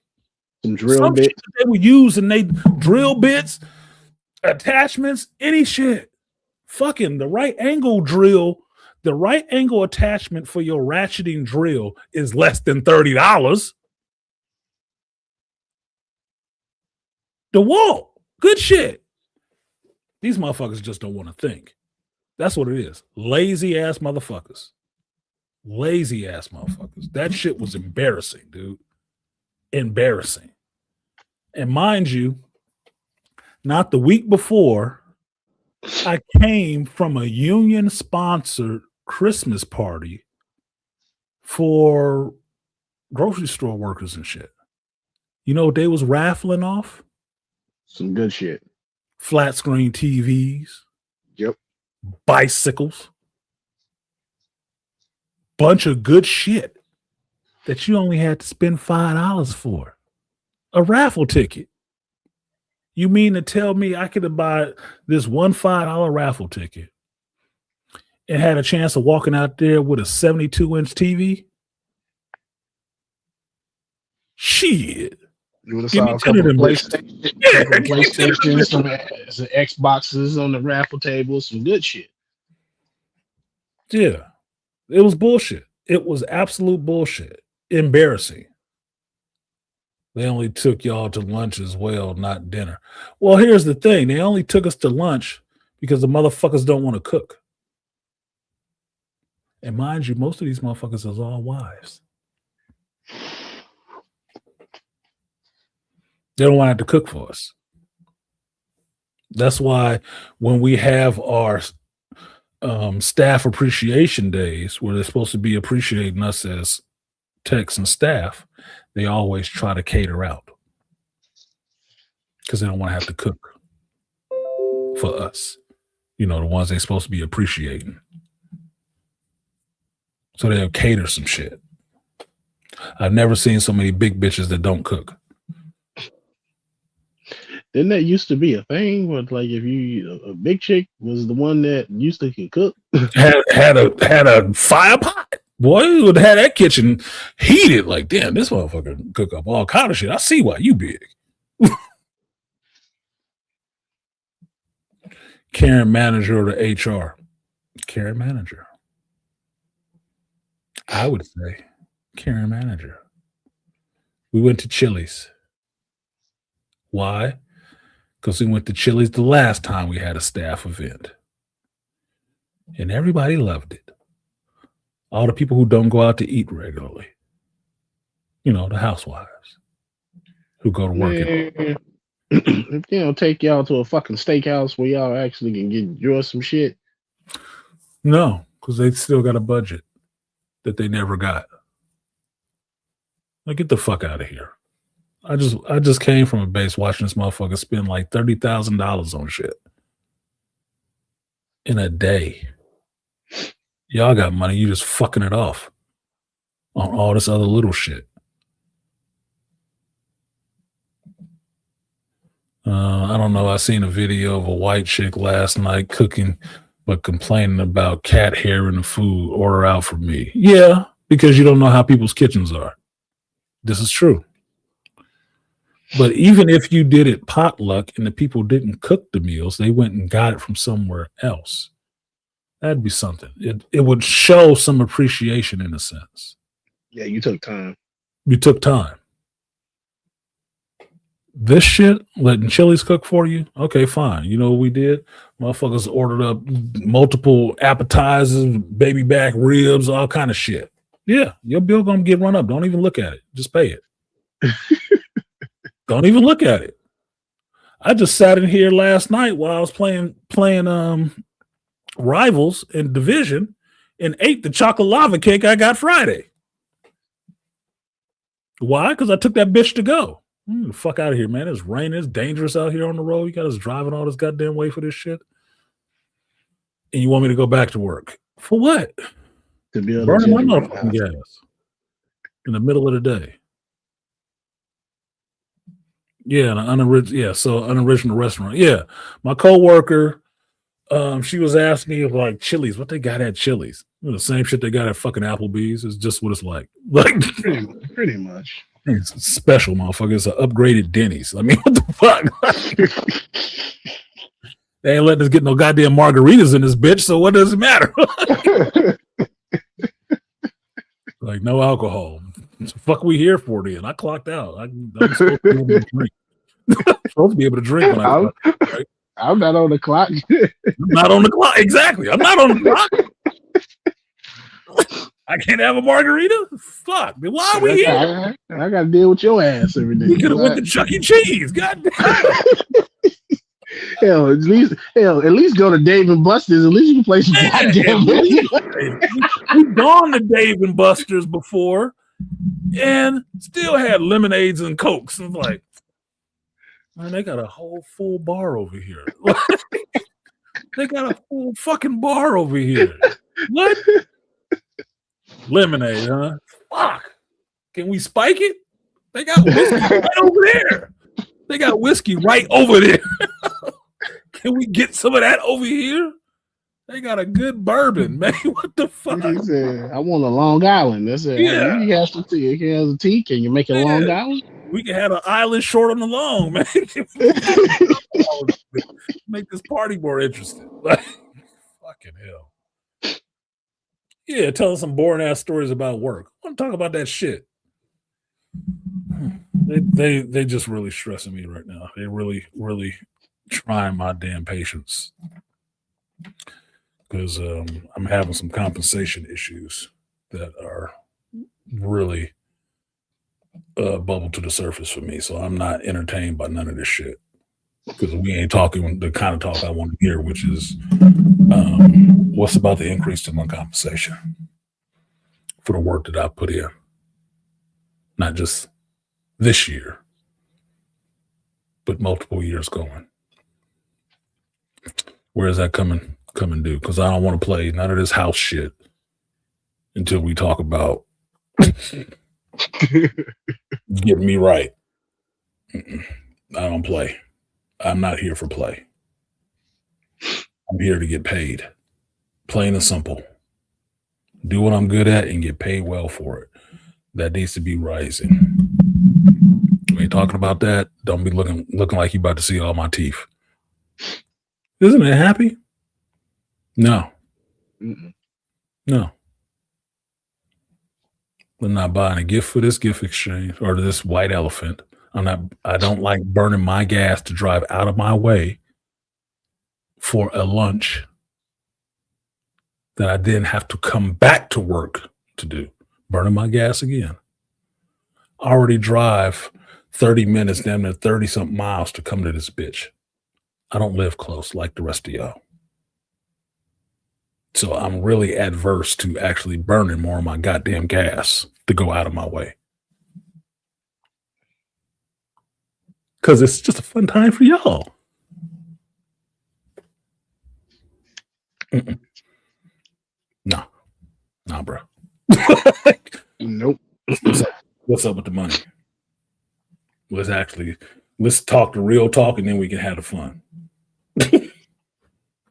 How about that? Because obviously y'all don't know nothing about no damn having a good time because of the shit you No, maybe they do. But maybe their good time is not my good time. Mm-hmm. I might have enjoyed that shit a lot better with my compensation being right. But I can't get past that part to be enjoying myself. I'll smile a lot better with my compensation is right. I'm just saying. I might be in a festive fucking mood. I'm not right now. I'm irritated. One company I worked at the owner was an old white woman, and she gave out food, weed, and alcohol. Damn, she had some loyal employees. One company I wish I worked for, but it was not in my trade. And this dude, Jesse Escavilla, Quality Erectors. It's the ironworkers company. They do buildings and stuff like that. He built that company up from on his own, coming out of Richmond, Mexican dude. Big company, employ a lot of people now. Went to his holiday party, his Christmas party with his crew, and he got a big crew, probably 100 dudes. Everybody in there, even me, I don't even work at this fucking company. I still got the shit in my closet, getting quality shit. Vest. Uh-oh. Carhartt vest. Company logo on it, blazoned on it. Thick ass hoodies, zip up hoodies, company logos emblazoned on it, not screen printed, stitched. Like Yeti mugs and shit like that, company logo up. Everybody in there getting this shit personalized for them, they size. That shit wasn't no $30 either.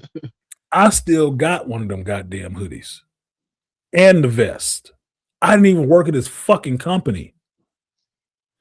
We got invited there because he knew my wife at the time because she worked at the company down the hall from them. And it was cool. He invited us. He knew me. He knew I worked in the trade. We getting there getting some of the same shit the people at his company getting. I'm like, this man, I don't even work in this trade, but I would join up to work for Jesse. Jesse take care of his crew. He take care of his goddamn crew. No ifs, ands, or buts about it. Big ass banquet style meal, motherfucking carved meat and all kind of shit all over the place. It's like this motherfucker went out. He went out. He wasn't pinching pennies on showing some appreciation for his fucking staff. That wasn't what it was. You didn't have to give each other gifts. He got gifts for everybody. Bring your family. You show up, bring your family, bring your wives, the kids. It don't matter. Everybody show up. He took care of everybody. That was a boss I'd work for. Never worked for him. Just knew him personally. I'd work for that motherfucker. It wouldn't be nothing he couldn't ask me to do. Hey, man, can you go over this? Hey, I got it, Jesse. I got it. Already on it, man. I already knew you needed that done. Me and the boys took care of it. That's how you get that kind of buy-in, nigga. You don't get that kind of buy-in because no. A fucking lunch at Chili's. You want to show some appreciation for Christmas? Get some of that other shit. Because that union Christmas party I went to that had the 4 different stations in this big ass hall, a quarter of this hall is where we do this pool tournament in. It's the same hall in Vegas, the same goddamn hall. They just section it off, and a quarter of it is just for this Christmas party. They had 4 or 5 different stations of fucking food. Carved ham, carved chicken and beef and shit like that. Got your carving station, your dessert stations, your salads and pastas. They did it up. Did it up for their members. And I told you, it had to be like 500 people in there. This motherfucker took us to Chili's for 20 goddamn people and bitching about the money then. I'm like, y'all don't actually fucking care, dude. Get the fuck out of here. I know how much money y'all sitting on. Bullshit. Bullshit.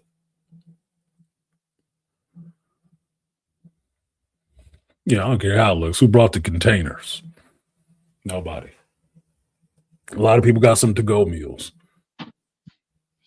There's people getting, some of these chicks that want to go to this goddamn chili getting to-go meals for their fucking husband. Your husband don't work for us, and he ain't here. Yeah.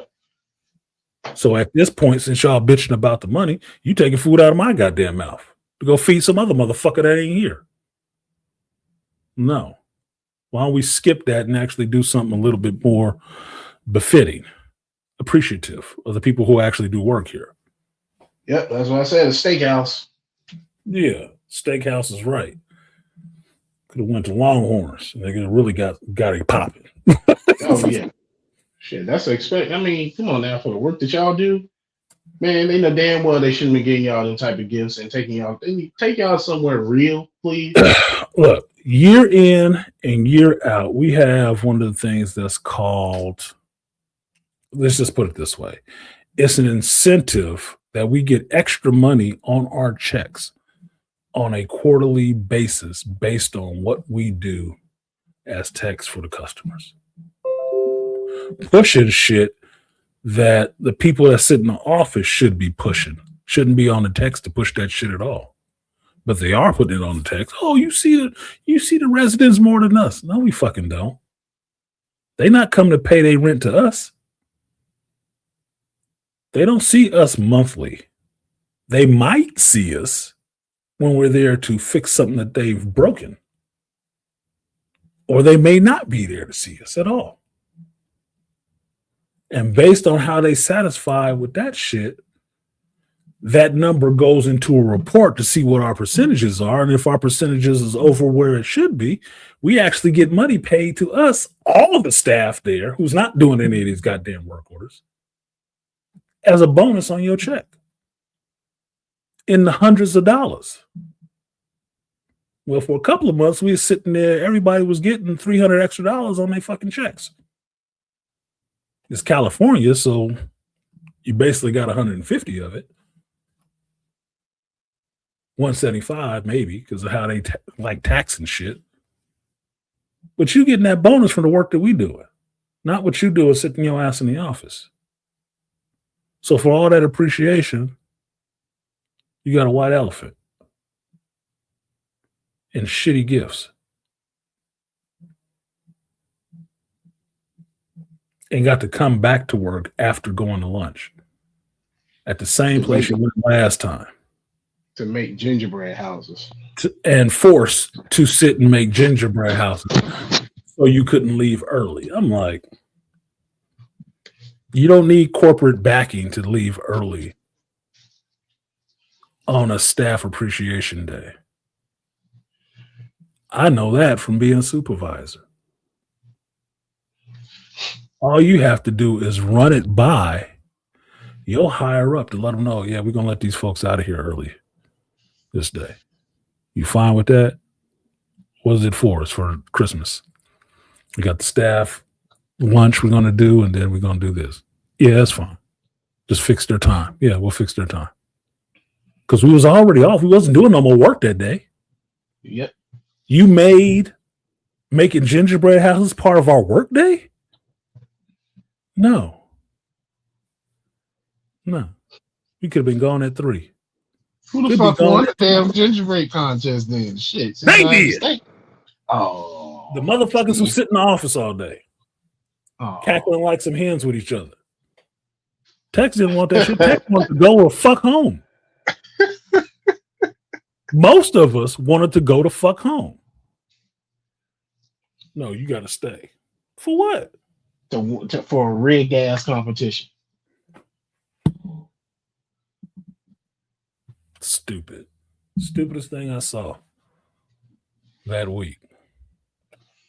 The one construction company I worked for, I heard the superintendent was going to get like a $50K bonus to finish the project early. Exactly, because that's how construction works. You get bonuses for finishing early. That's why construction worker speed is not slow. It's fast. Because you're doing the same shit over and over again, which means you should be doing this shit in rapid succession. You should be doing it pretty fast once you've been doing it a couple of years. To be more efficient and quicker.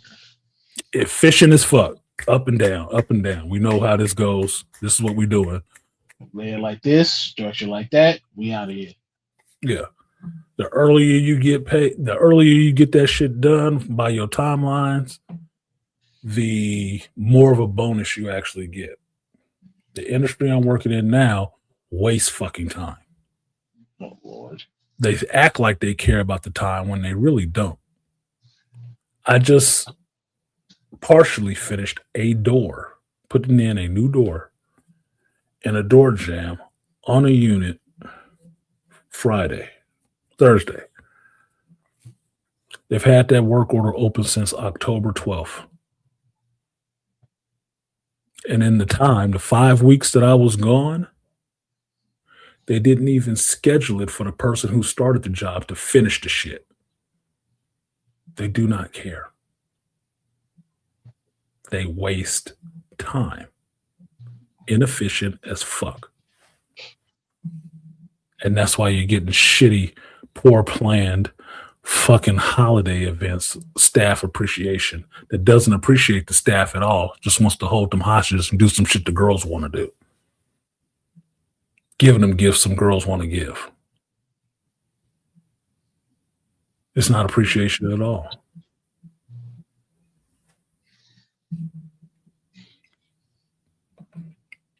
They got a lot of energy for all that paper and pencil pushing. Like Angry Man says, professional chair sitters. They got the shape to prove it. You just sit in the chair puddled up forever. Self-important.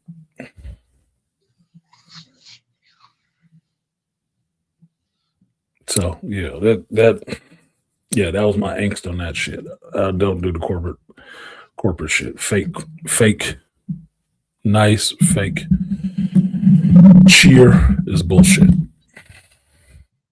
I'll be cheerful when you give me something to be cheery about. Mm-hmm. Show me something, but it's not performative. It's not going to be performative. So, salutations, all great hoodie. Reverend Self-Destruct. I remember you. Thank you. I like my hoodie. I didn't wear it on Friday. I might wear it tomorrow. Just because. To be that much of an outlier. Just to be that outlier. Like, it's not the Christmas party. Yeah, I know. Because I don't perform, bitch. I do not perform. I do it because I wanted to. You know, off schedule and on my script. Anyway, final thoughts, Beast, after I just flamed Christmas parties that suck. That one sucked. I didn't want to be a part of it, and that's what they got. They got me a part of it and then held me hostage. Couldn't leave early. Yeah. Couldn't leave early because I had to sit there and wait for gingerbread houses to be made. I had more fun making gingerbread houses when I worked in the community center. I've never seen so many grown adults upset of doing something that should be fun. Never. And we was all in there pissed off. Why? This motherfucker fucked off to go get a kid.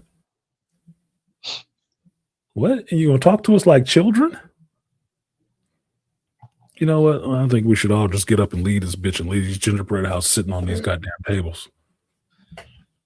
Come back. Wait, where did everybody go? Yeah, where did everybody go? Home. Took a sick day. Called it stress. We called HR and left. I got food poisoning from that bullshit. I had a chili. Yeah, exactly. We all got food poisoning from the ribs. I think it was the lava cake. Yeah, the lava cake got all of it. Got the rumblies and all tumblies. It's ice cream, so you know it's dairy. Yeah, dairy, huh? They had that dairy. It's lactose intolerant. Yeah, I don't know, man. You hope I reviewed a Dave Chappelle stand-up. You thought it was funny. You just want to hear it for yourself.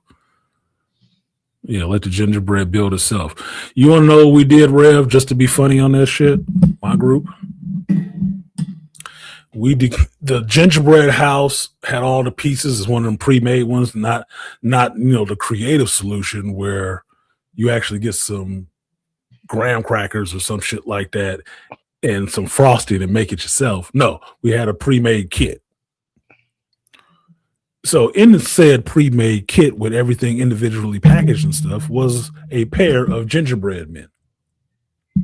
We broke the head off that bitch and made a crime scene out of it. We had one gingerbread. We built the house, and outside of the house, at the front door, there was a gingerbread man with his head detached and red frosting all around the body and neck and shit like that. And then the other gingerbread man was standing up next to him with a blade from a razor knife in his hand next to the house. And we put that shit up there. Oh, that sounds like y'all won. We're going to get fired for this. We're going to say so-and-so did it. You ain't got to say nobody did the shit. You wanted a gingerbread house, there's a fucking gingerbread house. You want your kid to judge it, let your kid fucking judge it. I don't work for your goddamn kid. And he don't work here. Tell him I did it. Shit, low key, the kid is probably the one that wanted that one to win. Shit. He said, "Oh, mommy, that was cool." No, baby, you need to go vote for the ladies over there. You see the ladies over there? Yeah. Nah, but mommy, the one with the gingerbread with his head cut off, that's cool, mommy. That wasn't passive aggressive. It was completely aggressive. I said that shit when she told us we couldn't leave until we did this shit. I said, I don't like the way you talking to us. It's not passive aggressive. It's straight aggressive. That's why they have a problem with me. Aggression is not passive. It's direct. I directly said I didn't like this shit and I wanted to leave. Plain, simple, to the point. You know, Rev, that would have been a good idea if we did the icing with the chalk line. I didn't think of that. I didn't even think of decapitating the damn gingerbread man. That was my other co-worker. Like, we should do this. I'm like, hell yeah, do that shit. Oh, we're going to get fired for this. I like to see somebody try to fire you for that shit. For that shit? Yeah, I love to see that shit. I would love to see them try to fire lawsuit. Yeah, nigga, you'd be rich. I was like, please do. I got the lawyer on speed down. Please. Half of this shit gets done because nobody wants to say anything about it. A lot of people don't know the shit that happens. Please put a spotlight on this shit so I can tap dance out there with all your bullshit. Please do. Where did I get this hoodie from, Andre? I got it from Buc-ee's in Daytona, Florida. You thinking about going there anytime soon? That's where I got it from. Told you, Buc-ee's got me sold now. I got stickers and shit. Like me a fucking Buc-ee's. Brisket on the board. I bought hella shit from Buc-ee's. And I bought this sweatshirt. I was trying to get one for my son. He was like, that's cool. You don't have to get it for me, Dad. I'm like, this motherfucker, you ain't no fun. No fun. We would have had matching sweatshirts, bro. Damn, B. You let me down. You don't want to do the twins thing? I got it anyway. Yeah, I got it anyway. I'm still getting myself one then. Fuck it.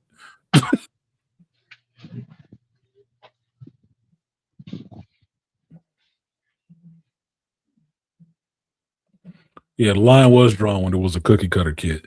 But here's the thing. They got these pre-made packages of frosted and shit like that with a little squeeze knob on it. So what did you think I did with the motherfucker? I'm a carpenter, boy. I kneaded that shit up, rolled it up like it was cake decorating. I got in there and started caulking that bitch. Caulking the walls and stuff like that to hold the gingerbread together. Be mad my shit look awesome. What?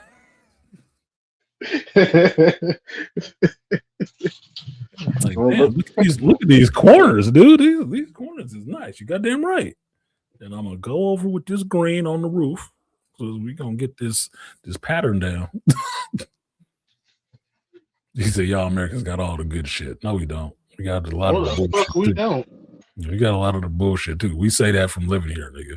You looking on the outside. You can come over the fence and go back.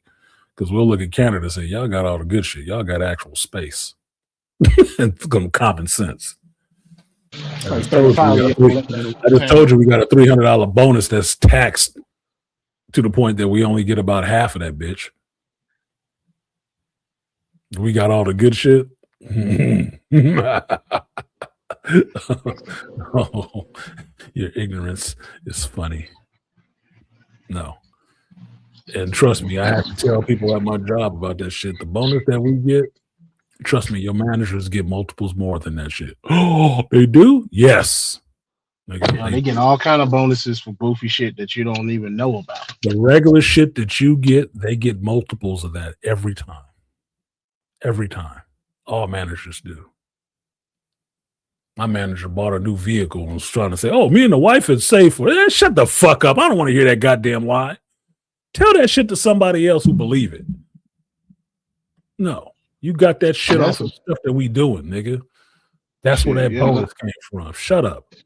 Yeah, that's why I remember when I was working at Target, I never went home whenever they asked people. I said, because when I found out, I said they take your hours. So I said, whatever little hours you had left, they take that and they put that on their check. So I would say, nope, I'm gonna stay back. I say, I think y'all need somebody to help working in the back room. And see, that's why I was almost a fucking team lead at Target, being on my way, because I would be doing all the little extra little shit. I'm like, nah, I'm gonna stretch this 6-7 hour shit. I'm gonna get some hours out of you fuckers. I'll get my hours.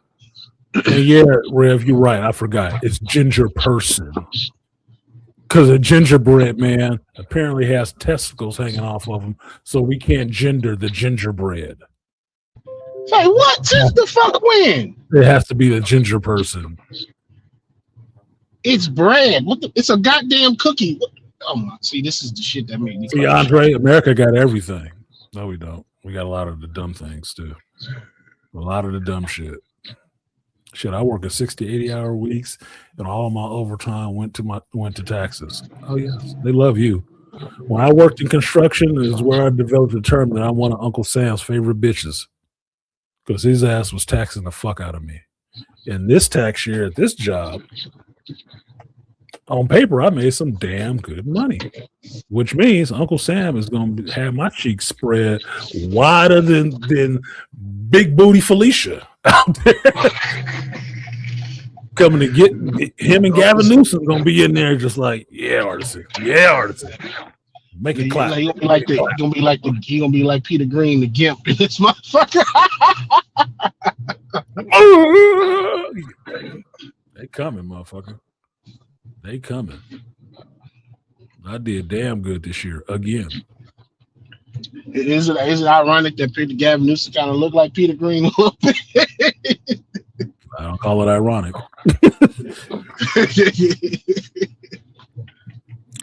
It's 44 plus here before overtime, by the way. God damn. No, the taxes are some fucking ridiculous. Yeah, madness is right. Should have put a cherry down there. Whatever. I just know whenever us at our company, if we get a bonus, the bonus has to be multiples of that for management. Because if it wasn't, there would be no reason for management to push it. What do they care about $300 when they already making six figures? Well, why would they care? But what I found out from being a supervisor, being on that side of it, no matter what these motherfuckers getting, that's the regular, peons doing the work and shit like that, making, you make multiple times more than that. That's why you see management doing funny shit like, why'd they lay off so-and-so? I don't know. I guess he fucked up. No. That money goes back into a pot that they can now draw from.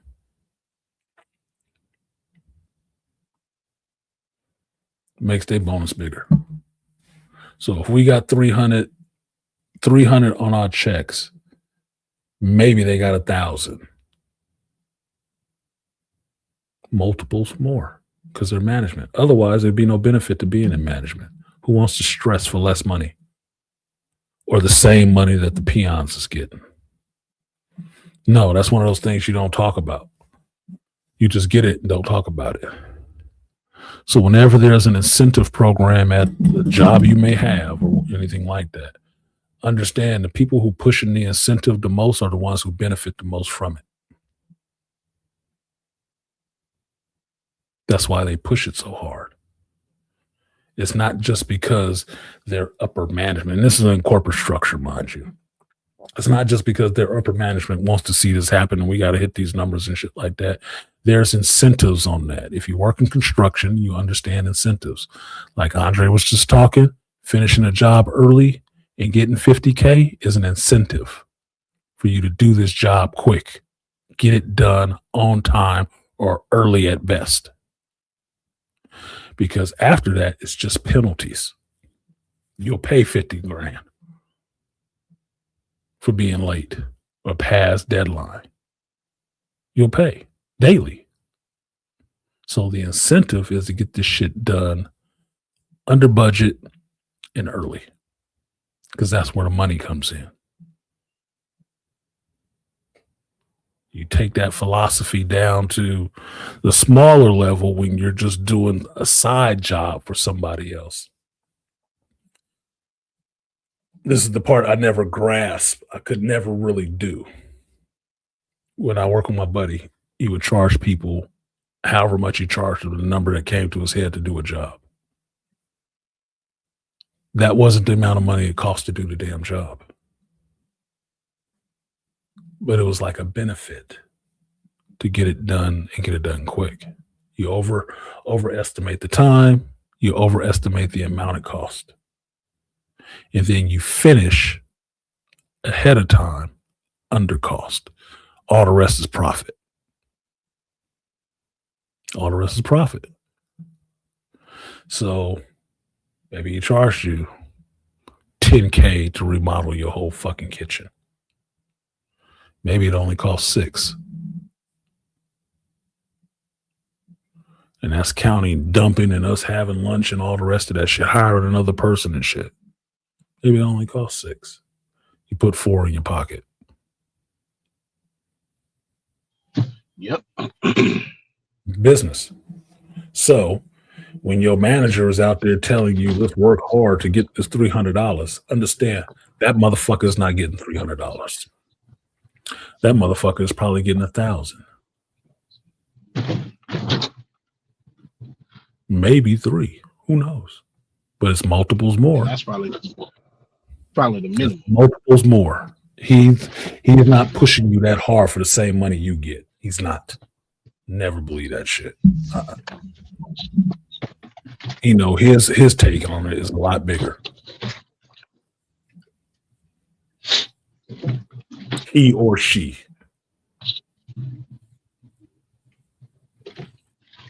I heard you pay taxes at the end of the year rather than out of your check and still do taxes. We pay taxes out of every check.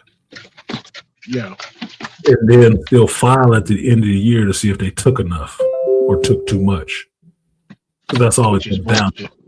They either took too much or took too little. If they took too little, you have to pay. If they took too much, you get a refund. Meaning, hey, we took too much off of you this whole year. Our bad. Here you go. Here's some of that back. That's all a tax refund is. It's meaning they took too much money from you. Or you gave them too much money. And when they balance it out, they give you some of it back. They don't give it all back. They give you some of it back. Some of it, yep. And that's refund. That's your refund. What you would hope for, what I've told people before, what you would hope for is to break even. You don't owe anything, which you don't want to do. And they didn't take too much either, which means no refund. which means they took enough, you paid enough, we good. Walk away. But what it always falls on, one or two levels, is you either paying or you getting money back. You're either paying them or they paying you a little bit. And if you're single, you just pay a nigga. Pretty much. You're hard pressed to get something back. I paid my taxes last year. They was I was just falling short of getting money back at every thing because they raised it up. That's why, because they raised it. So, you was almost there, but yeah, you got to pay this $60, $100 and something dollars a year. Like for what? You can get some tax breaks if you have a bunch of fucking kids and don't actually fucking work. Just pop out babies. You can get some tax breaks. That's the other side of this shit. Good. But that's not a guarantee. Tax credits for daycare, shit like that. It's all stuff that you can take off of what they've already taken to say, okay, I need some of my money back. Basically, what I do, I just let them take a lot during the year and decide to live on less yearly. Because I don't want to pay them shit at the end of the year. I don't want to have to pay. Yeah, JT, here in California, you know that existence tax. Yeah, you lived, you breathed, you worked, you earned, you bought, you sold. You want to give away? Yeah, we taxing all of that shit all the way around. Every dollar for his whole lifespan. Shit, that's everybody breaking their neck to get to here from California. Yeah, get the fuck out of here so they can keep some of their money. And Gavin, good goofy ass, wanting to make sure you keep taking it for everything else but doing his damn job. We need to tax these sugars and these drinks and stuff. Nigga, I gotta pay $3 for a fucking candy bar. They got a sugar tax for real now? Yes. Oh my god. You do know he do know that's what started the fucking American Revolution, right, homie? It was a tax on sugar. Stop that history shit. We don't listen to that anymore. Oh boy, that shit was a tax on the tea and the fucking sugar. And that's when the colonists lost their damn mind. That shit. Fought a whole war over shit like that. Over a tax on some sugar and tea, man. They willingly signed up to get taxed on sodas and candy. A fucking sugar tax. Get the fuck out of here. You want me to entertain you one day? I will go to the store tomorrow and take a picture of how much they charge it for a goddamn Snicker bar. For a 16-ounce bottle of cola. And what was the lie they told everybody to vote for this shit? That it was about public health and shit like this? Yeah, it's about the kids. No, it's not about the kids. Fuck them kids. It's not about them kids. These mythological kids. It's not about that. Oh, we'll be a healthier society. Shut the fuck up, Mom. No. How about you just don't buy Found another way to generate some more money out of this shit. Because bottled water was too expensive, but Coke was cheaper. So what did you do? You didn't drop the prices on bottled water. You raised Coke to the prices of bottled water. Yeah. You didn't make the food. You didn't make the healthy shit cheaper. You made the fucking unhealthy shit more expensive. Mm-hmm. Now they're about the same price.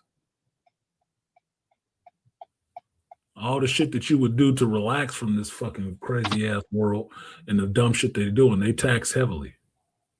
Oh, we can do the weed tax. We can make weed legal so we can tax it so we can gain money over it because, we just don't have any money. Y'all got money. After you locked all the drug dealers up. You just blow it and don't spend it where it's supposed to be getting spent. This is your slush fund money. This is your partying and buying a new house money. Motherfucker, it's a game and you playing. on the side that you get to make the rules to charge people more on all the rest of the shit they use every day.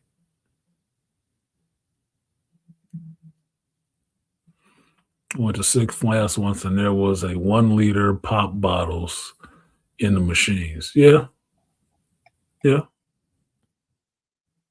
Probably charge you $5 for that bitch. $5 American. That ain't pesos or rubles or rupees or none of that bullshit. $5 American for something that's cheap to make out of water.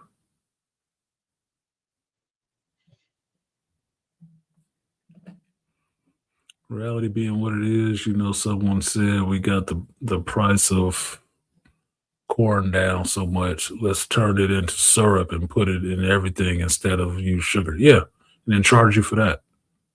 Proof shows corn, sir. Ain't it a tax on that shit too? Yeah, because it's no good for you. Because the same shit they feed the cattle, the corn and shit like that, is the same shit they feed you in the corn syrup, and it's bad for you, both of you species' health. Mm-hmm. So you getting that corn one way or the other, motherfucker. And the meat you eat or the soda you drink. If you eat fast food, you're getting it twice. So you're getting a double up. Because natural sugar was actually better for your body, can break it down easier. Corn syrup, though, nah, that's cheap.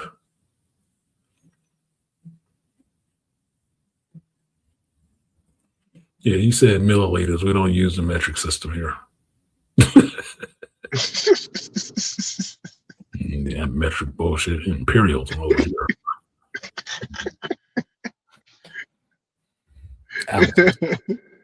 Grams. And if you go back to the UK, they use stone. 10 stone. It's not fucking around.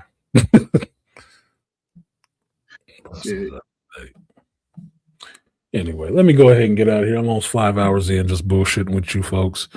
I did talk about some geek shit. I will go see the Avatar tonight.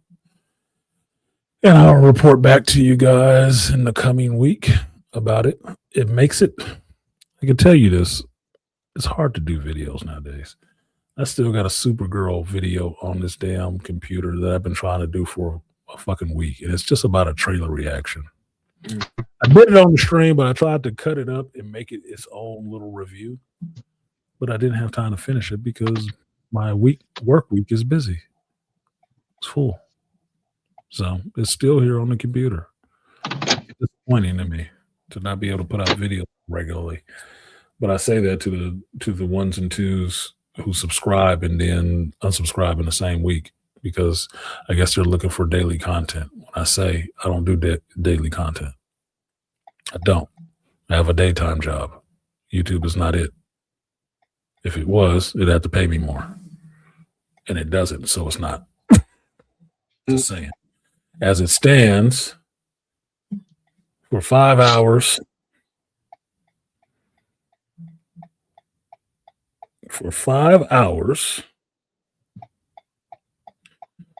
of YouTube talk time, there were 2 donations. One of them, shout out to the Beastly Nerd for supporting said stream that he is actually being a contributing part of. Appreciate you, Beastly. Since you asked for it, I'll give it to you. The power of many. Power of one, the power of two, the power of many.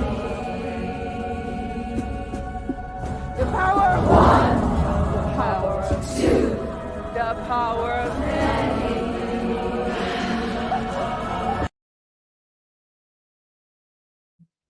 And also shout out to the Aquateke Techer for supporting the stream. I will give you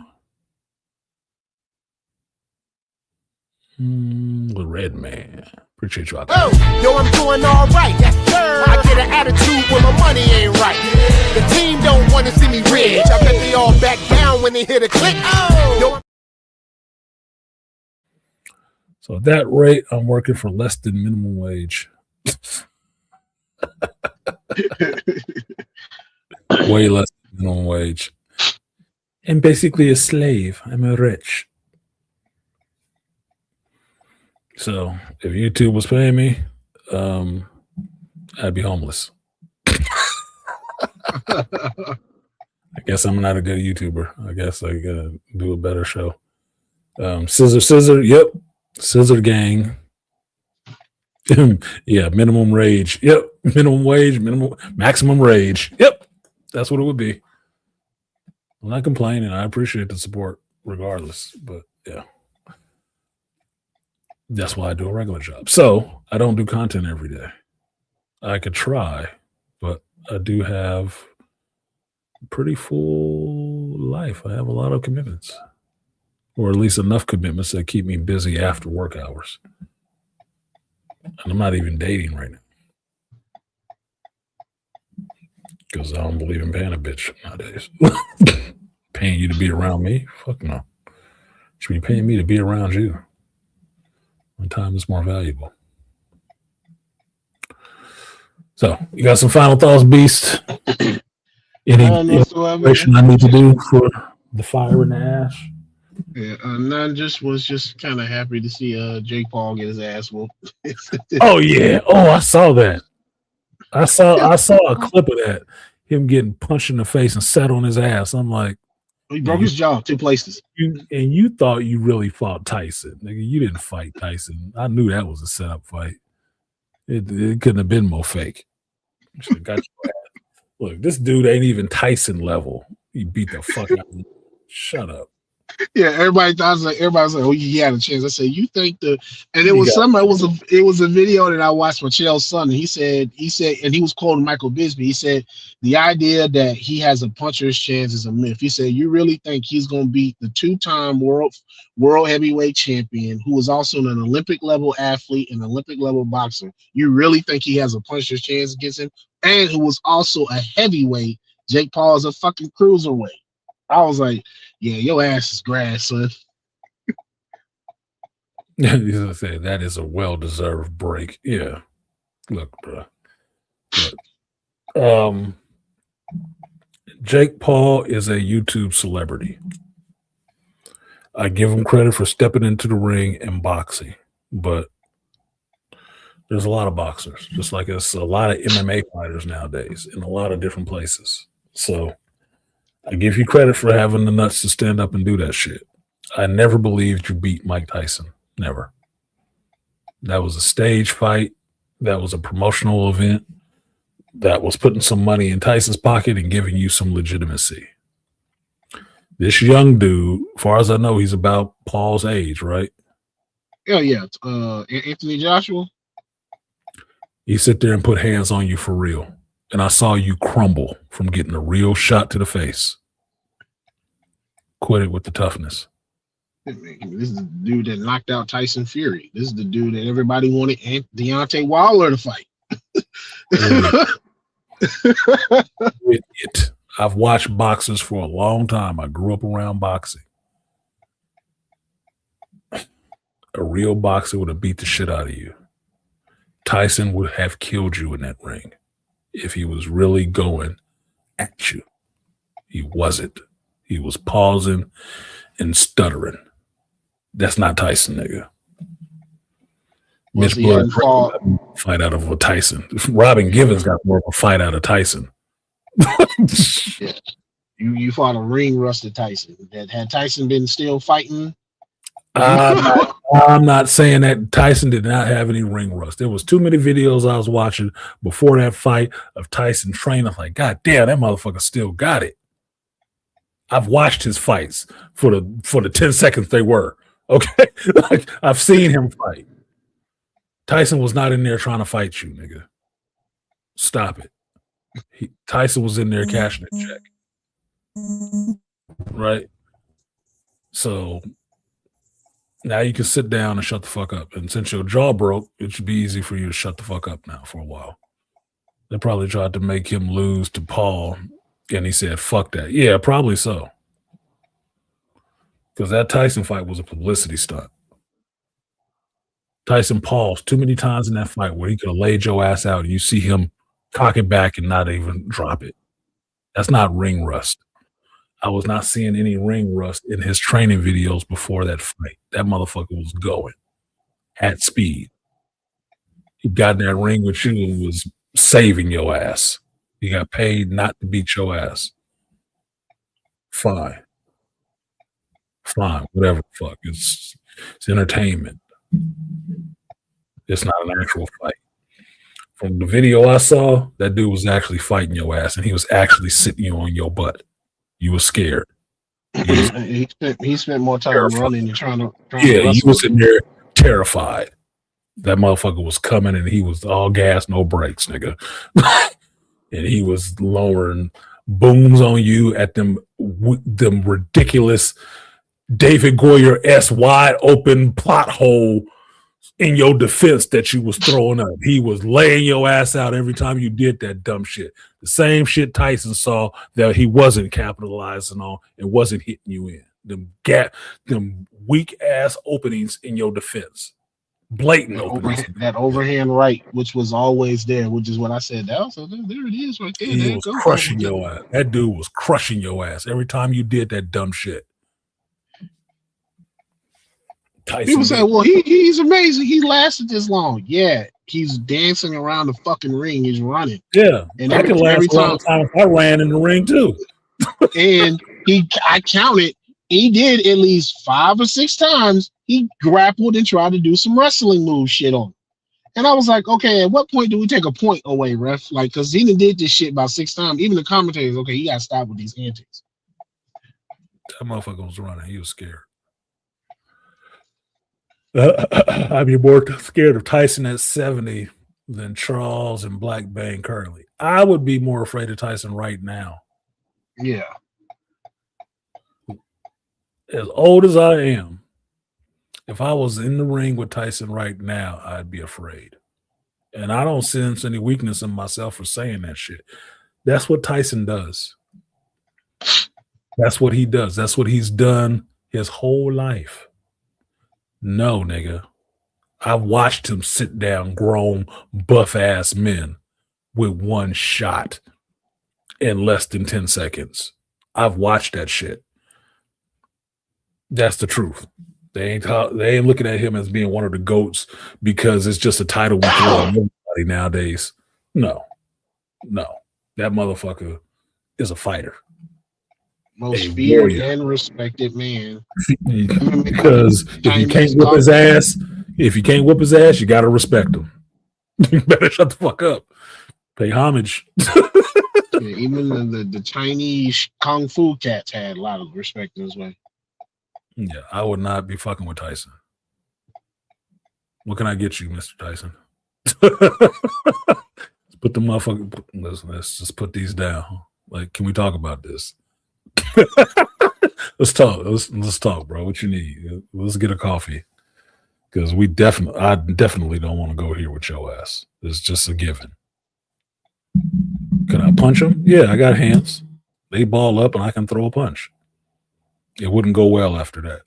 It would not go well after that. Oh my God. There's certain times in your life where you know you fucked up, and that would be one of them. Like, oh shit. That was Mike Tyson. Krampus, be gentle. That man ain't fucking with Tyson. That man dead. So no, you ain't fucking with Tyson. Very Sun Tzu of you. I read Sun Tzu. I know better. Not every battle you fight. Shit, not every battle you win. You can fight every battle you want to. You're not winning all of them. I don't see myself winning that one. Maybe if I was a professional fighter, I'd have more of a chance. I'm not a professional fighter. I know I don't have a chance. Unless this motherfucker slip, fall, and bust his head on the book. The odds. Yeah. One in a million chances. God loves me. God fucking loves me. Oh my God. I never knew I was so highly favored and blessed. I just this for me, I was just like, look, are we done with the fucking circus now? Can we get back to business? Because I'm feeling how the boxers are feeling. Like as someone who stepped in the cage myself, I'm like, Yo, man, can we get back to the fucking real shit? Because I'm tired of the clown show and the circus, man. Because this is bullshit. Because he's making a mockery. He done technically made a mockery of both the sport of boxing and MMA. Because you had MMA guys going there that weren't technically known for their striking lose to this motherfucker. So I was like, well, that's why I say he didn't make a mockery of that shit. Like I said last week, with the accountability, they made a mockery of that shit. He did. Yeah, they did. Because he put himself in a position to have these fights and talk himself up to having these fights. And somebody got these motherfuckers here to take a loss. They made a mockery of that sport, not him. He just showed up. You made a mockery of it because you should have never took a loss to somebody like that, paid or not. Paid or not, you should never took a loss to somebody like that. You can go on YouTube and watch his videos of him and his brother around doing some objectionable shit that should have got their ass whooped a long time ago. And now he's a boxer, wanting to be taken serious because he brings eyeballs. Oh, he got so many millions of followers on YouTube. And that means what exactly? Nothing. Where's the YouTube stadium? Where is YouTube putting their name on every one of them subscribers? Where's YouTube buying a studio? No. Okay. Bunch of you bored again a little bit. Oh. You know. Can you hear me now? I can hear you. You and Tyson are the second match, and they didn't clean up Jake's blood off the mat. He slips. Do you get a shot, or are you just making him angry? He's gonna be embarrassed that he slipped. If he's not unconscious, and I hit him while he was down, he's getting up mad. It's like that line from the first X-Men movie. It's like the dude getting in the cage with Wolverine. He said, just don't hit him in the balls. He said, I thought you said anything goes. He said, he'll take it personally if you do. That's what it would be like. Let's not make this nigga any madder than he already going to be. I got too much respect for that dude. No fucking way in hell, dude. Look, I would have to be highly favored by God to get out of that ring alive with my head still attached. I got too much respect for him. I've seen what that man can do. No fucking way I'm gonna stand there in that shit. No fucking way. Nope. Look, I give myself better odds fighting against Sugar Ray Leonard than Mike Tyson. And I watched both of them fight. No. Maybe Manny Pacquiao. Sugar Ray not gonna hit you with. He's not gonna hit you with the same level of power that Tyson is. He's just gonna be super technical with his shit. Tyson is just gonna knock you to the next. It'll look pretty, right? It'll be pretty. Let him make it pretty. Tyson just gonna destroy you. No, I'd probably fight Manny Pacquiao before I fight Tyson. Yeah, that peekaboo style is. I fight. I just like to fight. I just want to go and have a good competition and fight. Yeah, shut up, Manny. Little bitch. Yeah, that peekaboo style, man. Yeah. No. I'd fight Pacquiao before I fight Tyson. Fuck that. I lace his gloves. I can't hit the motherfuckers. Fuck that. That'd be the dude. Tyson would be the dude if he was in your family and you went to like the holiday, the Christmas gathering or something like that, and he wanted to fuck around and play fight with you. Like, nah, I don't play with you. No, let's play fight with Uncle Tyson. Nah, don't play fight with Uncle Tyson. Come on, man, we gotta play with Uncle Tyson. Come on. Nah. Let's not fuck around, man. You might catch a flashback. You might catch a flashback to Buster Douglas. You don't play. And I catch all that. I catch all that blowback. Yeah, Miss Blood Green flashback or some shit. Nah, bro. Nah, we don't play with Uncle Tyson like that. You play Tiddlywinks or Monopoly. We don't play boxing because he don't play boxing. He do that for real. No, that'd be my great uncle Scotty. He was in the military. He was a drill instructor in the military, and he learned this martial art. And he'd be the one that always come to the holiday party and want to show you this new hole. Don't fucking touch me. I want to see them. You don't have to demonstrate this shit on me. I get it. I fucking get it. Do it on somebody else. No. no, absolutely not. Don't touch me. That would be Uncle Tyson. No. Uncle Tyson wants to show me. Nah, don't let him hit you. Nah, you want to show me how quick he is. He's quick. That's all you need to know. That's all you need to know. You don't need. You heard the stories. You heard the legends, the rumors, the myths are true. Uncle Tyson is a level of respect he deserves. He's earned that respect from me because I've watched him do it. All the respect you can get from me. That's cool, bro. You got it. Right. He's up there. He's the great. My fucking lady too. Okay. All right, bro. Whatever. You can have her. Shit. No. Tyson earned that respect from me. Over years, from the Olympics on up to his professional career, he earned that kind of respect from me. Hell no. I don't want no parts of that shit. It was funny. I tell you about wouldn't mind being his deep friend. Time my coach, one of my grandmasters sparred with Evander Holyfield. He said he'll never do that shit again. He said Evander's jab. He said that's how he learned how to jab so good from sparring him. He said his jab was the stiffest damn thing you can ever hear. He said I couldn't do nothing with him. He would just jab the hell out of you. And I said, damn, he couldn't get around it. Yeah, like getting hit with a concrete post. That's what he said. He was like he was fucking cinder blocks. He was like, God damn, what are you made of? I think my soul left my body. Mind you, my grand's a world champion cage fighter himself, so he like, fuck that. He said, I'm not sparring him no more. He said, I just learned from him. I don't want to spar with him. If you want to, just imagine if you never watched Evander Holyfield fight, go back and look at on YouTube on some of the videos. Just look at his arm cocked back. Just look at that arm cocked back and look at that bitch. Dude, that looked like a fucking steel piston.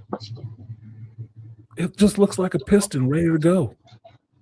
He hit you with just a straight jab. Yeah, it looked like some anime shit. It'll look like some anime shit, like that Doctor Strange going to meet the Ancient One, like your soul just got punched out of your body. They go like, wait a minute. Wait a minute. Hold on. There's a reason you do the training before you jump in the ring. You know that, right? So you can take it. Well, hit you with the Eye of Agamotto like Doctor Strange in the game. You see your damn soul. I am Holyfield. Wow.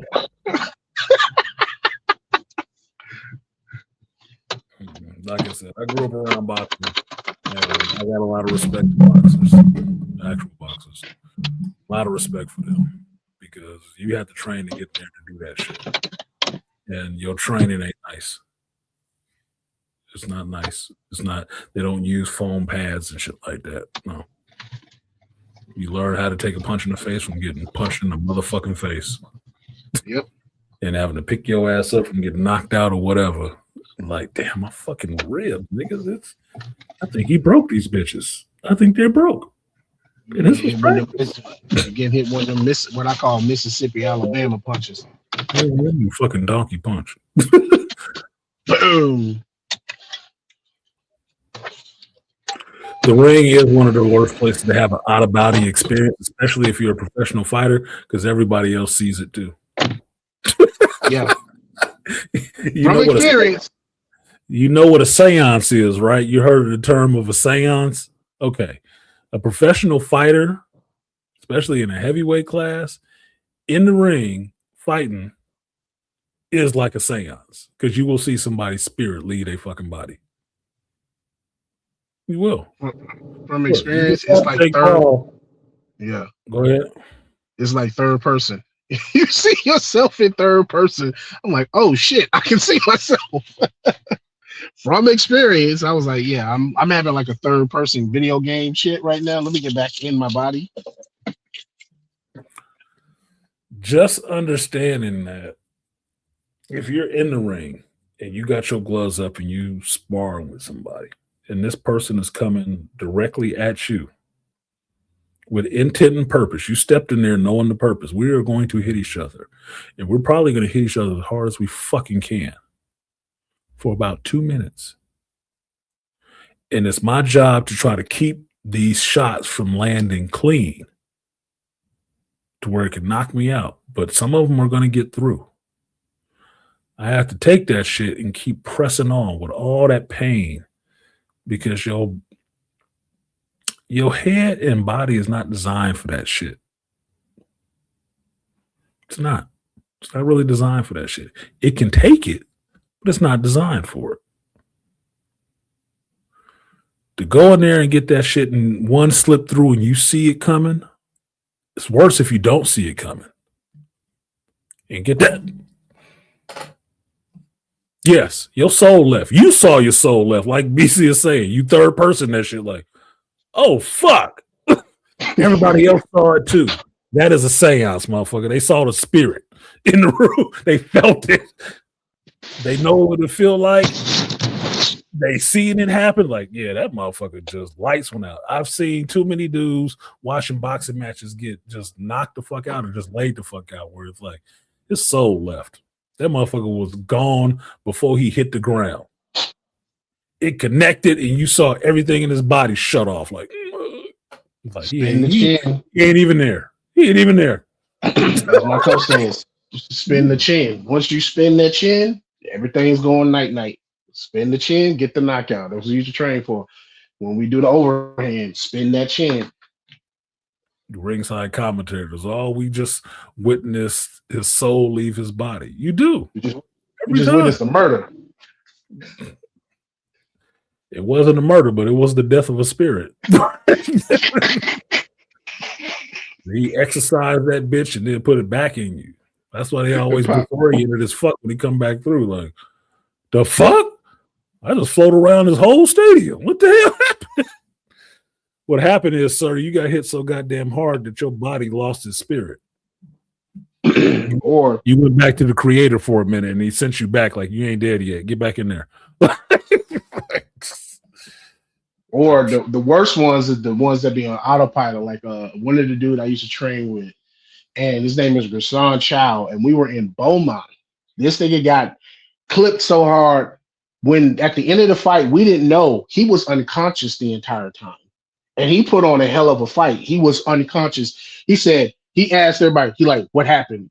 After he did the interview with the people, he was like, what happened? He was like, everybody, what you mean? He said, dude, I don't remember a damn thing. He said, what happened? He said, when he hit me, I went out. He said, next thing I know, we're doing the thing. He was like, we doing the deciding the winner of the fight, and they're interviewing me. He said, well, what do you remember? I said, I remember getting clipped and the lights going out because the facility lost power. So for like a brief second in the middle of the fight, the power got like that. I said, bro, that was like at the beginning of the fucking fight. You mean to tell me you fought all 3 rounds unconscious? He was like, I guess I did. And it won fight of the night too.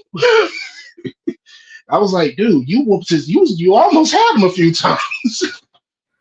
That motherfucker was doing that No Way Home Spider-Man shit, like his body was still he wasn't there. Like, wait, this is weird. Look. No, like I said, respect for fighters and people who see your soul in your body. Yeah, you don't get 2 minutes in a fight is a damn long time. I've never been in the ring, but it's got to be over 30 seconds or bad shit happens. God forbid. Look, we spar when we was kids. Kids, you have a lot of energy. 10 or 12, you got some energy. You got a little bit of strength, right? Mm-hmm. 2 minutes is forever, nigga. Yes. Forever. There's people who can't fuck for 2 minutes straight.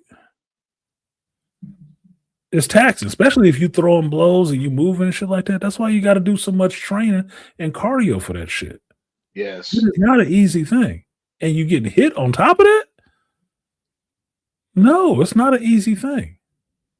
You gotta do that's why, like, even for like when you from the experience of being a fighter in the martial art, you can't do regular fucking workouts. You gotta make up some shit to basically help your body train, because it's like, okay, you can't just go in the gym and just lift regular weights because you're not being a bodybuilder or doing some physique shit. Just like you can't just go run a regular mile. Like, no, you gotta do like some interval sprints, homie. You gotta do a burst of speed and then jog and then speed and jog, because you're training your body to do something that's not regular activity. It's a fight. So 2 minutes is a long ass time for somebody like this done fight. 2 minutes is a long ass time. 2 minutes is a shitload of time to be getting. Let's just say you ain't mounting a defense or offense. Let's just say you're not mounting the offense. You're just on defense. 2 minutes is a long time to be getting punched with this motherfucker's gusto. That's a long time to try to be on guard for that kind of shit. Yep. That's a long time. Actual fight, like Rev was saying, on pavement and asphalt, that shit is like less than a minute. 30 seconds. 30 seconds, less than a minute. An actual fight. It's quick. It's over. It's quick and it's done, and motherfuckers is heaving. Yeah, motherfucker. Yeah.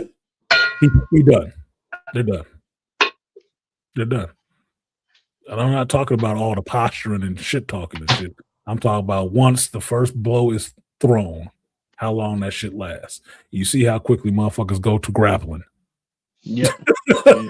Usually that shit happens in 10 seconds. Because they gotta teach this in self-defense. It's like most fights last less 30 seconds. In 30 seconds, there's a clear winner. That's why I tell people, if you get into an engagement, you got less than 30 seconds to put that person away and get the fuck out of the situation. Put them down, keep it moving.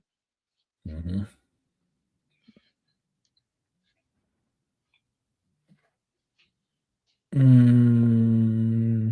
Back to the point I came in on, the people limp in their armchairs, speaking loudly. Common occurrence. That was office politic bullshit. About people sitting in their chairs. You can tell what they do because they sitting there piled up in the chair. Their body shape matches what they do all day, which is sit. They look like Pizza the Hut sitting in a chair. If you don't know who Pizza the Hut is, your childhood sucked. Just saying, your childhood sucked. Nailed it. 10 seconds, grappling in the parking lot, gassed out. Yep, it's over. 10 seconds. What?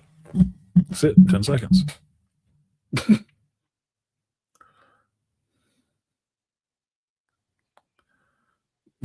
see somebody get knocked out, woke up, said, "Who rushed me?" That dude. That one dude. That one dude. That was just one. Your memory is gone. 5 of his friends. Like 4 of his friends. You lose 8 to 10 seconds of your memory. So yeah, it was just one motherfucker. It can happen. It happens. And they pointed this out in Fight Club, which is a true point. The real point is not everybody is fighters. Most of the society is not fighters. They're not. Everybody likes to believe everybody is Spartans. Everybody is not Spartans. Just like everybody in Asia isn't Bruce Lee. They all Asian. They ain't Bruce Lee. They're not. That's about. It's probably a little more nowadays, but that's not everybody. It's not. Can't be.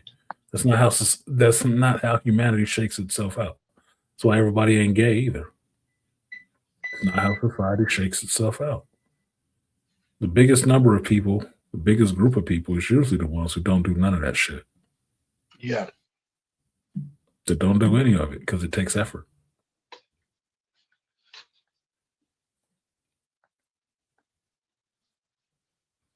I finally watched Fight Club this year. Don't judge me. No, you finally found it. Some of the stuff you find it when you find it. When it's supposed to be, if you believe in the higher power, you find it at the time of your life and when you need to find it. Or it will find you. But Fight Club, the message in Fight Club is probably more inspirational for you right now where you are at 30 than it would have been if you were 25. You probably got the message a lot clearer. And for me, the message was be your fucking self and do what you set out and dream of doing now or die because you're wasting time. The society is not made for you. It's made for fucking women to be comfortable. You're not supposed to be comfortable. You should be pushing on to your dreams and your desires and being the person that you would idolize yourself to be. That is you. All you have to do is do it. Which ties into the message of the other movie that came out at the same time. Don't get caught up in the matrix. Mm-hmm. Free yourself and free your mind. Free your mind. Your limits are on what you believe. Some rules can be bent, and some rules can be broken. Most of these motherfuckers are bent. Now, when people love to talk like they're hard, maybe I'm spiraling on some louder comic people I follow. This is the thing, because I was in that generation who used the term hard. Hard is relative. It's relative. To a 10-year-old, Beastly is the hardest person they'd ever see. Right? To somebody in prison, Beastly might be a snack. Might be. And Beastly is trained. He might be a snack. It's relative. Most of the shit in life is relative. That's why I said I've always said I'm not overly a tough guy. I'm just a man. I'm just a man who knows what I'm willing to do to get certain things done. That's it. That's all you actually are at the end of the day as a man. What do you stand up for? What do you lay down for? Apparently, as I said on the stream, I wouldn't lay down and take it, but I would lay down in the sense that I'm not trying to fight Mike Tyson. Mm-hmm. Especially if that motherfucker pissed off. Hell no. That's stupid. I got too much respect for him and what he can do to think and not have my ass on my shoulders. No, I can whoop Mike Tyson's ass. Okay. I know me. I'm not trained to the level he is at that shit. No fucking way. So he is superior to me in that way.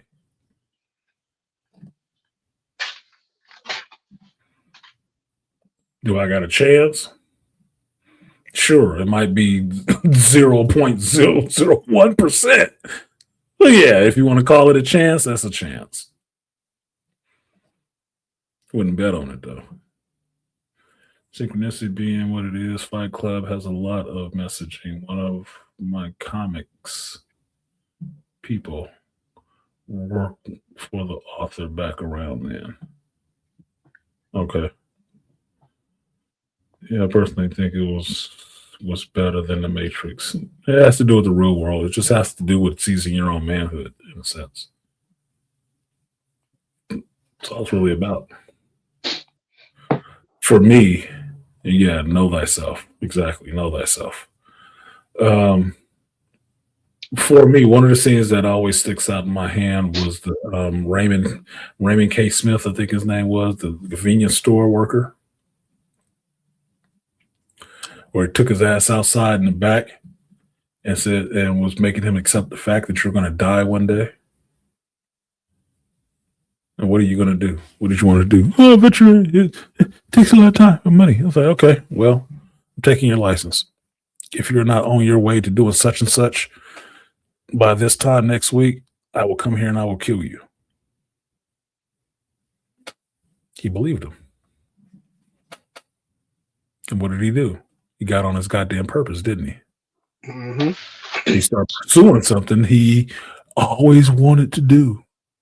The fuck are you waiting on? You don't hear me saying nothing different when I sit here on the stream and talk every week about doing the things that you want to do. You're a fucking grown ass man. The fuck are you waiting on? Who are you waiting on? Permission? A bitch, permission or a bitch to motivate you? Fuck a bitch. Do it. Do it alone. You don't need a crowd. You don't need extra help. You just need to get fucking started. All the rest of the shit you'll find.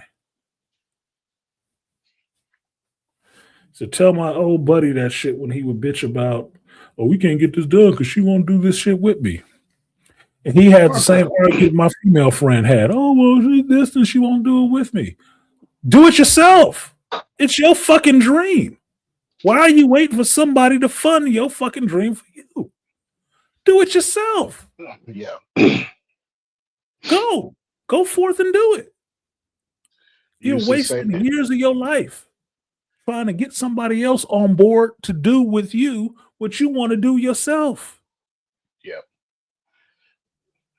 I used to say this all the time, especially to the young guys that want to come into the sport and they want to train stuff. I said, I've watched dudes that had the potential to be the highest levels of fighter, be world champions, and that because they didn't feel like they wasn't getting the or they wasn't getting the support that they think they needed at home, especially from their wife or their woman, they failed. There's a guy I know whose wife, excellent martial artist, great fucking fighter when we sparred in the gym, negative win rate in the ring.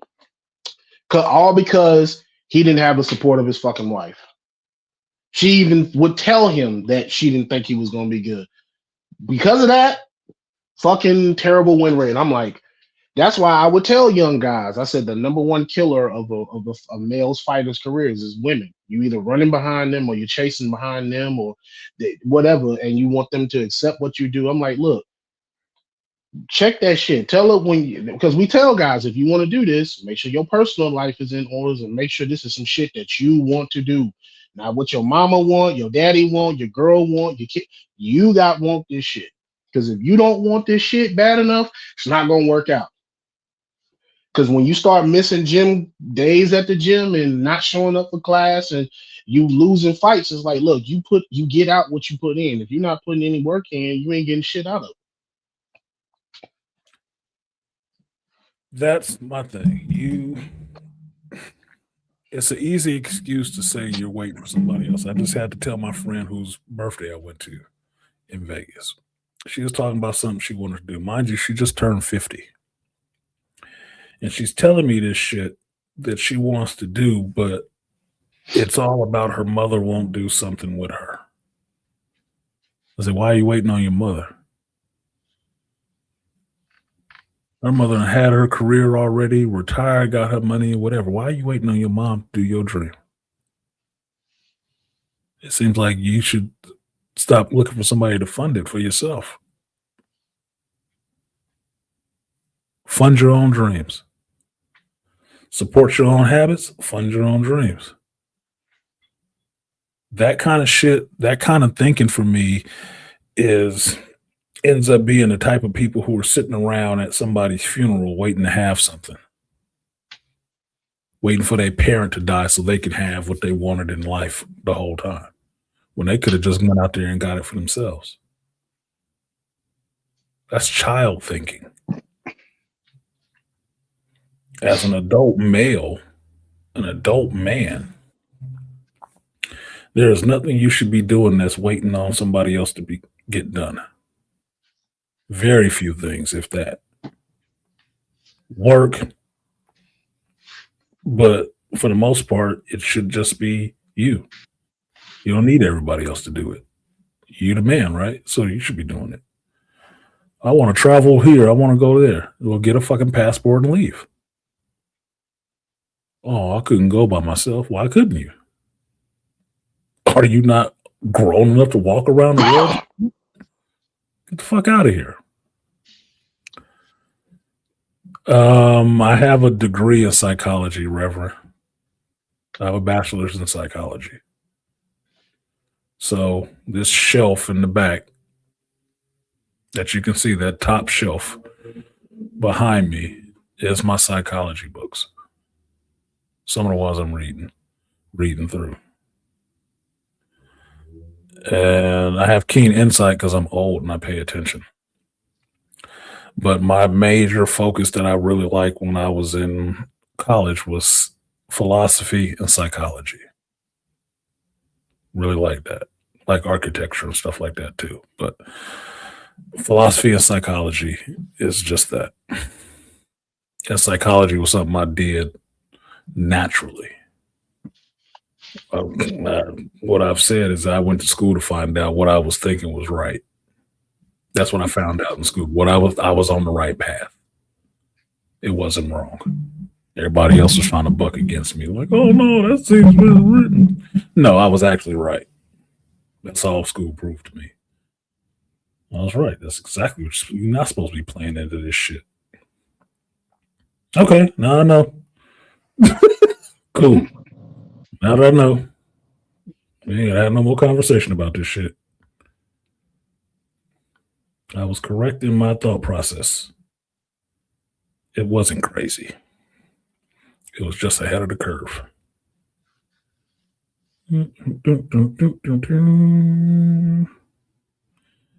All right. And for my next trick, very nice. What do you say? I see a lot of indie guys that don't have the straightforwardness to deliver the same message. I don't think the truth is a bad thing. The truth can hurt, and that's because the truth does not cater to your feelings or ego. It's just what it is. The truth of the matter with me and Tyson in the ring together is Tyson would kill me. Maybe not trying to, but he would probably kill me. Why? Because I'm not a professional trained heavyweight fighter. He is. At this age or any other one. I am not. That's reality. That is the truth. It ain't sexy. It don't make me seem like the biggest, baddest dude in the world. But it is the fucking truth. That's just what it is. If I was Donnie Yen, I might stand a chance for a while. If I was Jake Paul, maybe I can stay in there for a round or two. But I'm not winning. If we judging that shit on a win and loss, I'm not winning. It would have to be some catastrophic things going wrong with him for me to end up winning that goddamn fight. I talk to God regularly. I'm not blessed in that kind of way. Okay? I'm blessed in a lot of ways. That ain't one of them, bro. That just is not. He is blessed the way God blessed him in these skills. I am not blessed in that way. Just what it is. I don't have a problem admitting that shit. I'm human. And I'd relish the fact that I am human and not a mindless Terminator. I relish that fact. I'm fine with that. No, I'm just me. Wouldn't say all that. I'm just me. I'm just me. And part of being me is understanding who I am and who I am not. Which reminds me of one of my new favorite songs.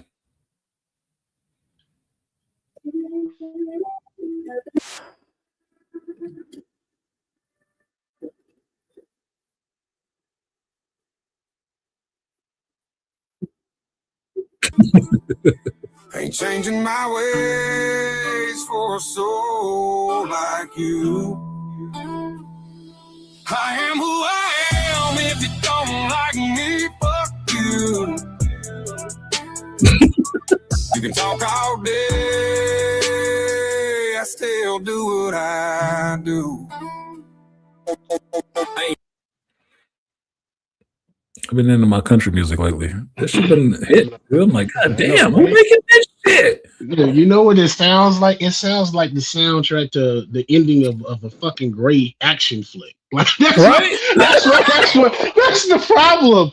We missing great action flicks, and we don't have that banging ass soundtrack that these action movies used to have, where there was hip hop, rock, and country that was at the end of these damn movies. And when you bought the damn soundtrack album, they had like a variety of artists on that shit that came from different genres. Yeah, but feel this one. I'll just play the chorus so I don't get in too much trouble with YouTube. But just listen to this one real quick. Listen to this one for a second. For one quick second. Because I told you, I've been, since I went to Georgia, they was playing some of this stuff in the bar, right? And I was listening, I was like, damn, this song is pretty good. Who is this? I start listening to this, and it started populating on my algorithm on my YouTube, right? So I'm getting things like Breaking Russ, Kane Walker, Frontier Heart, and shit like that. I'm feeling these goddamn songs. I'm feeling the lyrics too. The beat is good, but I'm feeling this shit. I'm like, damn, dude, is this new country? What the like, bruh, I must have been missing out for a little while. Hold on. I was like, because I'm feeling this shit. The shit they talking sound like some gangster shit, but it's just me. Telling you. You want a cigar and some whiskey and a fucking motorcycle ride. They drink whiskey. I'm down already. I still used to smoke cigars. I can do both.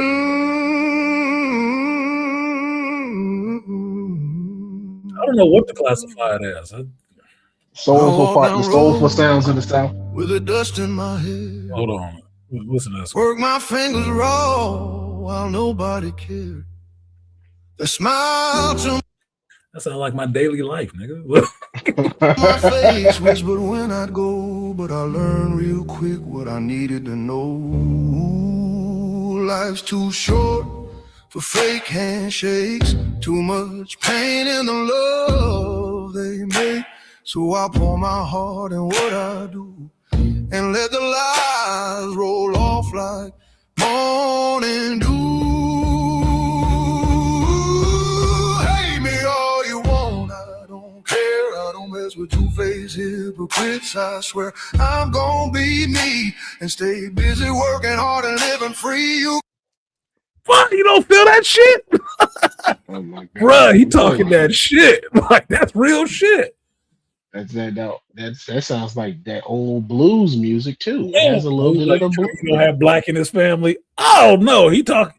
To me, that's some real shit. He talking real shit. Like, you hate me all you want. I don't care. I feel like the real cats from the South that can actually sing, and on the country record, it sounds like a lot of the country western blues music too. That's why you hear that soulful shit. Well, that's what I'm saying. I don't know if this is country music. Is it new country? I don't know what to classify this shit as outside of country, but the shit sound good. It's country because they're talking about it taking over the country music charts. But it sounds like, lyric wise, it sounds like a rap. Yeah, it sounds like rap music. Content wise, it sounds like rap. It's just talking about being a man. The life that you're living as a man, which country music always just talked about regular people living life. They wasn't superheroes, they wasn't super bad, they was just regular dudes, right? And the shit they was going through. That's why country music, you say, yeah, she took my dog, she took the truck, she burnt down the house. But fuck this bitch, I'm gonna drink this whiskey and go to the bar. It's just regular dude shit, right? But now they have more. Like the other song I was listening to the other day, they was talking about keyboard warriors and shit like that. I said, these are people in the modern day. This ain't no old dude doing country. This is a young dude now doing country music, talking about these motherfuckers online talking shit. I was like, dude, we talked about that shit before too. So here it is. This is the song right now, Andre. Hate Me All You Want by Breaking Rust. Breaking Rust. Hold on. Let's see if I can do this. Copy. Because I had one for you. That last song that you liked, Andre, he did another version of that song, and it's called Still Standing. And it's to the same beat. but it's completely different lyrics. I'm like, damn, I gotta share this with Andre, since he liked that last one. This one's like a Second Amendment song. Come and fucking take it. Which is funny as fuck. I was like, man, I wonder if Coleon heard this song.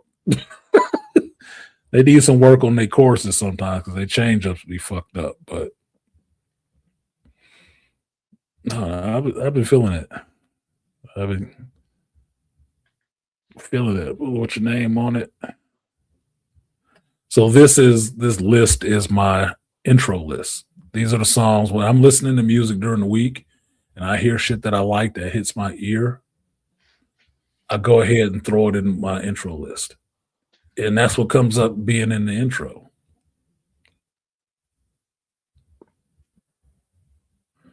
So 552 songs in this bitch right now. So I mix it up, but it's usually stuff like this. And what I've been feeling lately has been this country shit. If it's considered sure.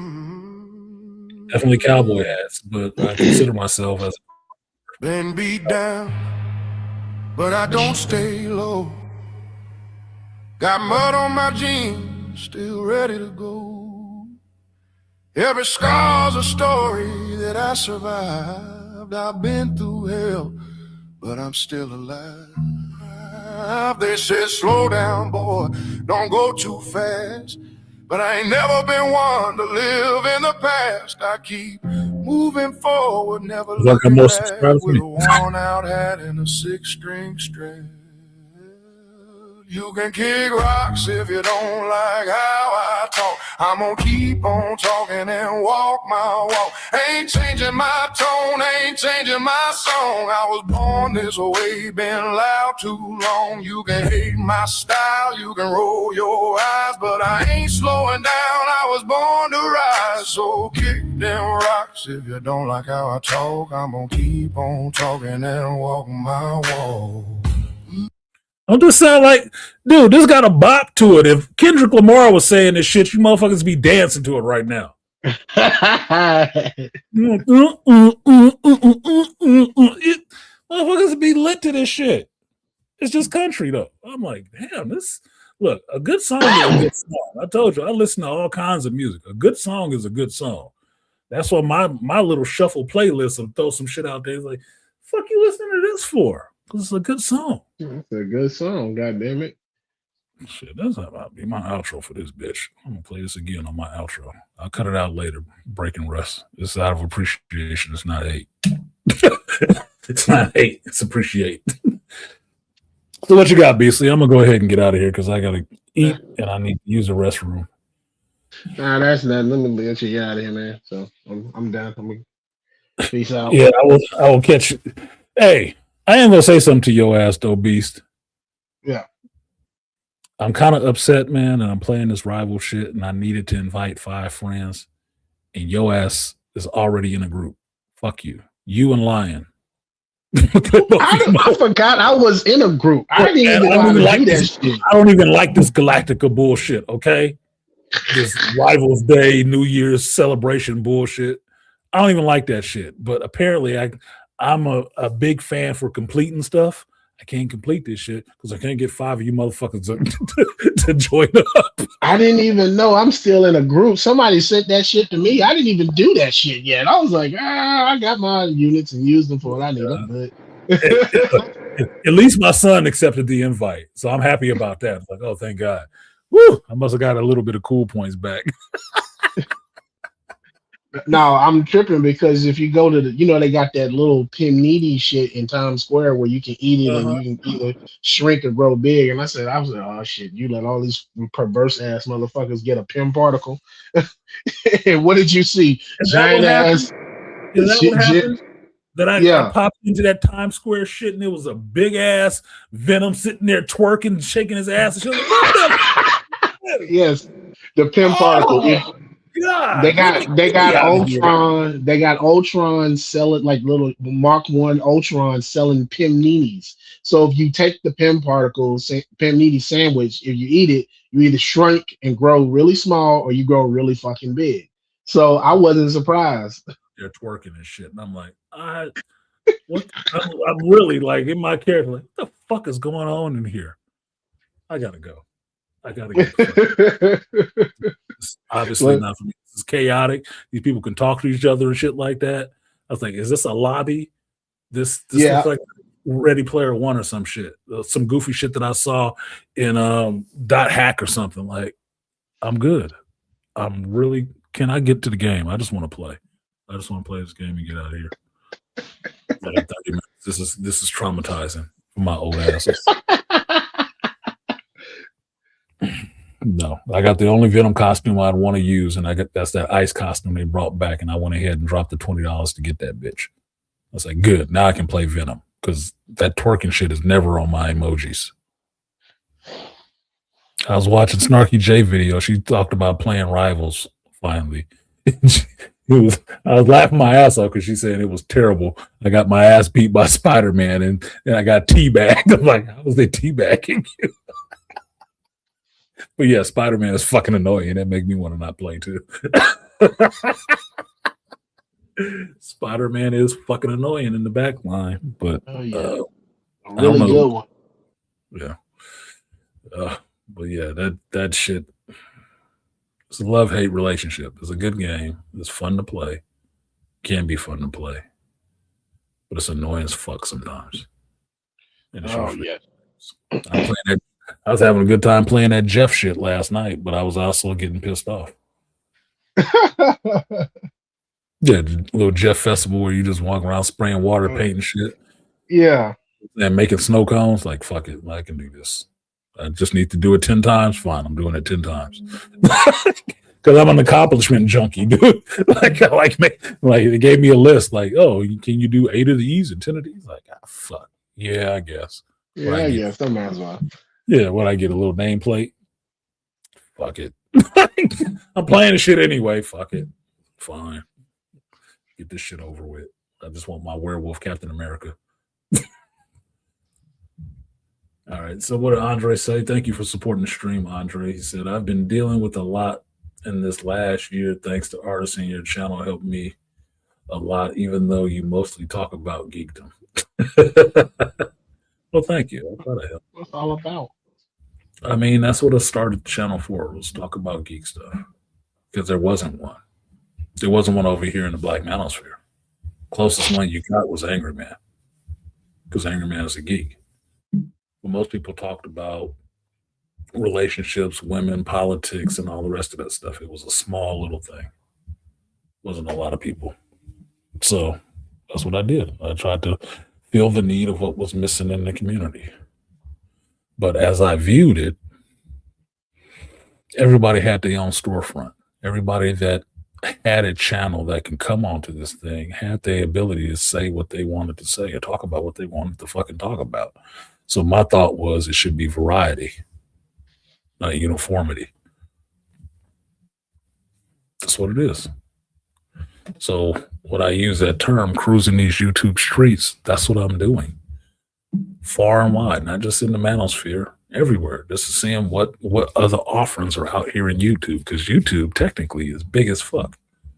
Yep. And it don't make the majority of its money off the Black Manosphere. It makes the majority of its money on people doing all kind of shit. Like Marcus Brownlee, who Black, and all he do is reviews on products. And rich from doing that. So, namely, or Rob, Comics Explain, just talking about comics that your ass ain't read. And telling the masses about comics they never even read. They've been around for a long time doing this on YouTube, so they should be big. Just in certain sections, you do get shadow banned or whatever. I don't believe that shit over a certain amount of subs. Over a certain amount of subs, I don't believe you're shadow banned at all. I hear big channels still talking about their shadow ban. I'm like, shut the fuck up. There's like 200,000 subscribers. Oh, you hurting. Shut up. I don't hear that shit. All you have to do is have a pair of titties. And then whisper into the microphone. Do some ASMR shit. You'll get your numbers back. Yeah. So, no. For me, it is what it is. It's people who have huge channels and never showed their face one fucking time. That's okay. I'm a man. I don't necessarily believe in hiding. So whatever I've said, my face is to it. So if you saw my ass out in the world, that's who the hell it is. But I'm a nobody, so you never see me out in the world. Unless I took a video while I was out there. I may do that at some point. At some point, I want to meet some of these other content creators that I know on YouTube in person, just so we can hang out. I don't live close to any of them, really. Closest one to me right now is Ism. I don't know Ism personally, but I know he's like in Oakland. And then there's somebody else who's in San Francisco. One of the dudes that came through here is in my general area, so he knows some of the places I know. But, you know, faceless icon, so I don't know what the hell he looks like. Could be a stalker. Dr. T in Fresno, BGS, and New Style in LA. Excuse me. But that's it. Everybody else I got to go to the East Coast to find. Dr. Anwar, Charles, I'm going to say Black Ties Matter, Trust. And they're all on the East Coast. They're all on the East Coast. But I think from conversations on here, it'd be cool to hang out with. It'd be fun. Sit down and have coffee, talk shit with. Charles, I know I get in trouble with. I know I get in trouble with Charles' ass. Charles looked like a trouble magnet. Big ass. Because he'd be talking shit. And I'm more like calm. Charles would turn up. I was like, oh, fuck. He gonna be into some shit. This big motherfucker. This big motherfucker. We gonna be into some bullshit. Pandora. Gonna be into some bullshit. Because my California sensibilities would be, man, maybe not. His all might personality would be fuck all these people. Like, I wasn't in Fallujah, okay? Like, wait a minute. Wait a minute, God damn it. I carry a heavy gun in a video game. Okay. Like, I'm not wearing a badge. Some things I moderate. So thank you, Andre, for supporting the stream. Did I read all of the message? Yeah, I did. Because you said I only talk about geekdom. I mostly talk about geekdom. I do. I try to mix in some inspirational man shit in there too. But, you know, geekdom is life for me. So appreciate it, Andre. I will give you which one I haven't used in a while.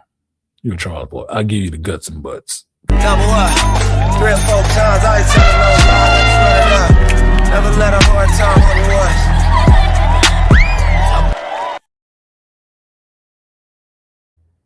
the I gotta do some new videos.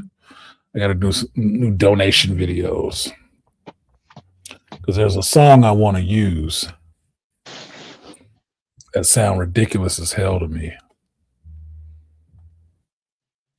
But it's I just want that this clip out of it. I have to spend some time doing some editing. Where is it? Here it is. Let's open this up in another tab so I don't take away my ending song I want to use.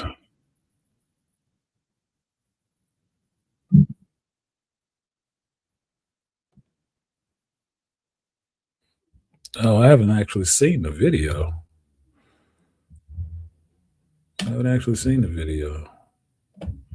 Stop sharing that and share this one. I don't need all this talking over this, but it's just a course that I want to take. Ooh, that's kind of thick. Little B cuppies. Let's see. There you go. Free. Oh, sugar free. But I only got $1 for a cigarette. $19 for a lap dance.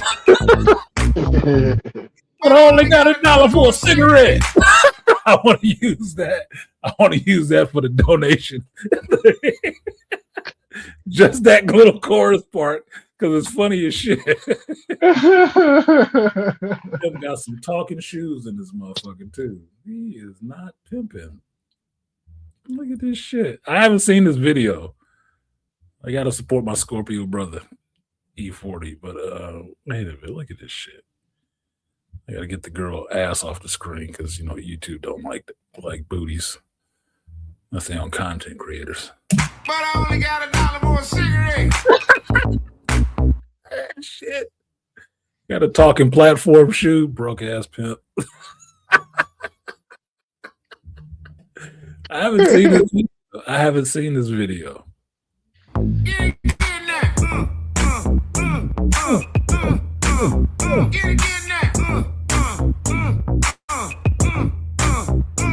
You niggas are suckers. If you were starving, I wouldn't get your ass a crumb. You like an overcooked steak, bitch. You're well past done.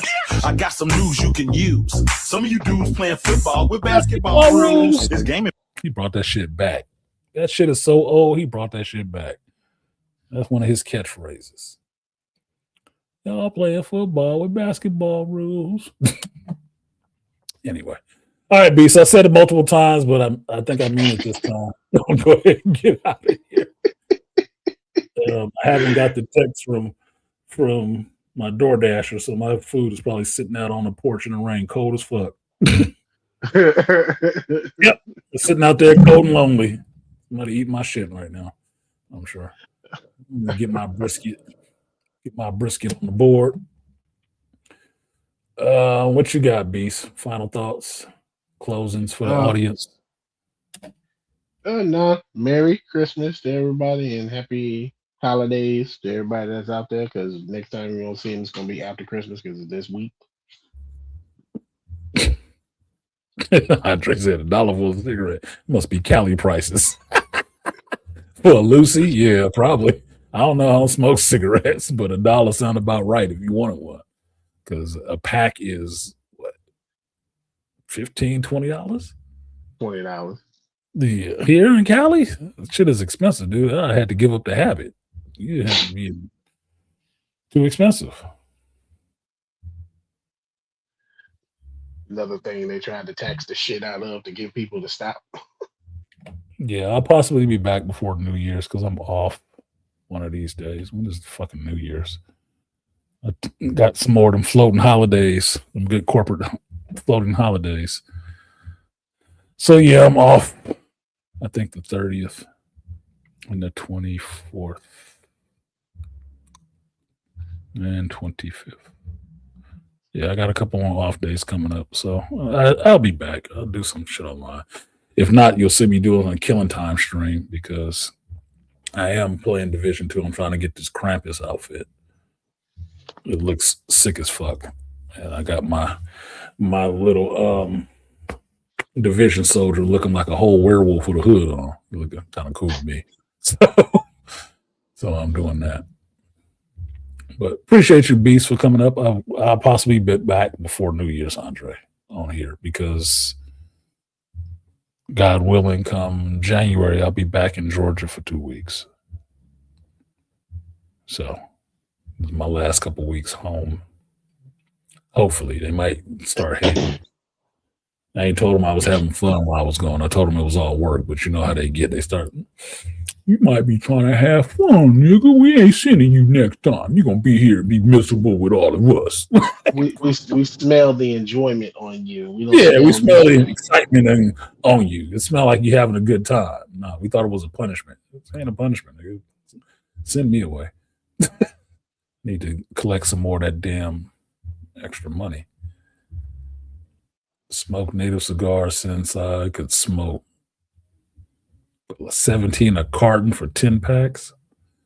No, I'm not sure how much it is. I think it's like $10 or something like that for a pack of cigarettes. So like that'd be California trying to legislate you away from doing that negative shit. That's stuff that's not good for you. So they charge a hell of a lot more money on it. They put tax on there. Cigarette tax has been a thing for a couple of years here. And that shit is too expensive for me to be smoking. Mm-mm. So asking for somebody for a cigarette is like, dude, you better give me some money. Like, for what? For free? Oh no, this costs. Mm-mm. Ray Hama rolled through here at the end to say it was his birthday. You a Christmas baby? Is that what's wrong? Yeah. Yuletide Ray Hama. Happy birthday, Ray. Happy birthday. Happy birthday, baby Christmas. You need a new screen, a new icon for your birthday, Krampus.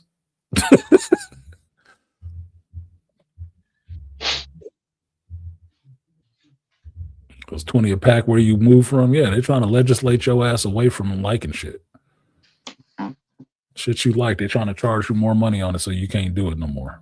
Like having bullets.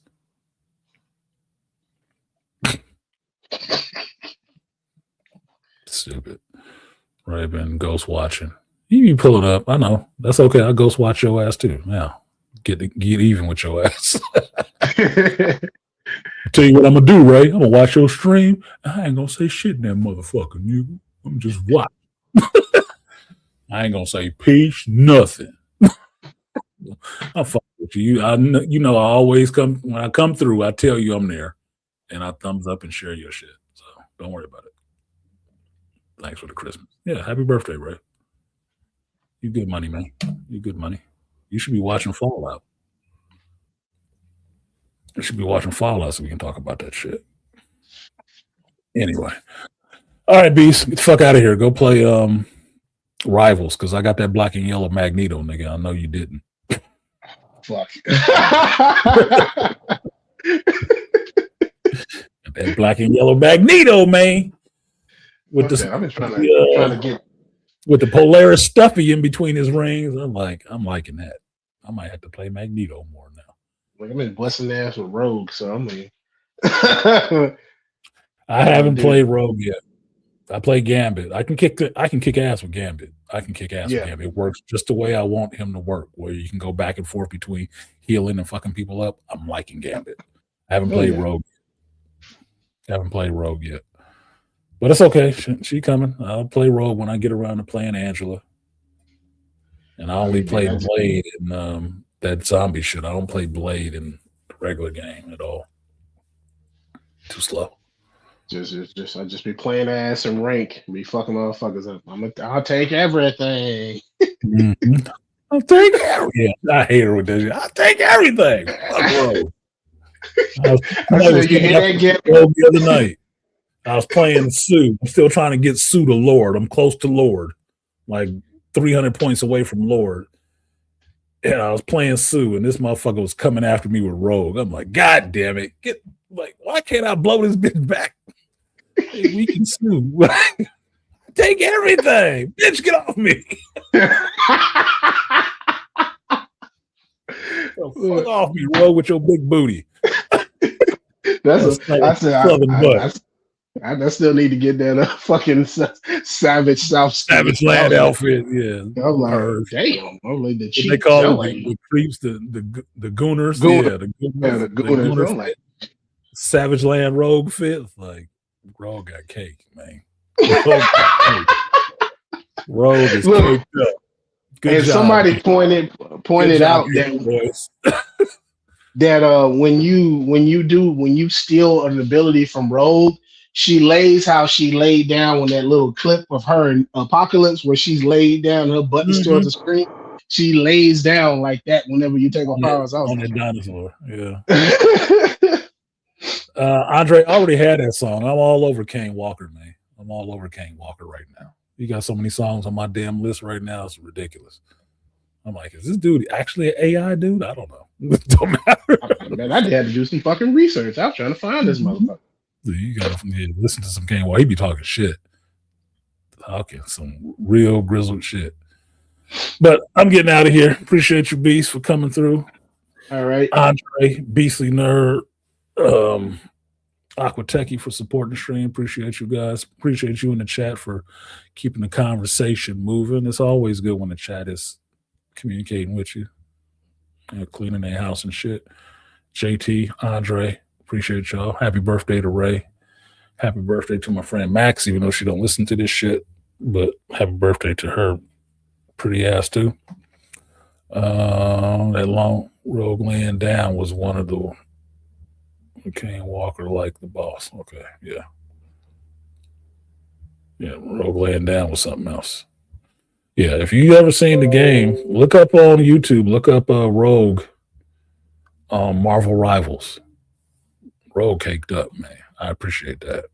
And I appreciate that all the women look a little bit different because Emma Frost got some thighs for your ass. But Rogue is thick all around. Sue got some hips. Mantis and all of those is different body shapes, different women, different body shapes. I like that. That's actually cool. They spend their time programming some shit. Not worried about what some fat bitch in America talking about. Shouldn't be and don't have to look attractive. All these chicks on this game look attractive. And they getting played. Not with, played. Motherfuckers is playing them. And it ain't all chicks playing these characters. Angela look like what's her name? Oh, goddamn, Gina Carano in her prime. That's what the fuck Angela look like. Like, goddamn, she got a little faux pack on her stomach and shit. Yes. Yeah, variety is the spice of life. Variety is absolutely the spice of life. Squirrel girl, thick. Yeah, squirrel girl, frumpy thick like a black chick, dude. She all thighs and butts and shit. Fucking Doreen and big titties and shit. Like, bro, I like chicks like that. Little short, thick ass squirrel girl. Like, you, let me see your squirrel. Let me see your squirrel. Yeah, frumpy thick. Make her cute. Just what it is. Just make her cute. I seen videos complaining about the lack of ass on Rogue from X-Men 97. Yeah, they de-assed her. That was bullshit. Rogue was a grown-ass woman. It's supposed to look shapely and sexy. Nothing wrong with that shit. That's why we like Rogue. And she can stand right next to Psylocke and we can like them both. So, there you go. All right. So, that's been my stream for today, you guys. Thank you for coming through. Those of you who did. It's not the biggest chat or stream on YouTube, but I don't care necessarily. I like talking with you guys, and I come through here because I do that. So, with that, R.I.P. to Gil Gerard again, the Buck Rogers, the foundation stone of my sci-fi interests, and shout out to all of you. Have a Merry Christmas if you believe in that. If you don't believe in Christmas, that's fine. Have a happy holidays. Have some time with your family, your loved ones, your friends, your fucking dog, whatever it is that you actually care about. Show some appreciation for having that in your life and understand that your life is valuable. Whether you're rich or poor, your life is value. You mean something to somebody. And that's what you need to remember. You couldn't do this without you. In this world, as shitty as it can be sometimes, couldn't do it without you. Andre being here, Andre can be annoying at times, but Andre is fun to talk to most of the time. Right? It just is what it is. So everybody's life has some value. If you don't think so, you're looking in the wrong place and dealing with the wrong people. Find people that motivate you and appreciate you for who you are and not who you pretend to be. And that's something to share on the holiday season. So with that, I'm going to go ahead and get out of here. Thank you guys for coming through. I've been Artisan C. This has been the Hero's Journey. I do this every Thursday when my journey winds back around to Sunday. And where I will come and share with you my thoughts on life, geekdom, and everything in between. I will see you guys when I find the right clip next time. Peace.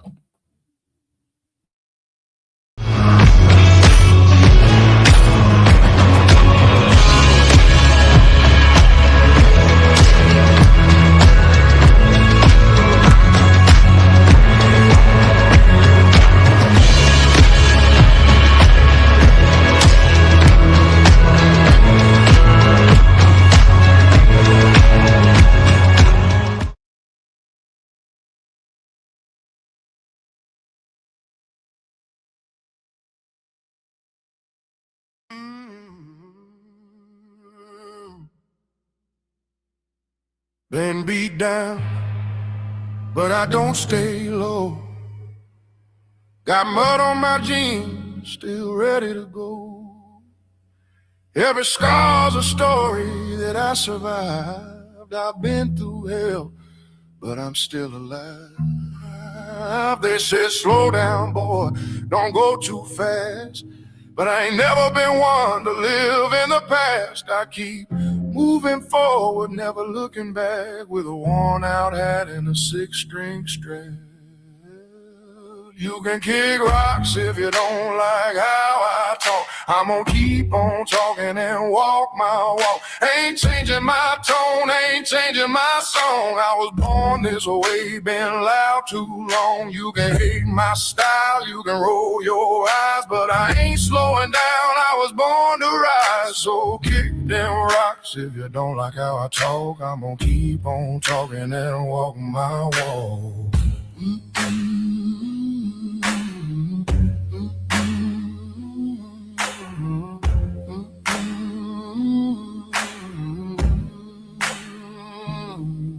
I've lost some friends, made a few new foes, but that's just life, that's how it goes. I ain't bending over just to please a crowd. If I fall down, I'll fall down proud. I talk my truth, I live my way. Ain't nobody gonna take my say. This road's been rough, but I learned the trade. It's sweat, soul, and dues I paid. You can kick rocks if you don't like how I talk. I'm gonna keep on talking and walk my walk. Ain't changing my tone, ain't changing my song. I was born this way, been loud too long. You can hate my style, you can roll your eyes, but I ain't slowing down, I was born to rise. So kick them rocks if you don't like how I talk. I'm gonna keep on talking and walk my walk.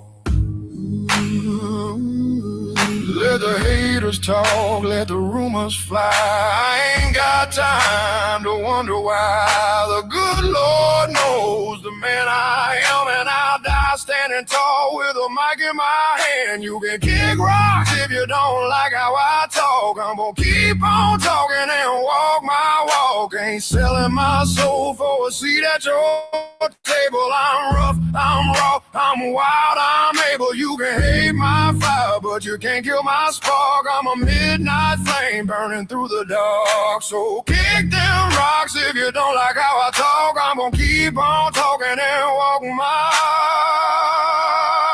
walk. You can kick rocks. You can kick rocks. You can kick rocks. I'm gonna keep on talking and walking my walk.